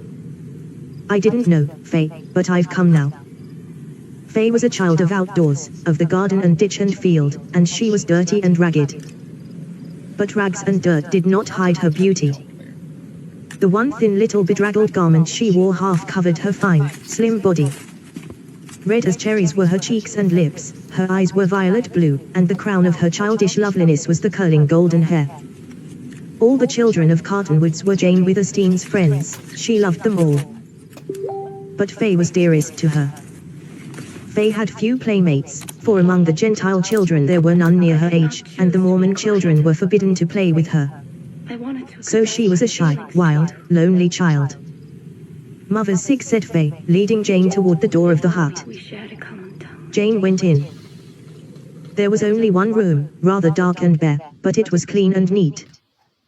A woman lay upon a bed. "Mrs. Larkin, how are you?" asked Jane, anxiously. "I've been pretty bad for a week, but I'm better now. You haven't been here all alone, with no one to wait on you?" "Oh no. My women neighbors are kind. They take turns coming in." "Did you send for me?" "Yes, several times. But I had no word, no messages ever got to me. I sent the boys, and they left word with your women that I was ill and would you please come. A sudden deadly sickness seized Jane.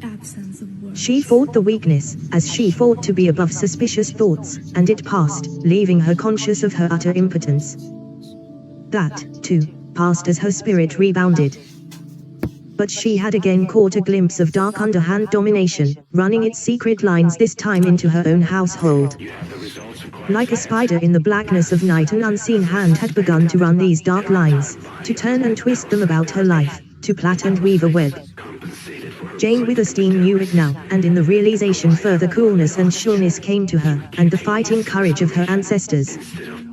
Mrs. Larkin, you're better, and I'm so glad, said Jane. But may I not do something for you, a turn at nursing, or send you things, or take care of Faye? You're so good. Since my husband's been gone, what would have become of Faye and me but for you? It was about Faye that I wanted to speak to you. This time I thought surely I'd die, and I was worried about Faye. Well, I'll be around all right shortly, but my strength's gone and I won't live long. So I may as well speak now. You remember you've been asking me to let you take Faye and bring her up as your daughter. Indeed, yes, I remember. I'll be happy to have her. But I hope the day. Never mind that. The day'll come, sooner or later. I refused your offer, and now I'll tell you why. I know why, interposed Jane. It's because you don't want her brought up as a Mormon. No, it wasn't altogether that. Mrs. Larkin raised her thin hand and laid it appealingly on Jane's. I don't like to tell you. But, it's this, I told all my friends what you wanted. They know you, care for you, and they said for me to trust Faye to you. Women will talk, you know. It got to the ears of Mormons, gossip of your love for Faye and your wanting her. And it came straight back to me, in jealousy, perhaps, that you wouldn't take Faye as much for love of her as because of your religious duty to bring up another girl for some Mormon to marry. That's a damnable lie, cried Jane Withersteen. It was what made me hesitate, went on Mrs. Larkin, but I never believed it at heart. And now I guess I'll let you. Wait. Mrs. Larkin, I may have told little white lies in my life, but never a lie that mattered, that hurt anyone. Now believe me. I love little Faye. If I had her near me, I'd grow to worship her. When I asked for her, I thought only of that love. Let me prove this. You and Faye come to live with me. I've such a big house, and I'm so lonely. I'll help nurse you, take care of you. When you're better, you can work for me. I'll keep little Faye and bring her up, without Mormon teaching. When she's grown, if she should want to leave me, I'll send her, and not empty-handed, back to Illinois where you came from. I promise you. I knew it was a lie, replied the mother, and she sank back upon her pillow with something of peace in her white, worn face. Jane Withersteen, may heaven bless you. I've been deeply grateful to you. But because you're a Mormon, I never felt close to you till now. I don't know much about religion as religion, but your God and my God are the same. Chapter 8. Surprise Valley. Back in that strange canon, which Venters had found indeed a valley of surprises, the wounded girl's whispered appeal, almost a prayer, not to take her back to the rustlers, crowned the events of the last few days with a confounding climax. That she should not want to return to them staggered Venters. Presently, as logical thought returned, her appeal confirmed his first impression, that she was more unfortunate than bad, and he experienced a sensation of gladness. If he had known before that Aldring's masked rider was a woman, his opinion would have been formed and he would have considered her abandoned. But his first knowledge had come when he lifted a white face quivering in a convulsion of agony. He had heard God's name whispered by blood-stained lips. Through her solemn and awful eyes he had caught a glimpse of her soul. And just now had come the entreaty to him, "Don't take me back there." Once for all, Venters's quick mind formed a permanent conception of this poor girl. He based it, not upon what the chances of life had made her, but upon the revelation of dark eyes that pierced the infinite, upon a few pitiful, halting words that betrayed failure and wrong and misery, yet breathed the truth of a tragic fate rather than a natural leaning to evil. What's your name? He inquired. Bess, she answered. Bess what? That's enough, just Bess. The red that deepened in her cheeks was not all the flush of fever. Venters marveled anew, and this time at the tint of shame in her face, at the momentary drooping of long lashes. She might be a rustler's girl, but she was still capable of shame. She might be dying, but she still clung to some little remnant of honor. Very well, Bess. It doesn't matter, he said. But this matters. What shall I do with you? Are you a rider? She whispered. Not now. I was once. I drove the Witherstein herds. But I lost my place, lost all I owned, and now I'm a sort of outcast. My name's Bern Venters. You won't take me to Cartonwoods or Glaze. I'd be hanged. No, indeed. But I must do something with you. For it's not safe for me here. I shot that rustler who was with you. Sooner or later he'll be found, and then my tracks. I must find a safer hiding place where I can't be trailed. Leave me here. Alone, to die. Yes. I will not. Venters spoke shortly with a kind of ring in his voice. What do you want to do with me? Her whispering grew difficult, so low and faint that Venters had to stoop to hear her. Why, let's see, he replied, slowly. I'd like to take you someplace where I could watch by you, nurse you, till you're all right. And then, well, it'll be time to think of that when you're cured of your wound. It's a bad one. And, Bess, if you don't want to live, if you don't fight for life, you'll never. Oh. I want to live. I'm afraid to die. But I'd rather die than go back to Aldring, asked Venters, interrupting her in turn. Her lips moved in an affirmative. I promise not to take you back to him or to Cartonwoods or to Glaze. The mournful earnestness of her gaze suddenly shone with unutterable gratitude and wonder. And as suddenly Venters found her eyes beautiful as he had never seen or felt beauty. They were as dark blue as the sky at night. Then the flashing changed to a long, thoughtful look, in which there was a wistful, unconscious searching of his face, a look that trembled on the verge of hope and trust. I'll try to live, she said. The broken whisper just reached his ears. Do what you want with me. Rest then, don't worry, sleep, he replied. Abruptly he arose, as if words had been decision for him, and with a sharp command to the dogs he strode from the camp. Venters was conscious of an indefinite conflict of change within him. It seemed to be a vague passing of old moods, a dim coalescing of new forces, a moment of inexplicable transition. He was both cast down and uplifted. He wanted to think and think of the meaning, but he resolutely dispelled emotion.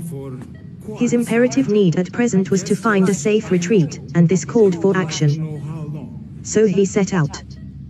It still wanted several hours before dark.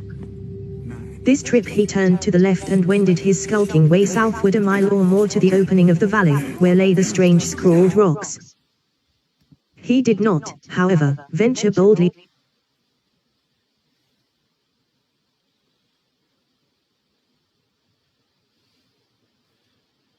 Allow me to briefly introduce myself. My name is Bennett,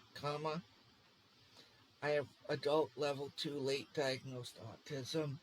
I'm trying to fit in, find friends in Tacoma. It is brutal, This is an overshare, but I literally shouted at Bishop B, the Puget Sound ward. He is still my friend. Why? First, he was trained in forgiveness by Jesus. And second of all, these people are aware that I have special needs. Hang on, part 2 incoming.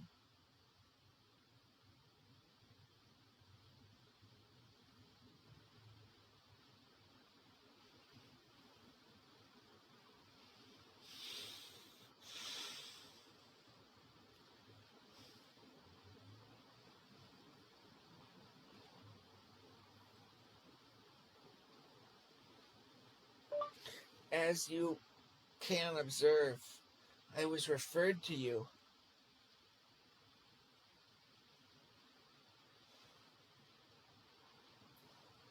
by Bishop Copeland, I have been LDS before the Furcrest War existed, I am fringe, I am special needs. I can't make friends or keep friends, it's a miracle that when the ward split, I had a good friend who said you should stick with Puget Sound Ward.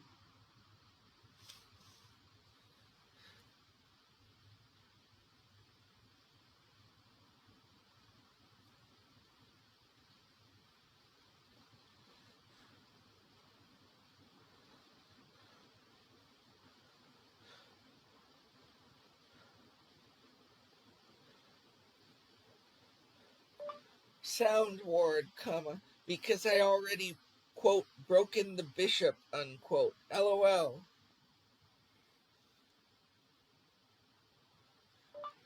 Anyways, don't underestimate my struggles, my social struggles, I need a trusted person present at everything, I need my best friend present at everything, and she's a girl, and that's a little uncomfortable at the endowments. But there was a miracle. There's a guy I'm comfortable with, and I'm not comfortable with any guy, but he's at Island View Ward.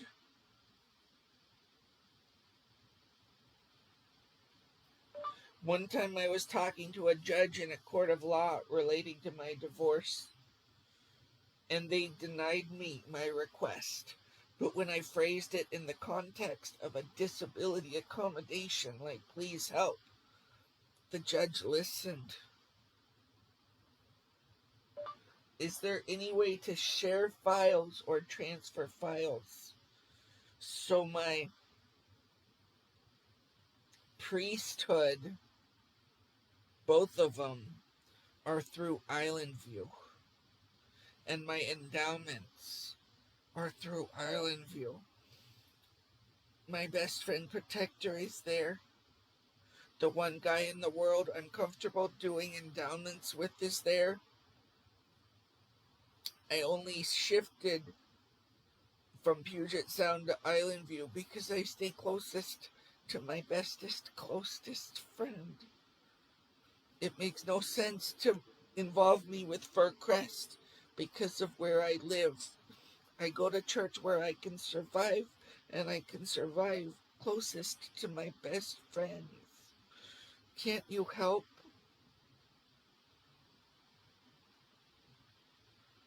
Can't you help?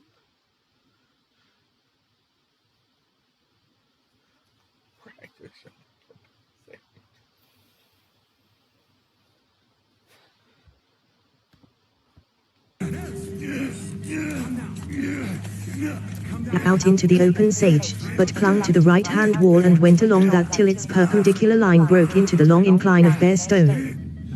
Before proceeding farther he halted, studying the strange character of this slope and realizing that a moving black object could be seen far against such background. Before him ascended a gradual swell of smooth stone. It was hard, polished, and full of pockets worn by centuries of eddying rainwater. 100 yards up began a line of grotesque cedar trees, and they extended along the slope clear to its most southerly end. Beyond that end Venters wanted to get, and he concluded the cedars, few as they were, would afford some cover.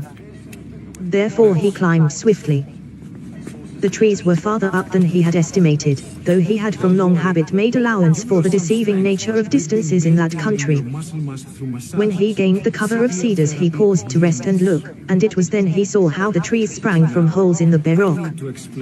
Ages of rain had run down the slope, circling, eddying in depressions, wearing deep round holes.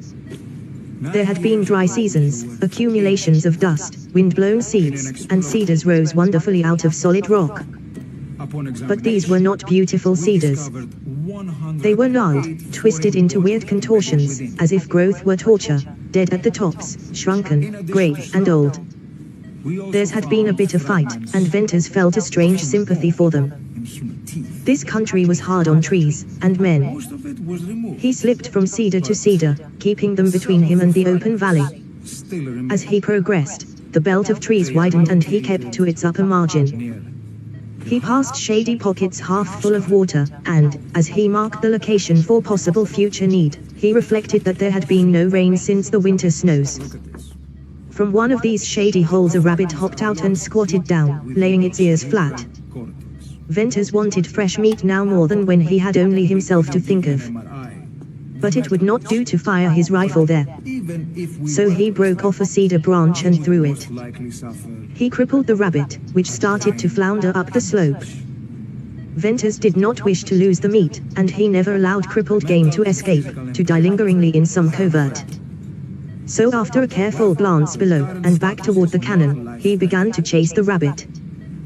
The fact that rabbits generally ran uphill was not new to him. But it presently seemed singular why this rabbit, that might have escaped downward, chose to ascend the slope. Venters knew then that it had a burrow higher up. More than once he jerked over to seize it, only in vain, for the rabbit by renewed effort eluded his grasp. Thus the chase continued on up the bare slope. The farther Venters climbed, the more determined he grew to catch his quarry. At last, panting and sweating, he captured the rabbit at the foot of a steeper grade. Laying his rifle on the bulge of rising stone, he killed the animal and slung it from his belt. Before starting down, he waited to catch his breath. He had climbed far up that wonderful smooth slope, and had almost reached the base of yellow cliff that rose skyward, a huge scarred and cracked bulk. It frowned down upon him as if to forbid further ascent. Venters bent over for his rifle, and, as he picked it up from where it leaned against the steeper grade, he saw several little nicks cut in the solid stone. They were only a few inches deep and about a foot apart. Venters began to count them, 1, 2, 3, 4, on up to 16. That number carried his glance to the top of his first bulging bench of cliff base. Above, after a more level offset, was still steeper slope, and the line of nicks kept on, to wind round a projecting corner of wall. A casual glance would have passed by these little dents. If Venters had not known what they signified, he would never have bestowed upon them the second glance. But he knew they had been cut there by hand, and, though age-worn, he recognized them as steps cut in the rock by the cliff dwellers. With a pulse beginning to beat and hammer away his calmness, he eyed that indistinct line of steps, up to where the buttress of wall hid further sight of them. He knew that behind the corner of stone would be a cave or a crack which could never be suspected from below. Chance, that had sported with him of late, now directed him to a probable hiding place. Again he laid aside his rifle, and, removing boots and belt, he began to walk up the steps. Like a mountain goat, he was agile, sure-footed, and he mounted the first bench without bending to use his hands. The next ascent took grip of fingers as well as toes, but he climbed steadily, swiftly, to reach the projecting corner, and slipped around it. Here he faced a notch in the cliff. At the apex he turned abruptly into a ragged vent that split the ponderous wall clear to the top, showing a narrow streak of blue sky. At the base this vent was dark, cool, and smelled of dry, musty dust. It zigzagged so that he could not see ahead more than a few yards at a time. He noticed tracks of wildcats and rabbits in the dusty floor. At every turn he expected to come upon a huge cavern full of little square stone houses, each with a small aperture like a staring dark eye. The passage lightened and widened, and opened at the foot of a narrow, steep, ascending chute. Venters had a moment's notice of the rock, which was of the same smoothness and hardness as the slope below, before his gaze went irresistibly upward to the precipitous walls of this wide ladder of granite. These were ruined walls of yellow sandstone, and so split and splintered, so overhanging with great sections of balancing rim, so impending with tremendous crumbling crags, that Venters caught his breath sharply, and, appalled, he instinctively recoiled as if a step upward might jar the ponderous cliffs from their foundation. Indeed, it seemed that these ruined cliffs were but awaiting a breath of wind to collapse and come tumbling down. Venters hesitated. It would be a foolhardy man who risked his life under the leaning, waiting avalanches of rock in that gigantic split. Yet how many years had they leaned there without falling? At the bottom of the incline was an immense heap of weathered sandstone all crumbling to dust, but there were no huge rocks as large as houses, such as rested so lightly and frightfully above, waiting patiently and inevitably to crash down. Slowly split from the parent rock by the weathering process, and carved and sculptured by ages of wind and rain, they waited their moment. Venters felt how foolish it was for him to fear these broken walls, to fear that, after they had endured for thousands of years, the moment of his passing should be the one for them to slip. Yet he feared it. What a place to hide, muttered Venters. I'll climb, I'll see where this thing goes. If only I can find water. With teeth tight shut he essayed the incline. And as he climbed he bent his eyes downward. This, however, after a little grew impossible. He had to look to obey his eager, curious mind. He raised his glance and saw light between row on row of shafts and pinnacles and crags that stood out from the main wall. Some leaned against the cliff, others against each other, many stood sheer and alone, all were crumbling, cracked, rotten. It was a place of yellow, ragged ruin. The passage narrowed as he went up, it became a slant, hard for him to stick on, it was smooth as marble. Finally he surmounted it, surprised to find the wall still several hundred feet high, and a narrow gorge leading down on the other side. This was a divide between two inclines, about 20 yards wide. At one side stood an enormous rock. Venters gave it a second glance, because it rested on a pedestal. It attracted closer attention. It was like a colossal pair of stones standing on its stem. Around the bottom were thousands of little nicks just distinguishable to the eye. They were marks of stone hatchets. The cliff dwellers had chipped and chipped away at this boulder till it rested its tremendous bulk upon a mere pinpoint of its surface. Venters pondered. Why had the little stone men hacked away at that big boulder? It bore no semblance to a statue or an idol or a godhead or a sphinx. Instinctively he put his hands on it and pushed, then his shoulder and heaved. The stone seemed to groan, to stir, to grate, and then to move. It tipped a little downward and hung balancing for a long instant, slowly returned, rocked slightly, groaned, and settled back to its former position. Venters divined its significance. It had been meant for defense. The cliff dwellers, driven by dreaded enemies to this last stand, had cunningly cut the rock until it balanced perfectly, ready to be dislodged by strong hands. Just below it leaned a tottering crag that would have toppled, starting an avalanche on an acclivity where no sliding mass could stop. Crags and pinnacles, splintered cliffs, and leaning shafts and monuments, would have thundered down to block forever the outlet to Deception Pass. That was a narrow shave for me, said Venters, soberly. A balancing rock.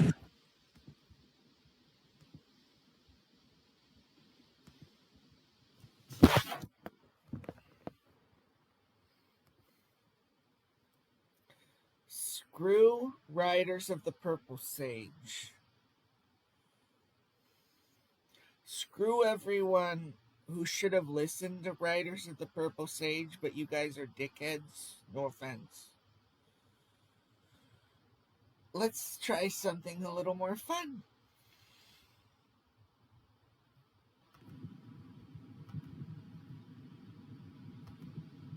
His ride has arrived. Don't let Skullface get away. Stop it. Its most common behavioral manifestations, from conflict in relationships to warfare between tribes or nations. Such knowledge is vital, for unless you learn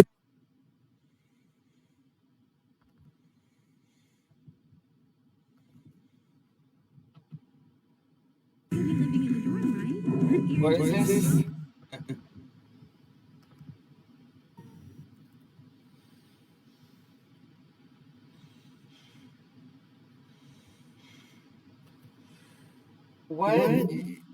What even is the game I want to play right now? Do you know? The plan is Legend of Zelda, and you're under arrest radio. It's gonna be live. Thank you for that. Why do you have better glasses than me, punk?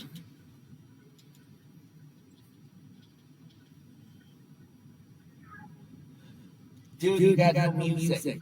Oh God, he needs music. I'm gonna help him. It's gonna take me a second. I got no music either. This sucks. Off the top of my head, every breath I take.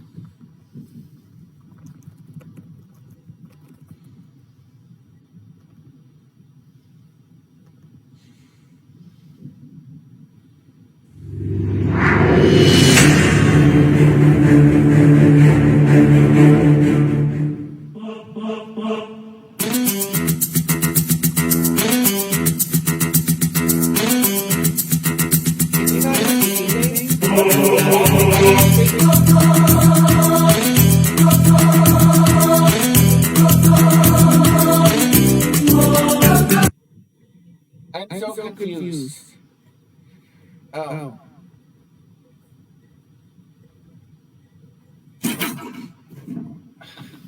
Careful. Everything is wrong. Everything is messed up. I was sabotaged by people who wanted to be grumpy pants and just they wanted to ruin the day.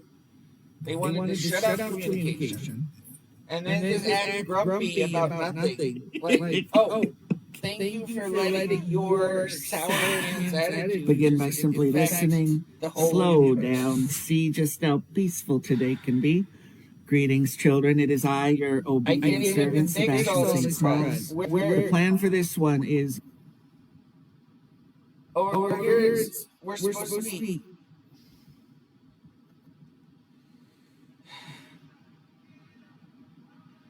How long have we been streaming anyway? Is it even worth salvaging this crap? What was I gonna switch to? I had an idea, but I got distracted.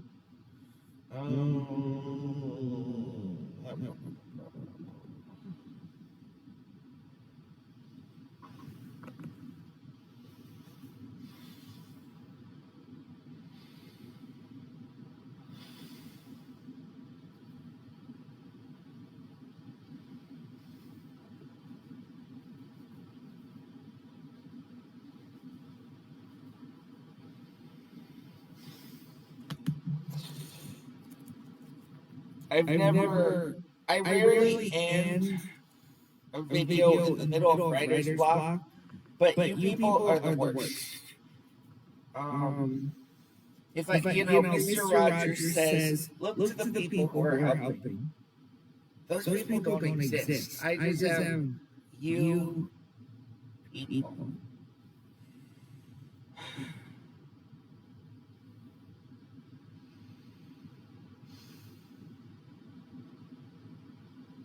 Although I was going to play that Tales of Fantasia game, but it's like it was all...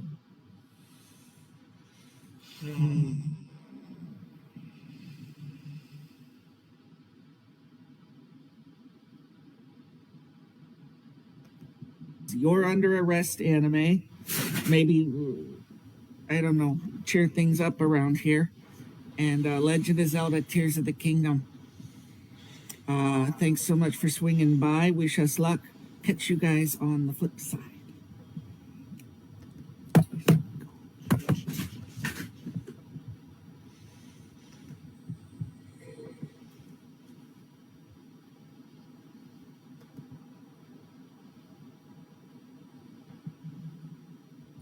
Well, that's a good start for an episode that doesn't suck, but we still need a game.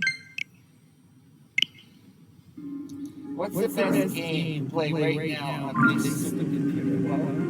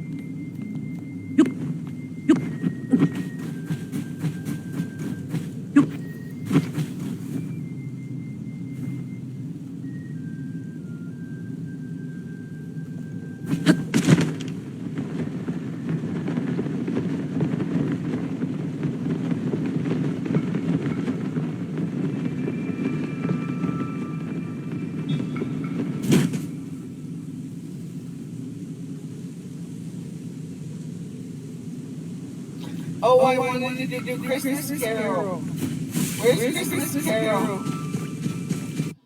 Christmas Carol and Sonnets.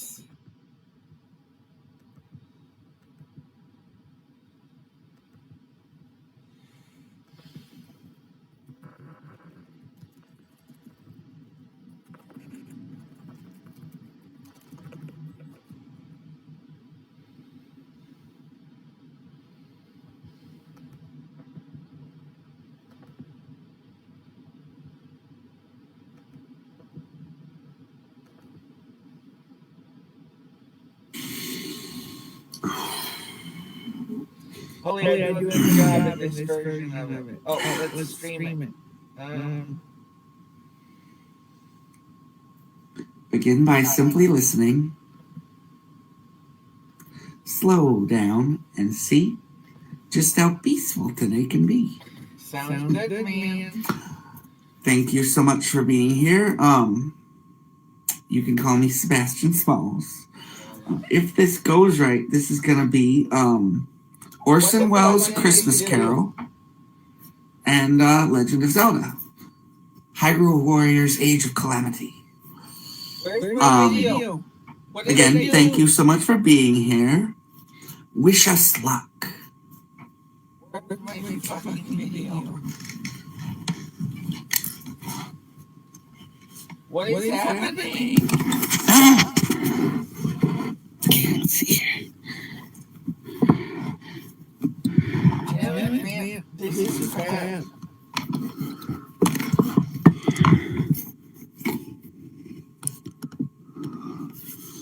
No, I didn't click on you.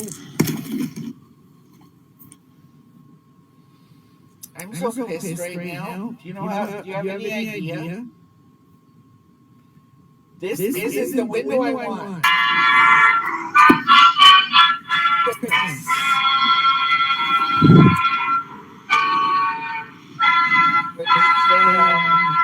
Automatic scan for persons forgotten Christmas. Present the Campbell Playhouse. Orson Welles, producer. There is no Christmas. What the fuck is that? This is bad. This should be Christmas. No capture. Property. Where's Good evening, listeners. This is Ernest Campbell speaking. Tonight, Orson Welles and the Campbell Playhouse observe a Campbell tradition of long standing. They bring you Charles Dickens' well-loved tale of Yuletide, A Christmas Carol. 4 years ago, the makers of Campbell Soups went shopping for a Christmas present to give to all their friends. They found it in this story, Charles Dickens' embodiment of the very spirit of Christmas. And they chose well, because throughout the country today, in thousands of homes, it has become an important and beloved Christmas custom to listen to this story. Tonight, this 4th annual presentation is brought to you with a sincere wish that your Christmas may be a happy one, and with the hope that the retelling of A Christmas Carol may help to make it so. And it is more than that. For with this Christmas present to you, Campbell say thank you for your purchases of Campbell's soup throughout the months gone by. At the Christmas season, this becomes especially manifest. Everywhere, grocers see their shelves of Campbell soups dwindle more rapidly now than at any other time of the year. It used to be thought that the demand increased in preparation for the Christmas feast, but really it isn't that alone.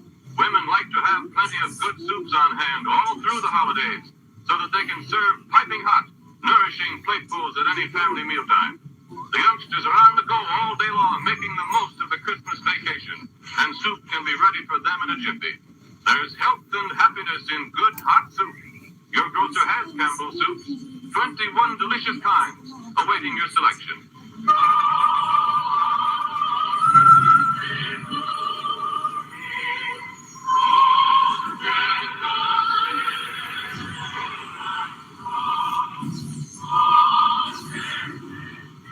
And it came to pass in those days that there went out a decree from Caesar Augustus that all the world should be taxed, and all went to be taxed.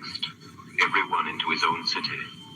And Joseph also went up from Galilee, out of the city of Nazareth into Judea, unto the city of David, which is called Bethlehem, because he was one of the house of the lineage of David, to be taxed with Mary, his espoused wife, being great with child. And so it was, that while they were there, the days were accomplished that she should be delivered. And she brought forth her firstborn son, and wrapped him in swaddling clothes, and laid him in a manger, because there was no room for them in the inn. And there were in the same country shepherds abiding in the field, keeping watch over their flock by night. And lo, the angel of the Lord came upon them, and the glory of the Lord shone round about them. And they were sore afraid. And the angel said unto them, Fear not, for behold, I bring you good tidings of great joy, which will be to all people. For unto you is born this day in the city of David a Savior, which is Christ the Lord. And this shall be a sign unto you. You shall find the babe wrapped in swaddling clothes, lying in a manger. And suddenly there was with the angel a multitude of the heavenly host, praising God and saying, Glory to God in the highest, and on earth peace, goodwill toward men. Since the days of Caesar Augustus, all people have celebrated by joy the great joy which shall be to all people. For unto us was born this day in the city of David a Savior, which is Christ the Lord. And on this day, at least in the calendar of our year, we affirm the glory of our God by the laughter of our children. Every nation, according to its character and its taste, by some gift of gaiety, has enriched the tradition of this our solemnest festival. And because America is what it is, we are the fortunate heirs of the accumulated customs of almost 2,000 years of keeping Christmas. The best songs that have been sung are sung by us.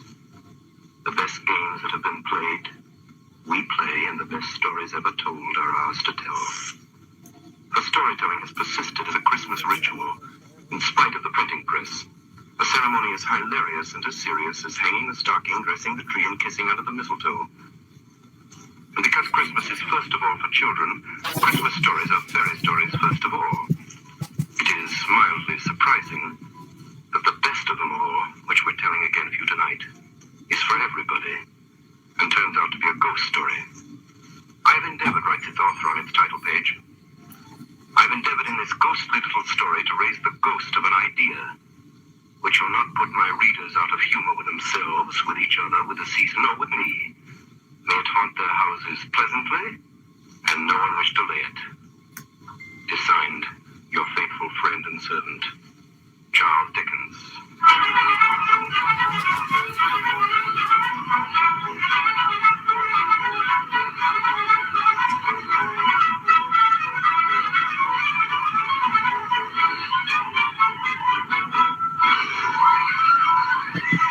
Marley was dead to begin with. There's no doubt whatever about that. The register of his burial was signed by the clergyman, the clerk, the undertaker, and the chief mourner. Scrooge signed it, and Scrooge's name was good upon change for anything he chose to put his hand to. Old Marley was as dead as a doornail. Scrooge knew he was dead. Of course he did. Scrooge and Marley were partners. I don't know how many years. Oh, he was a tight-fisted hand at the grindstone. Scrooge. Scrooge, a squeezing, wrenching, grasping, scraping, clutching, covetous old sinner, secret and self-contained. Once upon a time, of all the good days in the year, on Christmas Eve, old Scrooge sat busy in his counting house. It was a cold, bleak, biting evening, foggy withal, and he could hear the people in the court outside go wheezing up and down, beating their hands upon their breasts and stamping their feet upon the pavement toward them. The door of Scrooge's counting house was open, that he might keep his eyes upon the clerk, Bob Cratchit, when a cold and dismal little cell beyond worked at his ledgers. 29, carriage, 1317, carry 1. Close the door, Cratchit. Shut up the infernal noise. Yes, Mr. Scrooge. Found the impudence. Cratchit. Yes, Mr. Scrooge. He ought to stop at Father Garrett on your way home tonight and collect that 17 shillings and sixpence he owed me since Michaelmas, and tell him I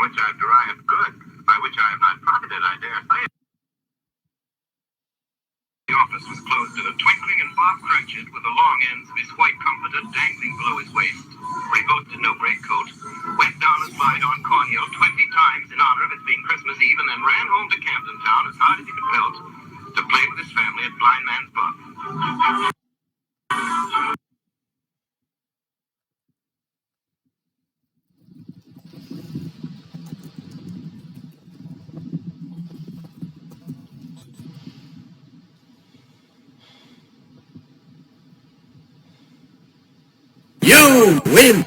Perfect.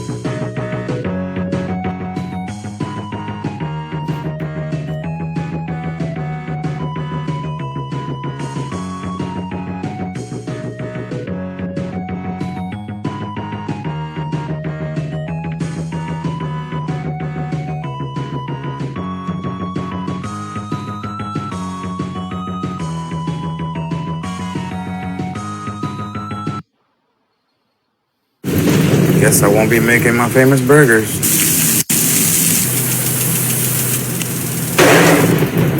I bet this is a microstorm. What's a microstorm? I don't actually know.